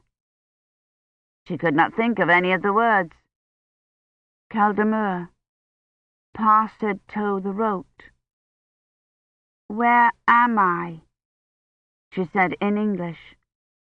Her face leaned close to hers. "How height is tower?" it said. It was the cutthroat face of the enchanted wood. She pulled back from it, frightened. "Go away," she said. "What do you want?" "In nomine Patris et Filii et Spiritus Sancti," he said. Latin, she thought thankfully. There must be a priest here. She tried to raise her head to see past the cutthroat to the priest, but she couldn't. It was too smoky in the room. I could speak Latin, she thought. Mr. Dunworthy made me learn it. "You shouldn't have let him in here," she said in Latin. "He's a cutthroat." Her throat hurt, and she seemed to have no breath to put behind the words, but from the way the cutthroat drew back in surprise, she knew they had heard her. "You must not be afraid," the priest said, and she understood him perfectly. "You do but go home again." "To the drop?"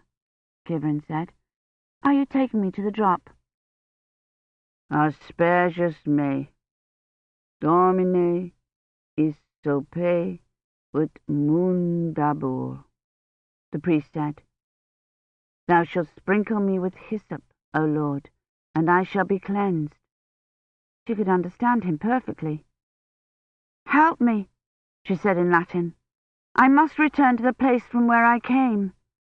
"Nominus," the priest said, so softly she couldn't hear him. "Name. Something about her name." She raised her head. It felt curiously light, as though all her hair had burned away. "My name," she said. "Can you tell me your name?" he said in Latin. She was supposed to tell them she was Isabelle de Beauvoir, daughter of Gilbert de Beauvoir, from the East Riding, but her throat hurt, so she didn't think she could get it out. "I have to go back," she said. "They won't know where I've gone." "Confitio Deo omnipotente," the priest said, from very far away. She couldn't see him. When she tried to look past the cutthroat, all she could see were flames. They must have lit the fire again.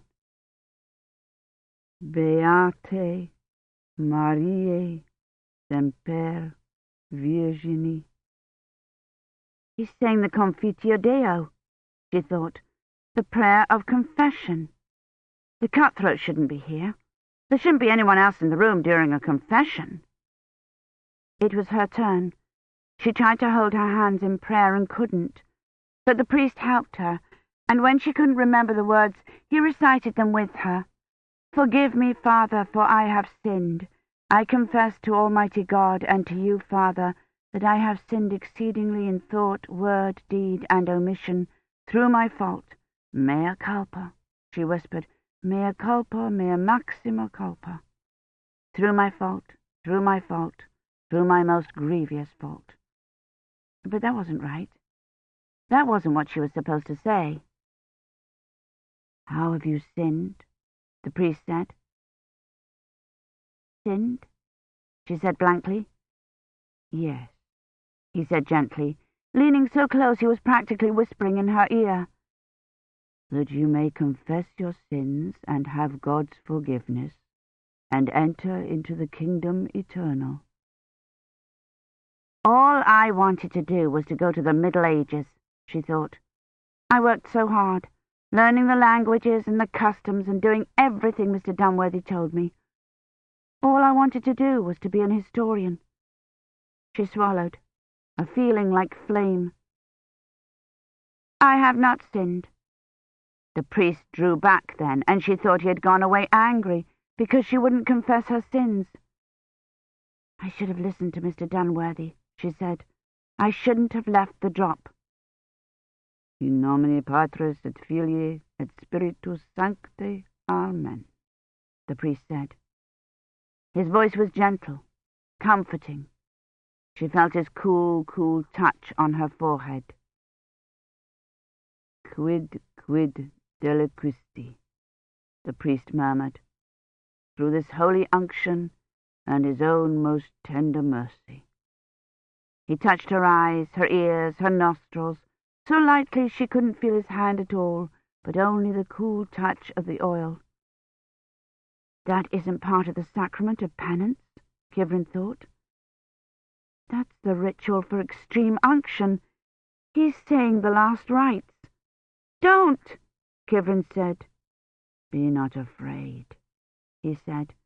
May the Lord pardon thee whatever offences thou hast committed by walking, he said, and put out the fire that was burning the soles of her feet. Why are you giving me the last rites? Kivrin said, and then remembered they were burning her at the stake. I'm going to die here, she thought, and Mr. Dunworthy will never know what happened to me. My name is Kivrin, she said. Tell Mr. Dunworthy. May you behold your Redeemer face to face, the priest said. Only it was the cutthroat speaking. And standing before him, may you gaze with blessed eyes on the truth made manifest. I'm dying, aren't I? She asked the priest. There is naught to fear, he said, and took her hand. Don't leave me, she said, and clutched his hand. I will not, he said, but she couldn't see him for all the smoke. May Almighty God have mercy upon thee, and forgive thee thy sins, and bring thee into life everlasting, he said. Please come and get me, Mr. Dunworthy, she said, and the flames roared up between them. Transcript from the Doomsday Book. Domine, mitere, digneris, sanctum, angelum, tuum de celis, qui custodiat, foveat, protegat, visitet, atque defendat, omnis habitantes in hoc habitaculo. Break. Exaudi orationem meum et clamor meus ad te veniat. O Lord, vouchsafe to send thy holy angel from heaven to guard, cherish, protect, visit, and defend all those that are assembled together in this house. Break. Hear my prayer, and let my cry come unto thee. Chapter 9. What is it, Badri? What's wrong? Dunworthy asked. Cold, Badri said. Dunworthy leaned across him and pulled the sheet and blanket up over his shoulders. The blanket seemed pitifully inadequate, as thin as the paper gown Badri was wearing. No wonder he was cold.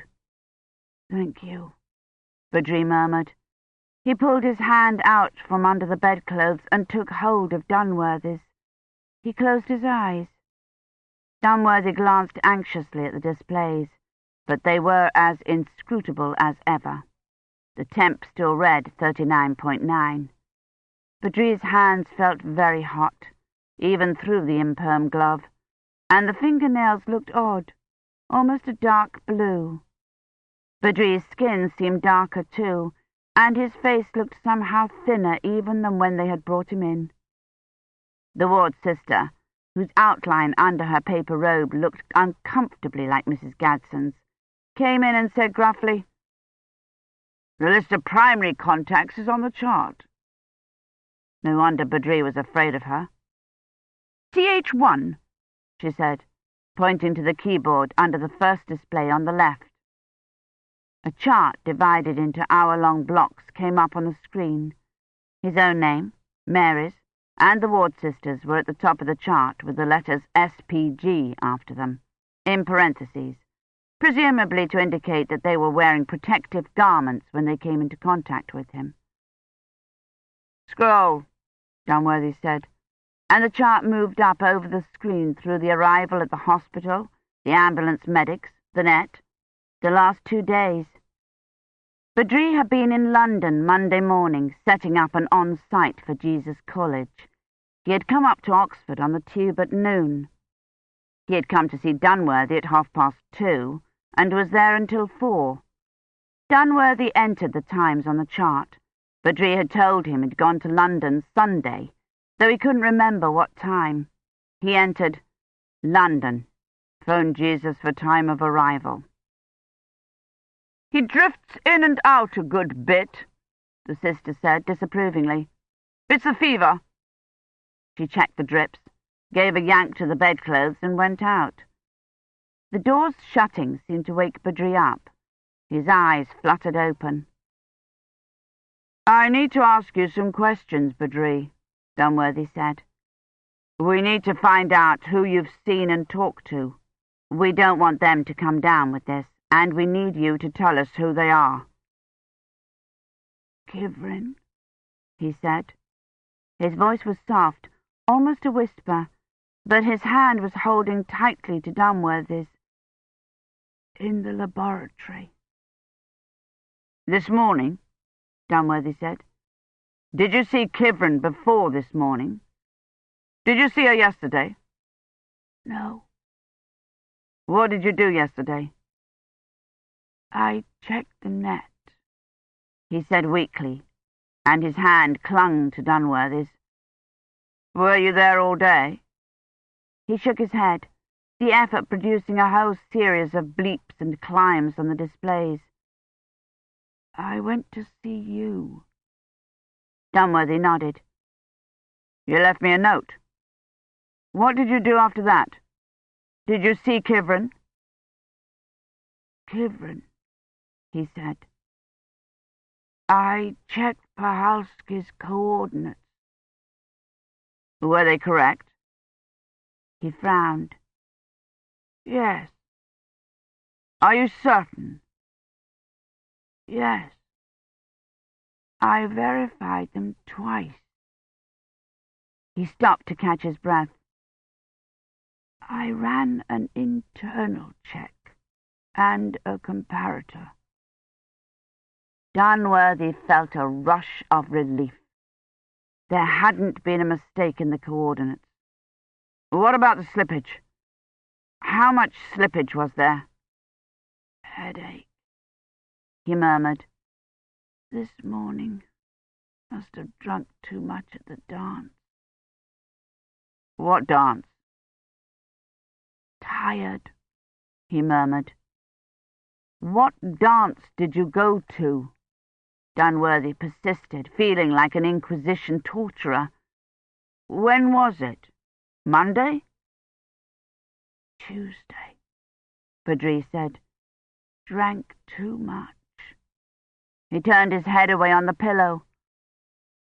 You rest now, Dunworthy said. He gently disengaged his hand from Badri's. Try to get some sleep.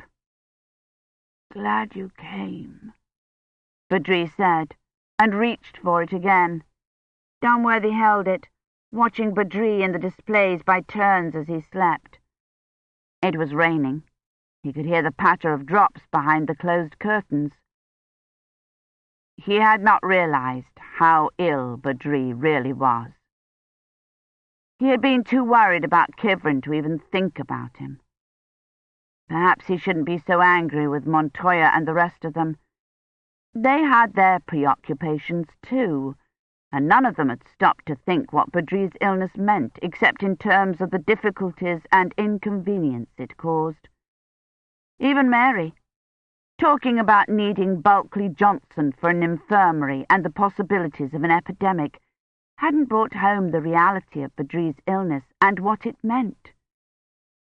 He had had his antivirals, and yet he lay here with a fever of 39.9. The evening passed. Dunworthy listened to the rain and the chiming of the quarter hours at St. Hilda's, and more distantly, Christchurch. The ward sister informed Dunworthy grimly that she was going off duty, and a much smaller and more cheerful blonde nurse wearing the insignia of a student, came in to check the drips and look at the displays. Badri struggled in and out of consciousness with an effort Dunworthy would hardly have described as drifting. He seemed more and more exhausted each time he fought his way back to consciousness, and less able to answer Dunworthy's questions. Dunworthy kept at it mercilessly. The Christmas dance had been in Headington. Badri had gone to a pub afterward. He couldn't remember the name of it. Monday night he had worked alone in the laboratory, checking Pahalski's coordinates. He had come up at noon from London, on the tube. This was impossible. Tube passengers and partygoers and everyone he'd had contact with in London. They would never be able to trace and test all of them, even if Badri knew who they were.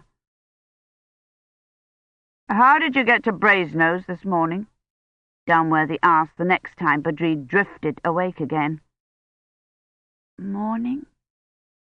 Badri said, looking at the curtained window as if he thought it were morning already.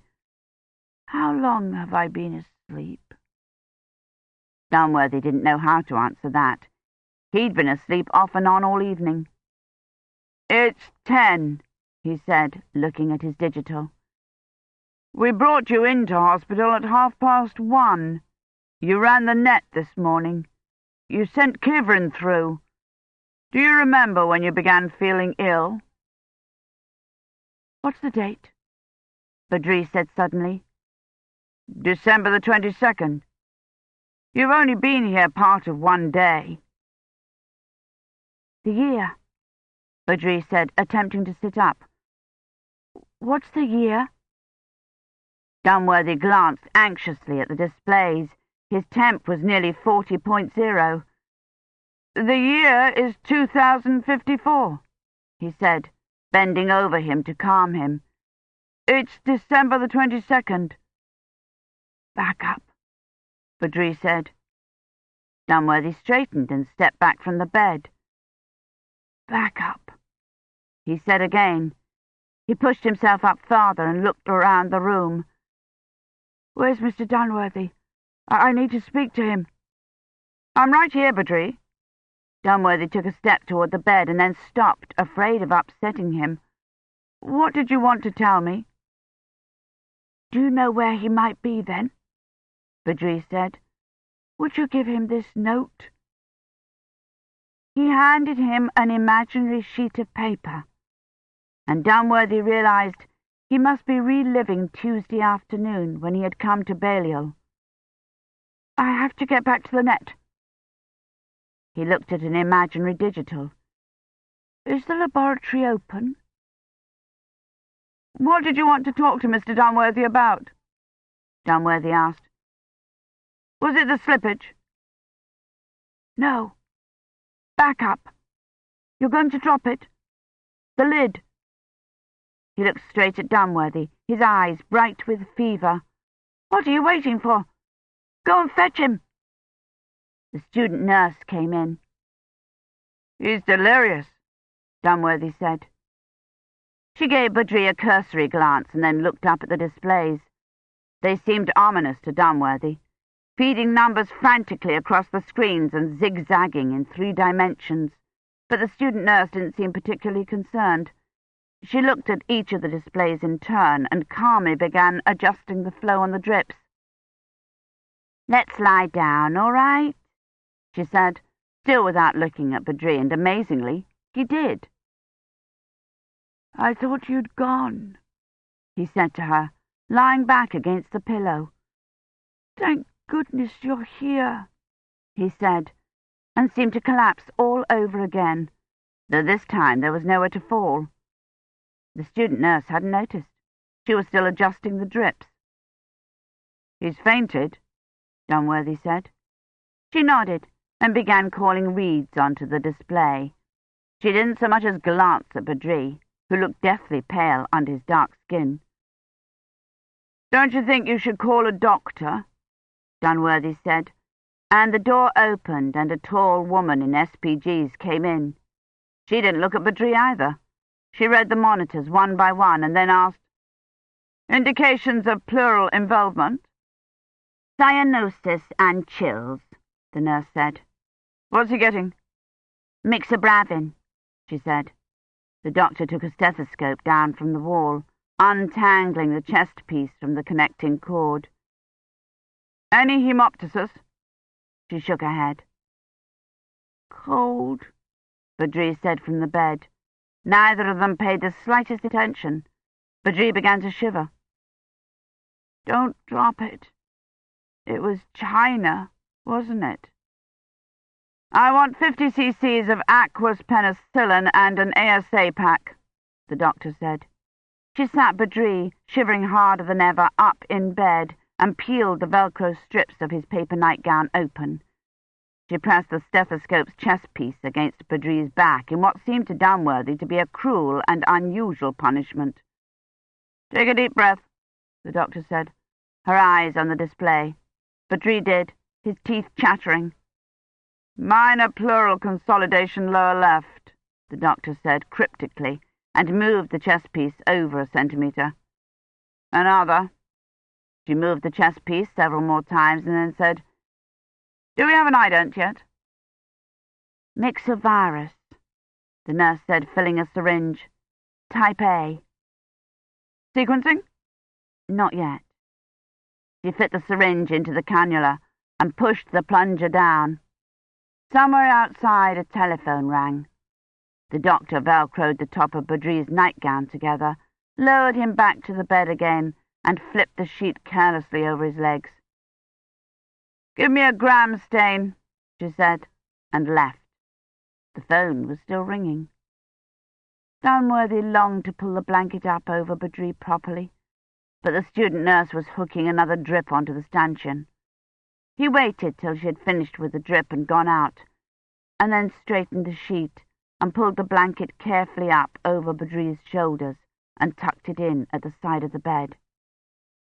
Is that better? He said. But Badri had already stopped shivering and gone to sleep. Dunworthy looked at the displays. His temp was already down to 39.2, and the previously frantic lines on the other screens were steady and strong.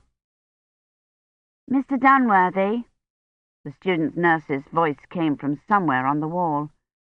There's a telephone call for you. It's a Mr. Finch. Dunworthy opened the door. The student nurse, out of her SPGs, motioned to him to take off his gown. He did, dumping the garments in the large cloth hamper she indicated. Your spectacles, please, she said. He handed them to her, and she began spritzing disinfectant on them. He picked up the phone, squinting at the screen. Mr. Dunworthy, I've been looking for you everywhere, Finch said. The most dreadful things happened. What is it? Dunworthy said. He glanced at his digital. It was 10 o'clock. Too early for someone to have come down with the virus if the incubation period was 12 hours. Is someone ill? No, sir. It's worse than that. It's Mrs. Gadsden. She's in Oxford. She got through the quarantine perimeter somehow. I know. The last train. She made them hold the doors. Yes, well, she called from hospital. She insists on staying at Balliol, and she accused me of not taking proper care of William because I was the one who typed out the tutor assignments, and apparently his tutors made him stay up overvac to read Petrarch. Tell her we haven't any room. Tell her the dormitories are being sterilised. I did, sir. But she said in that case she would room with William. I don't like to do that to him, sir. No, Dunworthy said. There are some things one shouldn't have to endure even in an epidemic. Have you told William his mother's coming? No, sir, I tried, but he's not in college.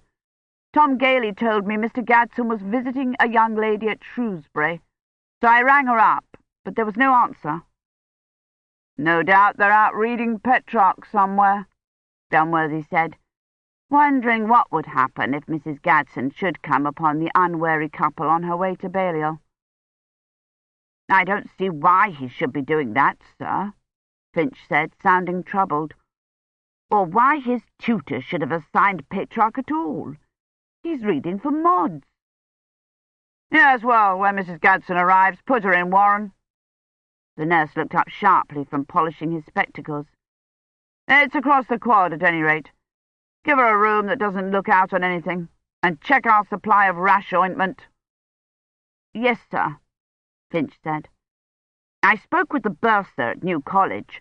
She said Mr. Basingham told her before he left that he wanted to be free of distractions, but she said she assumed he'd told someone where he was going, and that she'd tried to phone his wife as soon as the line settled down. Did you ask about their techs? Yes, sir, Finch said. All of them have gone home for the holidays. Which of our techs live the closest to Oxford? Finch thought for a moment. That would be Andrews, in Reading. Would you like his number? Yes, and make me up a list of the others' numbers and addresses. Finch recited Andrews' number. I've taken steps to remedy the lavatory paper situation. I put up notices with the motto, Waste leads to want. Wonderful, Dunworthy said. He rang off and tried Andrews' number. It was engaged. The student nurse handed him back his spectacles and a new bundle of SPGs, and he put them on, taking care this time to put the mask on before the cap and to leave the gloves till last. It still took an unconscionable amount of time to array himself. He hoped the nurse would be sufficiently faster if Badri rang the bell for help. He went back in. Badri was still restlessly asleep. He glanced at the display.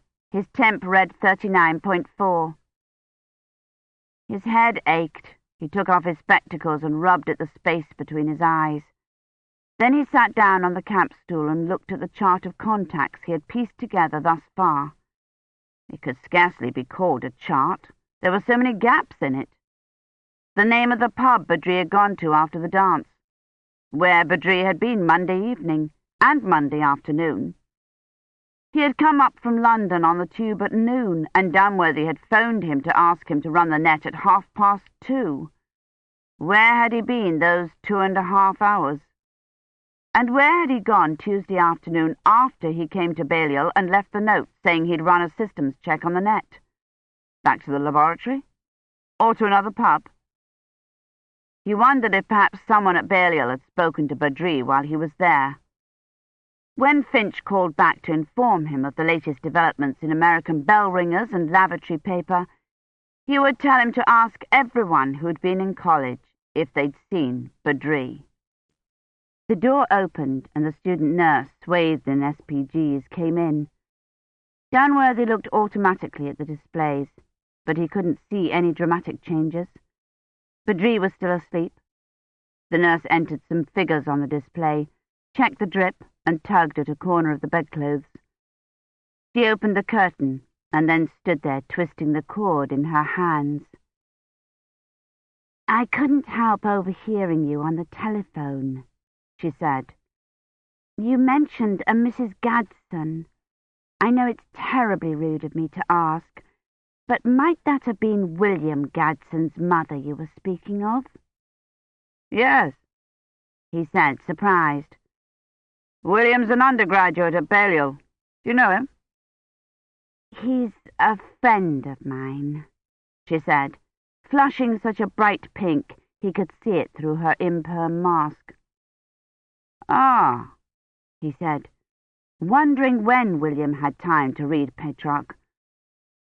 William's mother is here in hospital, he said, feeling he should warn her, but unclear as to whom to warn her about. It seems she's come to visit him for Christmas. She's here, the nurse said, flushing an even brighter pink. I thought we were under quarantine. Hers was the last train up from London, Dunworthy said wistfully. Does William know? My secretary's attempting to notify him, he said, omitting the bit about the young lady at Shrewsbury.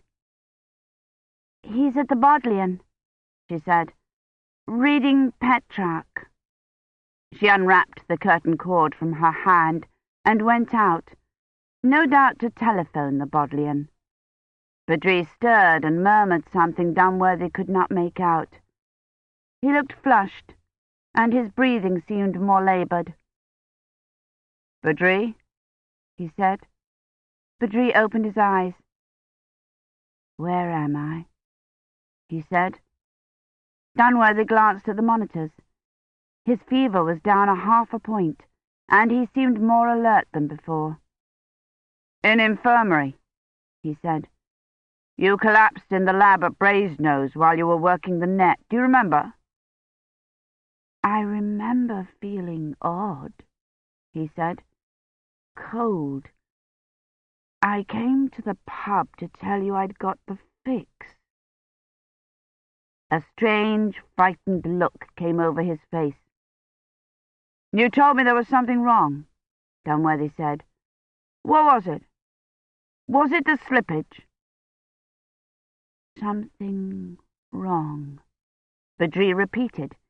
He tried to raise himself on his elbow. "What's wrong with me?" "You're ill," Dunworthy said. "You have the flu." "Ill? I've never been ill." He struggled to sit up. "They died, didn't they?" "Who died?" "It killed them all." "Did you see someone, Badri? This is important. Did someone else have the virus?" "Virus?"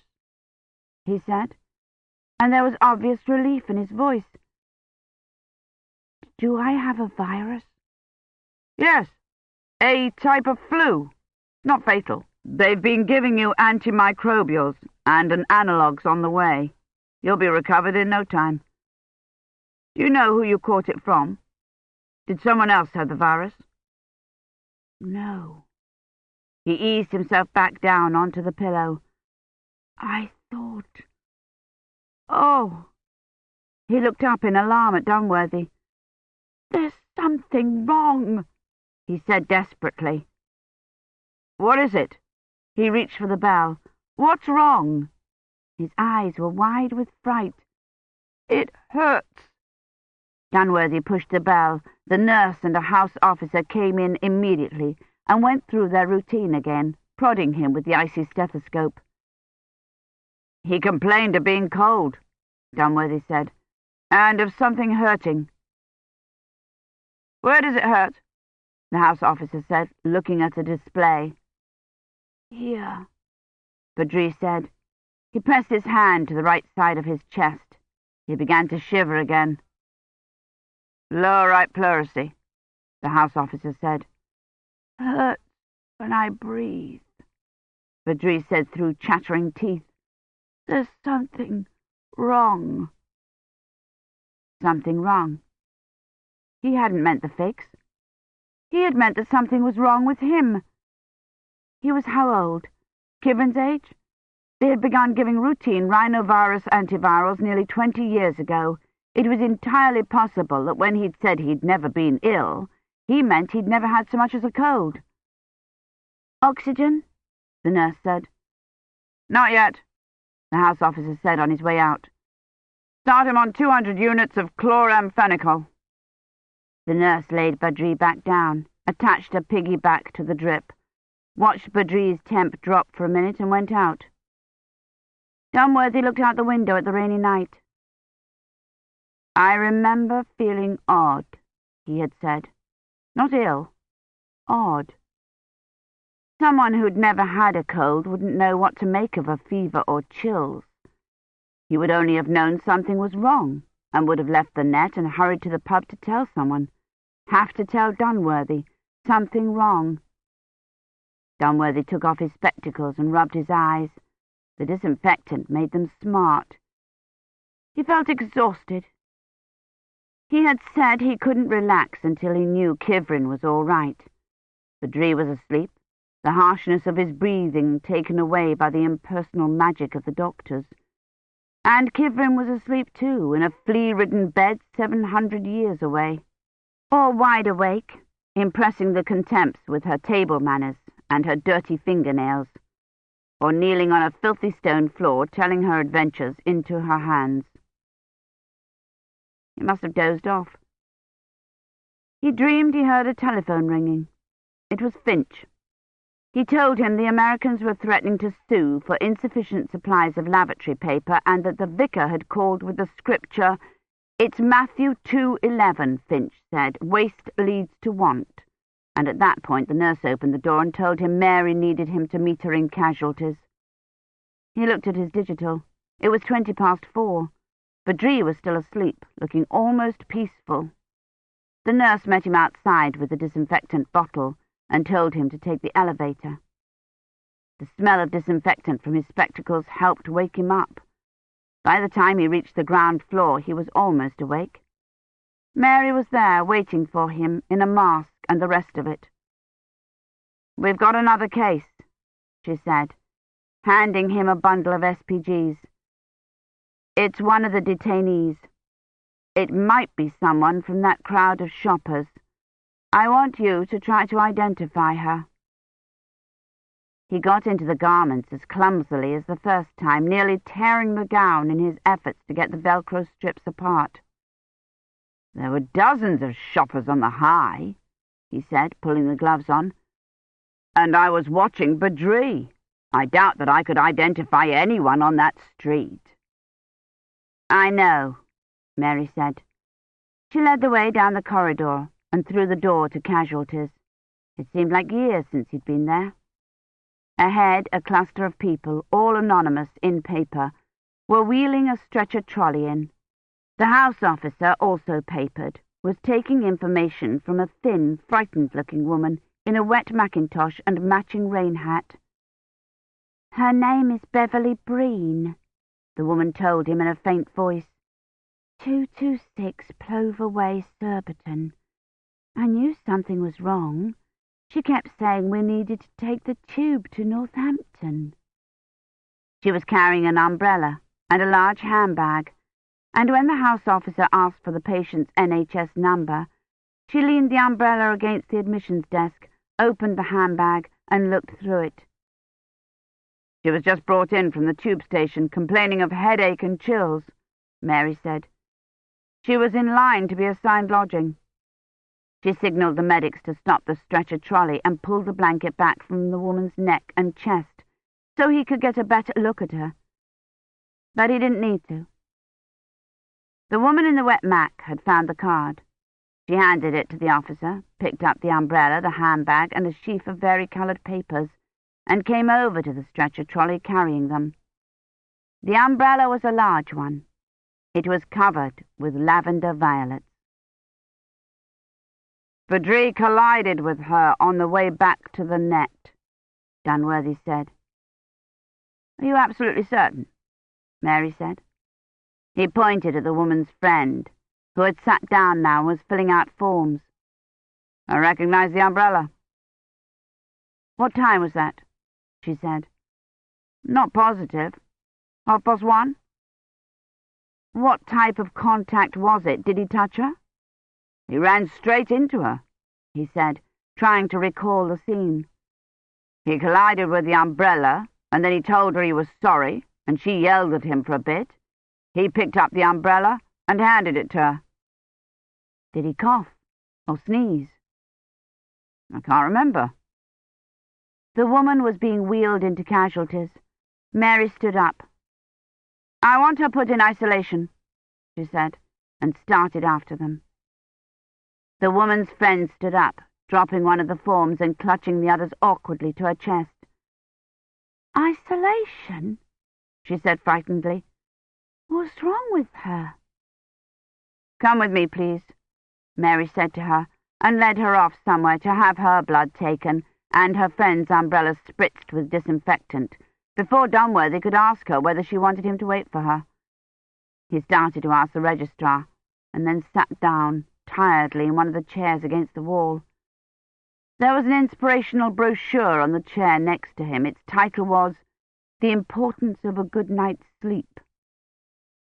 His neck hurt from his uncomfortable sleep on the camp stool, and his eyes were smarting again.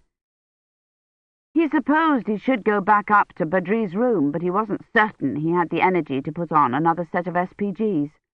And he didn't think he could bear to wake Badri and ask him who else would be shortly wheeled into casualties with a temp of 39.5. At any rate, Kivrin wouldn't be one of them. It was 4:30.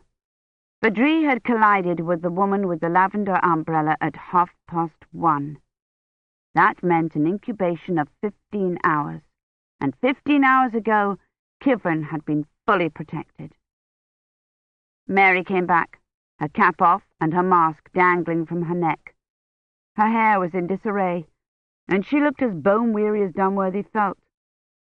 "I'm discharging Mrs. Gadsden," she told the registrar.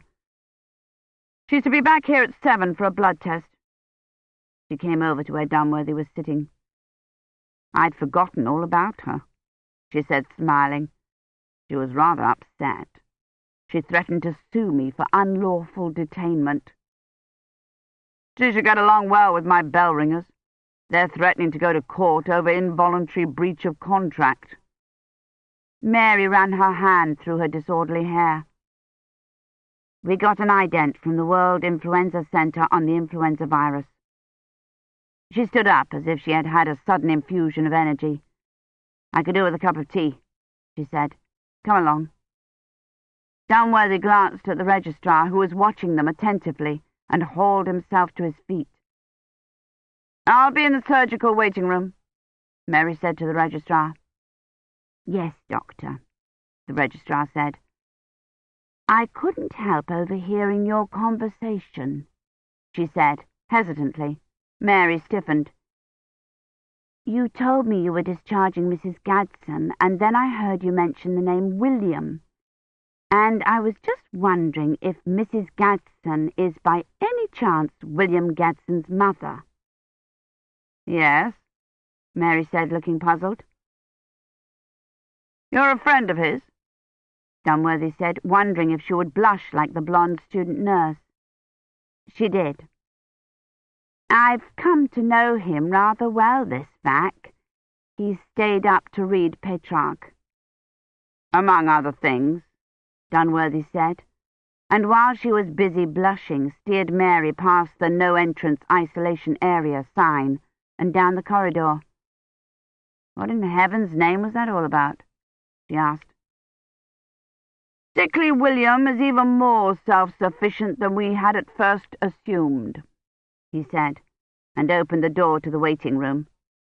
Mary flicked the light on and went over to the tea trolley. She shook the electric kettle and disappeared into the WC with it. He sat down. Someone had taken away the tray of blood-testing equipment and moved the end table back to its proper place. But Mary's shopping bag was still sitting in the middle of the floor. He leaned forward and moved it over next to the chairs. Mary reappeared with the kettle. She bent and plugged it in. "Did you have any luck discovering Badri's contacts?" she said. "If you could call it that. He went to a Christmas dance in Headington last night. He took the tube both ways. How bad is it?" Mary opened 2 tea packets and draped them over the cups. "There's only powdered milk, I'm afraid. Do you know if he's had any contact recently with someone from the States?" "No. Why? Do you take sugar?" "How bad is it?" She poured powdered milk into the cups.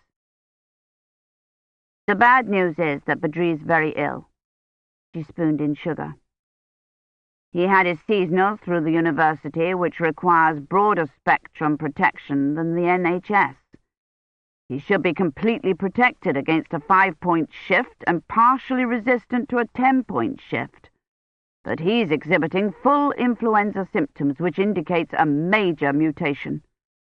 The kettle was screaming. "Which means an epidemic?" "Yes." "A pandemic?" "Possibly. If the WIC can't sequence the virus quickly, or the staff bolts, or the quarantine doesn't hold." She unplugged the kettle and poured hot water into their cups. "The good news is that the WIC thinks it's an influenza that originated in South Carolina." She brought a cup over to Dunworthy. "In which case it's already been sequenced and an analogue and vaccine manufactured. It responds well to antimicrobials and symptomatic treatment, and it's not fatal." "How long is its incubation period?" 12 to 48 hours. She stood against the tea trolley and took a sip of tea. "The WIC is sending blood samples to the CDC in Atlanta for matching, and they're sending their recommended course of treatment." "When did Kivrin check into infirmary on Monday for antivirals?"